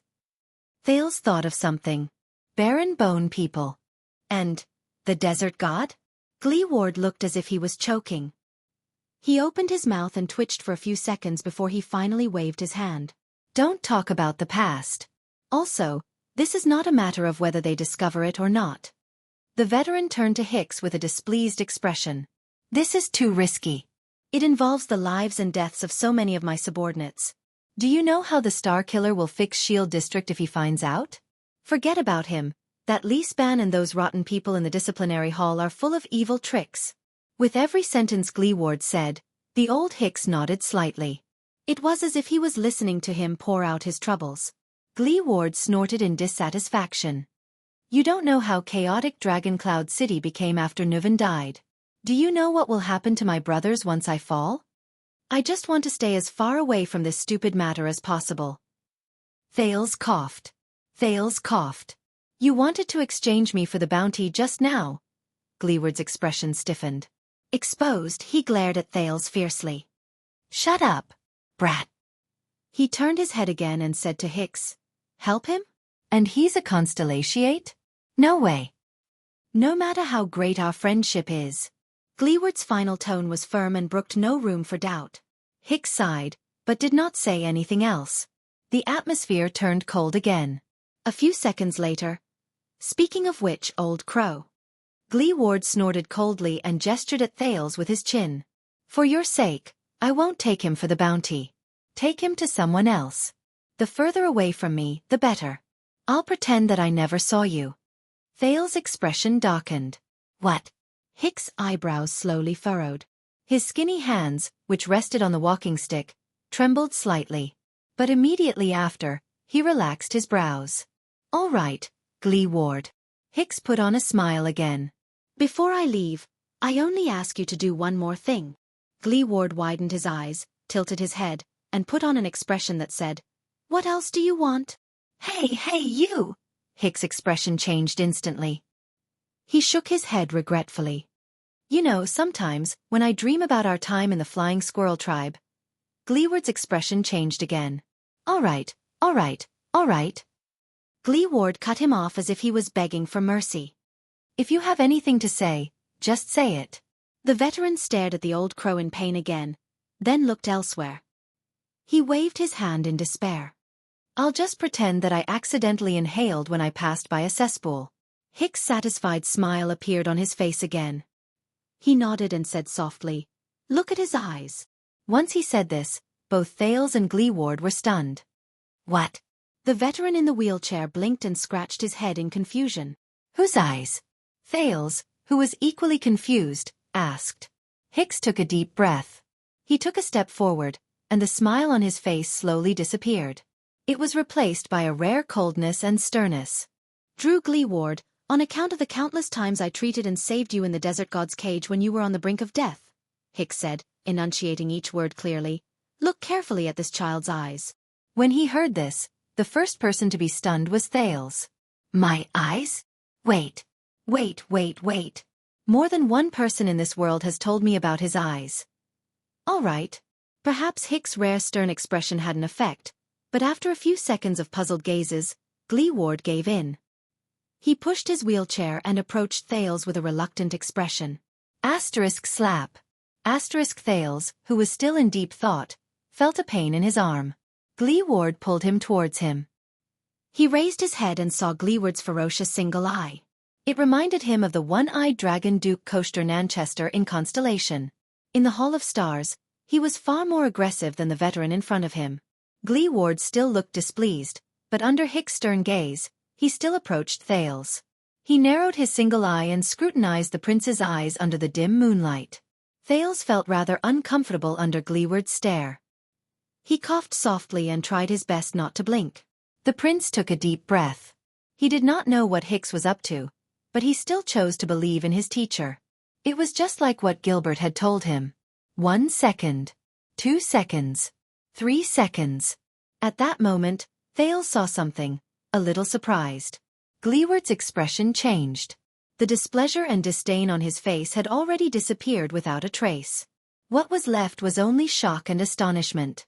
This made Thales think of something. The veteran turned his head abruptly. Light. But before he finished speaking, as if he knew what he wanted, Hicks picked up a burning torch from the ground and tossed it to Gleeward from afar. Gleeward frowned and glanced at the indifferent Hicks. He waved the torch to make it burn brighter. Then, he moved closer to Thales. The heat and glare of the flame made Thales involuntarily shrink back, but Gleeward held him firmly. Don't move, child. With the light from the torch, Gleeward scrutinized the corner of Thale's eyes again. This time, his expression became more solemn, and he also became more incredulous. Don't blink either. Thales could clearly see that as he observed Gleeward's face, Gleeward's expression changed subtly. His expression changed from surprise to hesitation, from hesitation to stupefaction, from stupefaction to excitement, and from excitement to dejection. Gleeward's eyebrows trembled. His single eye was filled with complicated emotions. Conflict and pain, gratitude and relief, remorse and regret, sadness and indecisiveness. Thales was secretly shocked as he watched. How? A long time seemed to have passed. Finally, Gleeward slowly moved the torch away and lowered his head deeply. Impossible. In the darkness where no one could see, Gleeward propped himself up on his wheelchair, bent over, and spoke in a muffled voice. His voice seemed to be separated by a layer of fog, and it was a little indistinct. Hicks sighed softly while leaning on his walking stick. Do you understand now? Thales turned to the old crow in surprise and bewilderment, but he could only see the sorrow and desolation on his face. The prince instinctively said, What's going on? My eyes. No. The veteran in the wheelchair interrupted him. No. Gleeward's head was still lowered, but his voice began to tremble. He stuttered, and it was even more intense than when he was roaring just now. No, no, no. He held the torch in his right hand and the arm of the wheelchair in his left. His shoulders rose and fell. Hicks shook his head. You saw it. Gleeward raised his head swiftly. Thales stared at his face in surprise. The veteran's eyes were wide open, and he shook his head in disbelief, like a detective who had just discovered a cruel truth. The prince touched his eyelids. He looked at Hicks, then at Gleeward. A strange sense of panic spread in his heart. They know something. Only me. Only I don't know. No. Gleeward trembled and blinked his single eye. He panted violently while he gritted his teeth and said, This is just a coincidence. There may not be many people like this, but there definitely are. You only need paint. Thales. Thales shuddered and turned to Hicks. Teacher Hicks. The old crow, who interrupted the veteran, snorted softly.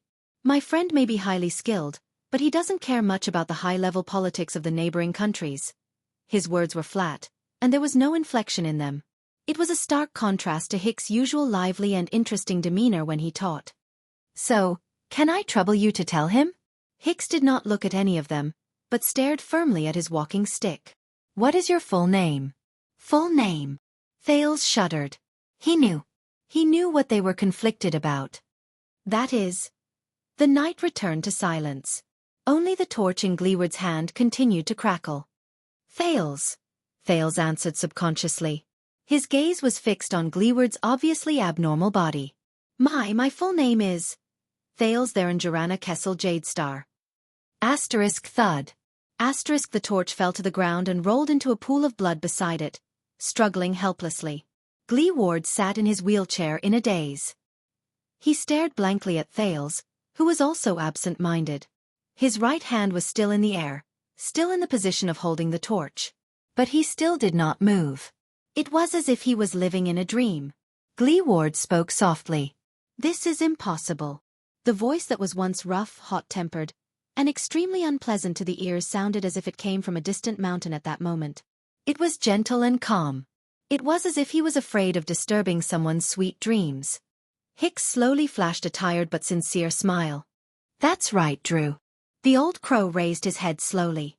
The meaning in his eyes was complicated and profound. This is Lady Theron's son. He is her bloodline. Asterisk sizzle. Asterisk. Chapter 345. At that moment, it was as if someone had stopped time from moving forward in this dark, remote, and dilapidated corner of Shield District. The three of them faced each other in silence. The stagnant atmosphere fueled their own indescribable emotions. Until... What's going on? Thales asked the other two in disbelief. Hicks and you, what are you talking about? You know my mother? Under the moonlight, the prince's face was full of surprise.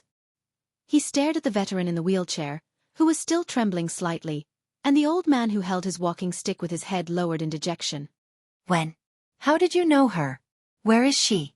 But they did not answer. How about it, Drew? Hicks sighed slowly and said, "Is this reason enough?" Gleeward finally managed to calm his trembling breathing. As if a long time had passed, the wheelchair, which was immersed in the darkness, moved slightly and crushed a few stones on the ground. The person in the wheelchair exhaled laboriously and raised his head with all his might under the dim moonlight. "You can't." The veteran's voice was stiff. His gaze moved back and forth between Thales and Hicks. You can't do this." When he said this, Gleeward's expression froze for a moment. But Hicks continued to look at him calmly. "It's been more than 20 years. I am Gleeward. I am in Dragon Cloud City. I have my territory, my brothers, my everything. They are all counting on me. You can't?" His face contorted and he grabbed his wheelchair tightly, as if he was about to rush to the battlefield in the next moment. "You can't suddenly appear like this, and then bring up a bunch of bullshit tea and, touching past, to ask me to do this and that. Those are all in the past, old crow." Gleeward waved his hand abruptly and seemed to be speaking more fluently. "So what if you're her son?" "I don't care," Hicks answered him with a flat but firm old voice. "It's precisely because those are all in the past, Drew. That's why it will exist forever." Gleeward's words came to a halt, as if he had choked on something. Hicks' gaze was still. "Since we can't change it, we can't run away from it." Gleeward shuddered in the wheelchair. The veteran slowly let go of the wheelchair, clasped his hands together, and gritted his teeth. "Shut up."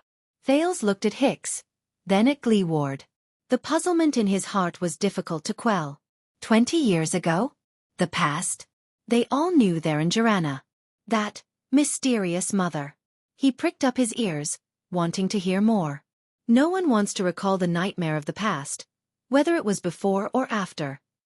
The aged Hicks sighed softly and said, "But at least think about it. Back then, who was the one who brought people like us who were struggling and at the end of our lives, and a walking corpse like you out of Caligari? Out of that bottomless cage of darkness, out of that bloody arena shrouded in shadows? Caligari." The title seemed to remind Gleeward of something. He closed his eyes and his chest began to heave. Thales was puzzled. "Caligari? What is that place?" "Yes, my dear Drew." Hicks stared at Gleeward from afar, who was immersed in his memories and had an uncertain expression. "This is the debt we owe." Gleeward opened his eyes and took a deep breath laboriously. "Shut up." Thales could not hold it in anymore. "Sorry to disturb you, but..." He took a step forward, and his tone was slightly anxious. "Who exactly is my mother?" Gleeward suddenly raised his head. "I said shut up." The veteran gritted his teeth, widened one of his eyes, and stared at the teenage prince with a contorted face, as if he was going through some kind of torture. His beard and hair stood on end, and he looked as if he was forcefully suppressing his emotions, forcing Thales to swallow his words. "There are always some things, ahem, you can't deny, and you can't forget." Hicks coughed in slight pain, but he waved his hand and refused Thales' kind offer to help him up. "Isn't that so?" The old crow took a moment to recover before he slowly opened his mouth and called out a name that Thales was very unfamiliar with. "Bloody thorn lizard." Asterisk bang. Asterisk Gleeward punched his wheelchair. "Shut up, shut up." The veteran leaned forward and glared at Hicks fiercely. "Go to hell, old man. You are never allowed to call me that. You know that I have asterisk king hate this the most." His voice was filled with hostility and pain. He slapped his wheelchair fiercely. "You know that." Thales stared at Gleeward in astonishment. The prince became increasingly suspicious of Theron's relationship with them. At the same time, he was also worried about his future. But Hicks only continued to support himself with his walking stick. He stood there indifferently. "Then send this child away, Drew. This is all I asked of you in the past. Then, you can go back and be the local tyrant with a clear conscience. You can flaunt your power as the boss of your gang." Gleeward fell back against his seat and panted a few times. It was as if the conversation just now had exhausted most of his energy. A gust of wind blew past. The huge temperature difference between day and night in Dragon Cloud City made Thales shudder. He could not help but sneeze. "No." Gleeward's pained but firm voice traveled into his ears. "Dream on. I won't take this job." Thales was shocked. "What? That's it? You won't take it?" A cold glare appeared behind Hicks' monocle. He said calmly, "Is that your answer?" Gleeward? Gleeward's chest visibly swayed. That's it. The veteran in the wheelchair raised his head again, gritted his teeth and said angrily, You, get lost. He squeezed out a few words through gritted teeth. Get out of my territory. Immediately, right now. His rough voice rang out in this remote corner, echoing back and forth between the ruins of the wall. But Hicks said nothing. He only stared at Gleeward in silence. Gleeward, whose expression was contorted, and Hicks, whose expression was cold, stared at each other under the moonlight. This atmosphere made Thales rather uneasy. For a moment, it overshadowed his curiosity about his mysterious mother, and made him even more confused about how he could escape. After a long time, Hicks sighed slowly. Is that so? The veteran in the wheelchair stared at the old man in front of him. His gaze was filled with a hidden meaning that Thales could not understand. Boss. In the distance, Kevin, who heard the roar, drove the carriage closer and asked anxiously, What's wrong? Gleeward panted a few times, adjusted his breathing, and restrained his emotions that were out of control. Kevin, the veteran said stiffly to the young man in the carriage. Where did they come from? Send them back to where they came from.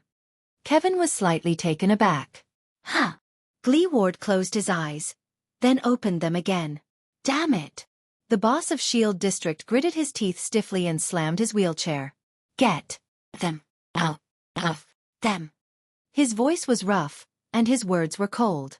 Thales sighed in his heart. Kevin was shocked by the way the boss behaved. He first trembled a little, then immediately nodded. Oh, okay. Gleeward snorted coldly. He gave Hicks, who was still silent, a rude glare, as if he was his mortal enemy. The next moment, the veteran moved abruptly. He turned his wheelchair to face the opposite direction from Hicks. On the way, he violently pushed aside a corpse that was blocking his path. Then, he cast a glance in Thales' direction with a complicated expression. But the moment before his gaze met the latter's, he quickly looked away. F***CKU old crow. Then, amidst the friction between the wheels and the ground, Gleeward's figure on the wheelchair disappeared into the night. He left without any delay. He ran over countless gravel along the way. The sound of the wheelchair gradually faded away. Thales silently watched the direction in which Gleeward left. Doubt and disappointment coexisted in his heart.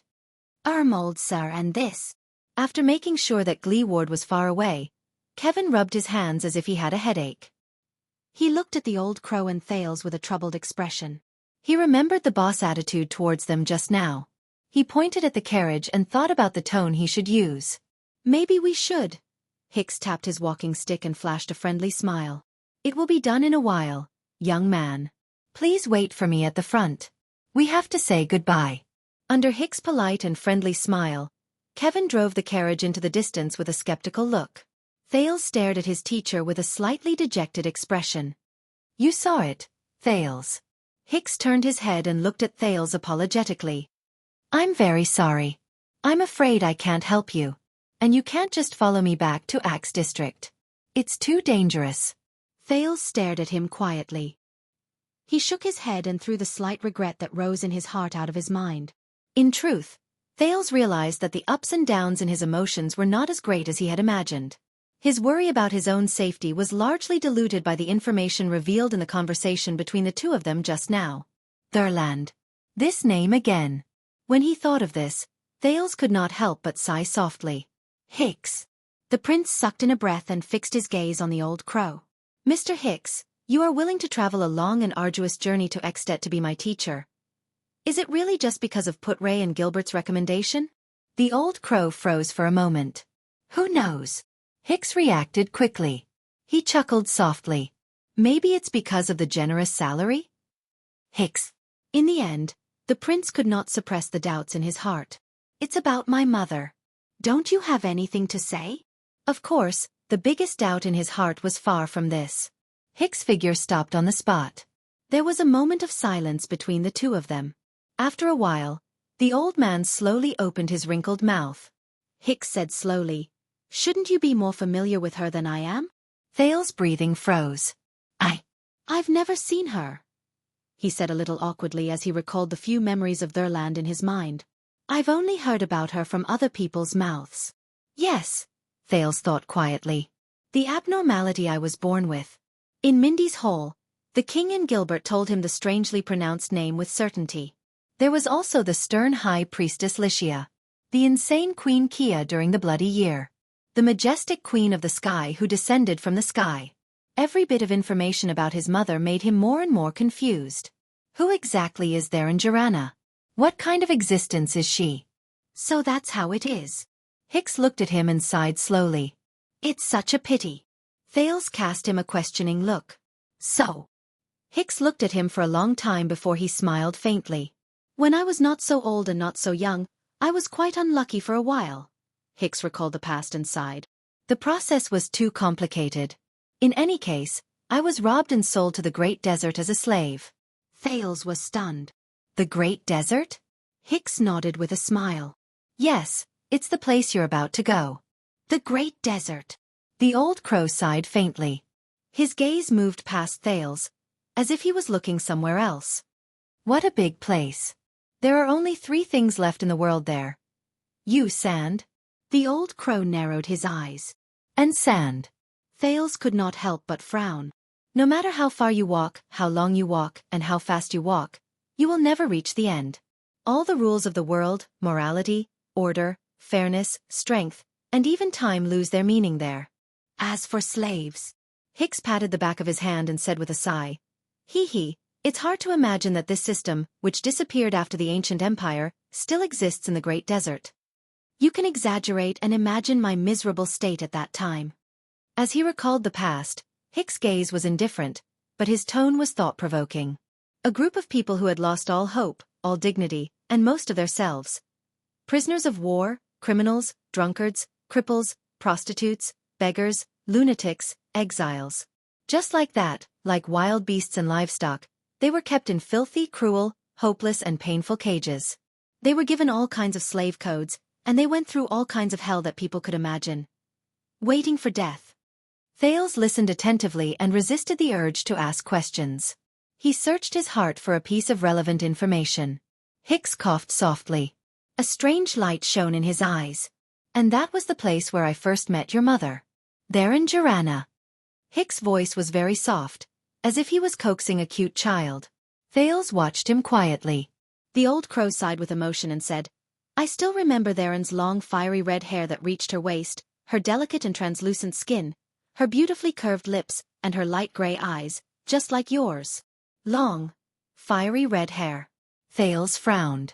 This was the only description of Theron's appearance that he had obtained over the past few years. But the most impressive thing about her was not these. Hicks smiled helplessly. I still can't forget Theron. The way she turned her head to look at people was full of confusion and mystery, but the way she grinned and snickered made people feel that she was mischievous and hateful. That girl was sometimes as passionate as fire and mischievous, and sometimes as calm as water, wise and far-sighted. Thales paused and asked curiously, What? Yes, I know that this is very contradictory. Hicks seemed to know the doubts in Thales' heart. He waved his hand and laughed. But I just have this feeling. In her rare gray eyes, there is madness and rationality at the same time, but they blend perfectly. She is like a kind that is similar to us, but also like an existence that is above us. That is Theron, the enchanting, mysterious, and unpredictable Theron. Hicks shook his head helplessly and dejectedly. I am quite confident in my choice of words, but I have to admit that when it comes to that girl, my eloquence is pathetically poor. I can't even describe her. Thales was stunned. Madness and rationality? She's like our kind. She's like our kind, but also like an existence above us. What's going on? Theron is. The more the old crow went on, the more ethereal his gaze became, as if it was shining into a corner that ordinary people could not see. The amazing Theron was the nickname given to her by the cage masters. She was the only slave who could retain her original name. Thales thought of something. Slave? Thales' eyes were filled with surprise and bewilderment. You mean, my mother was a slave in the desert? How is that possible? Doubts arose in his heart.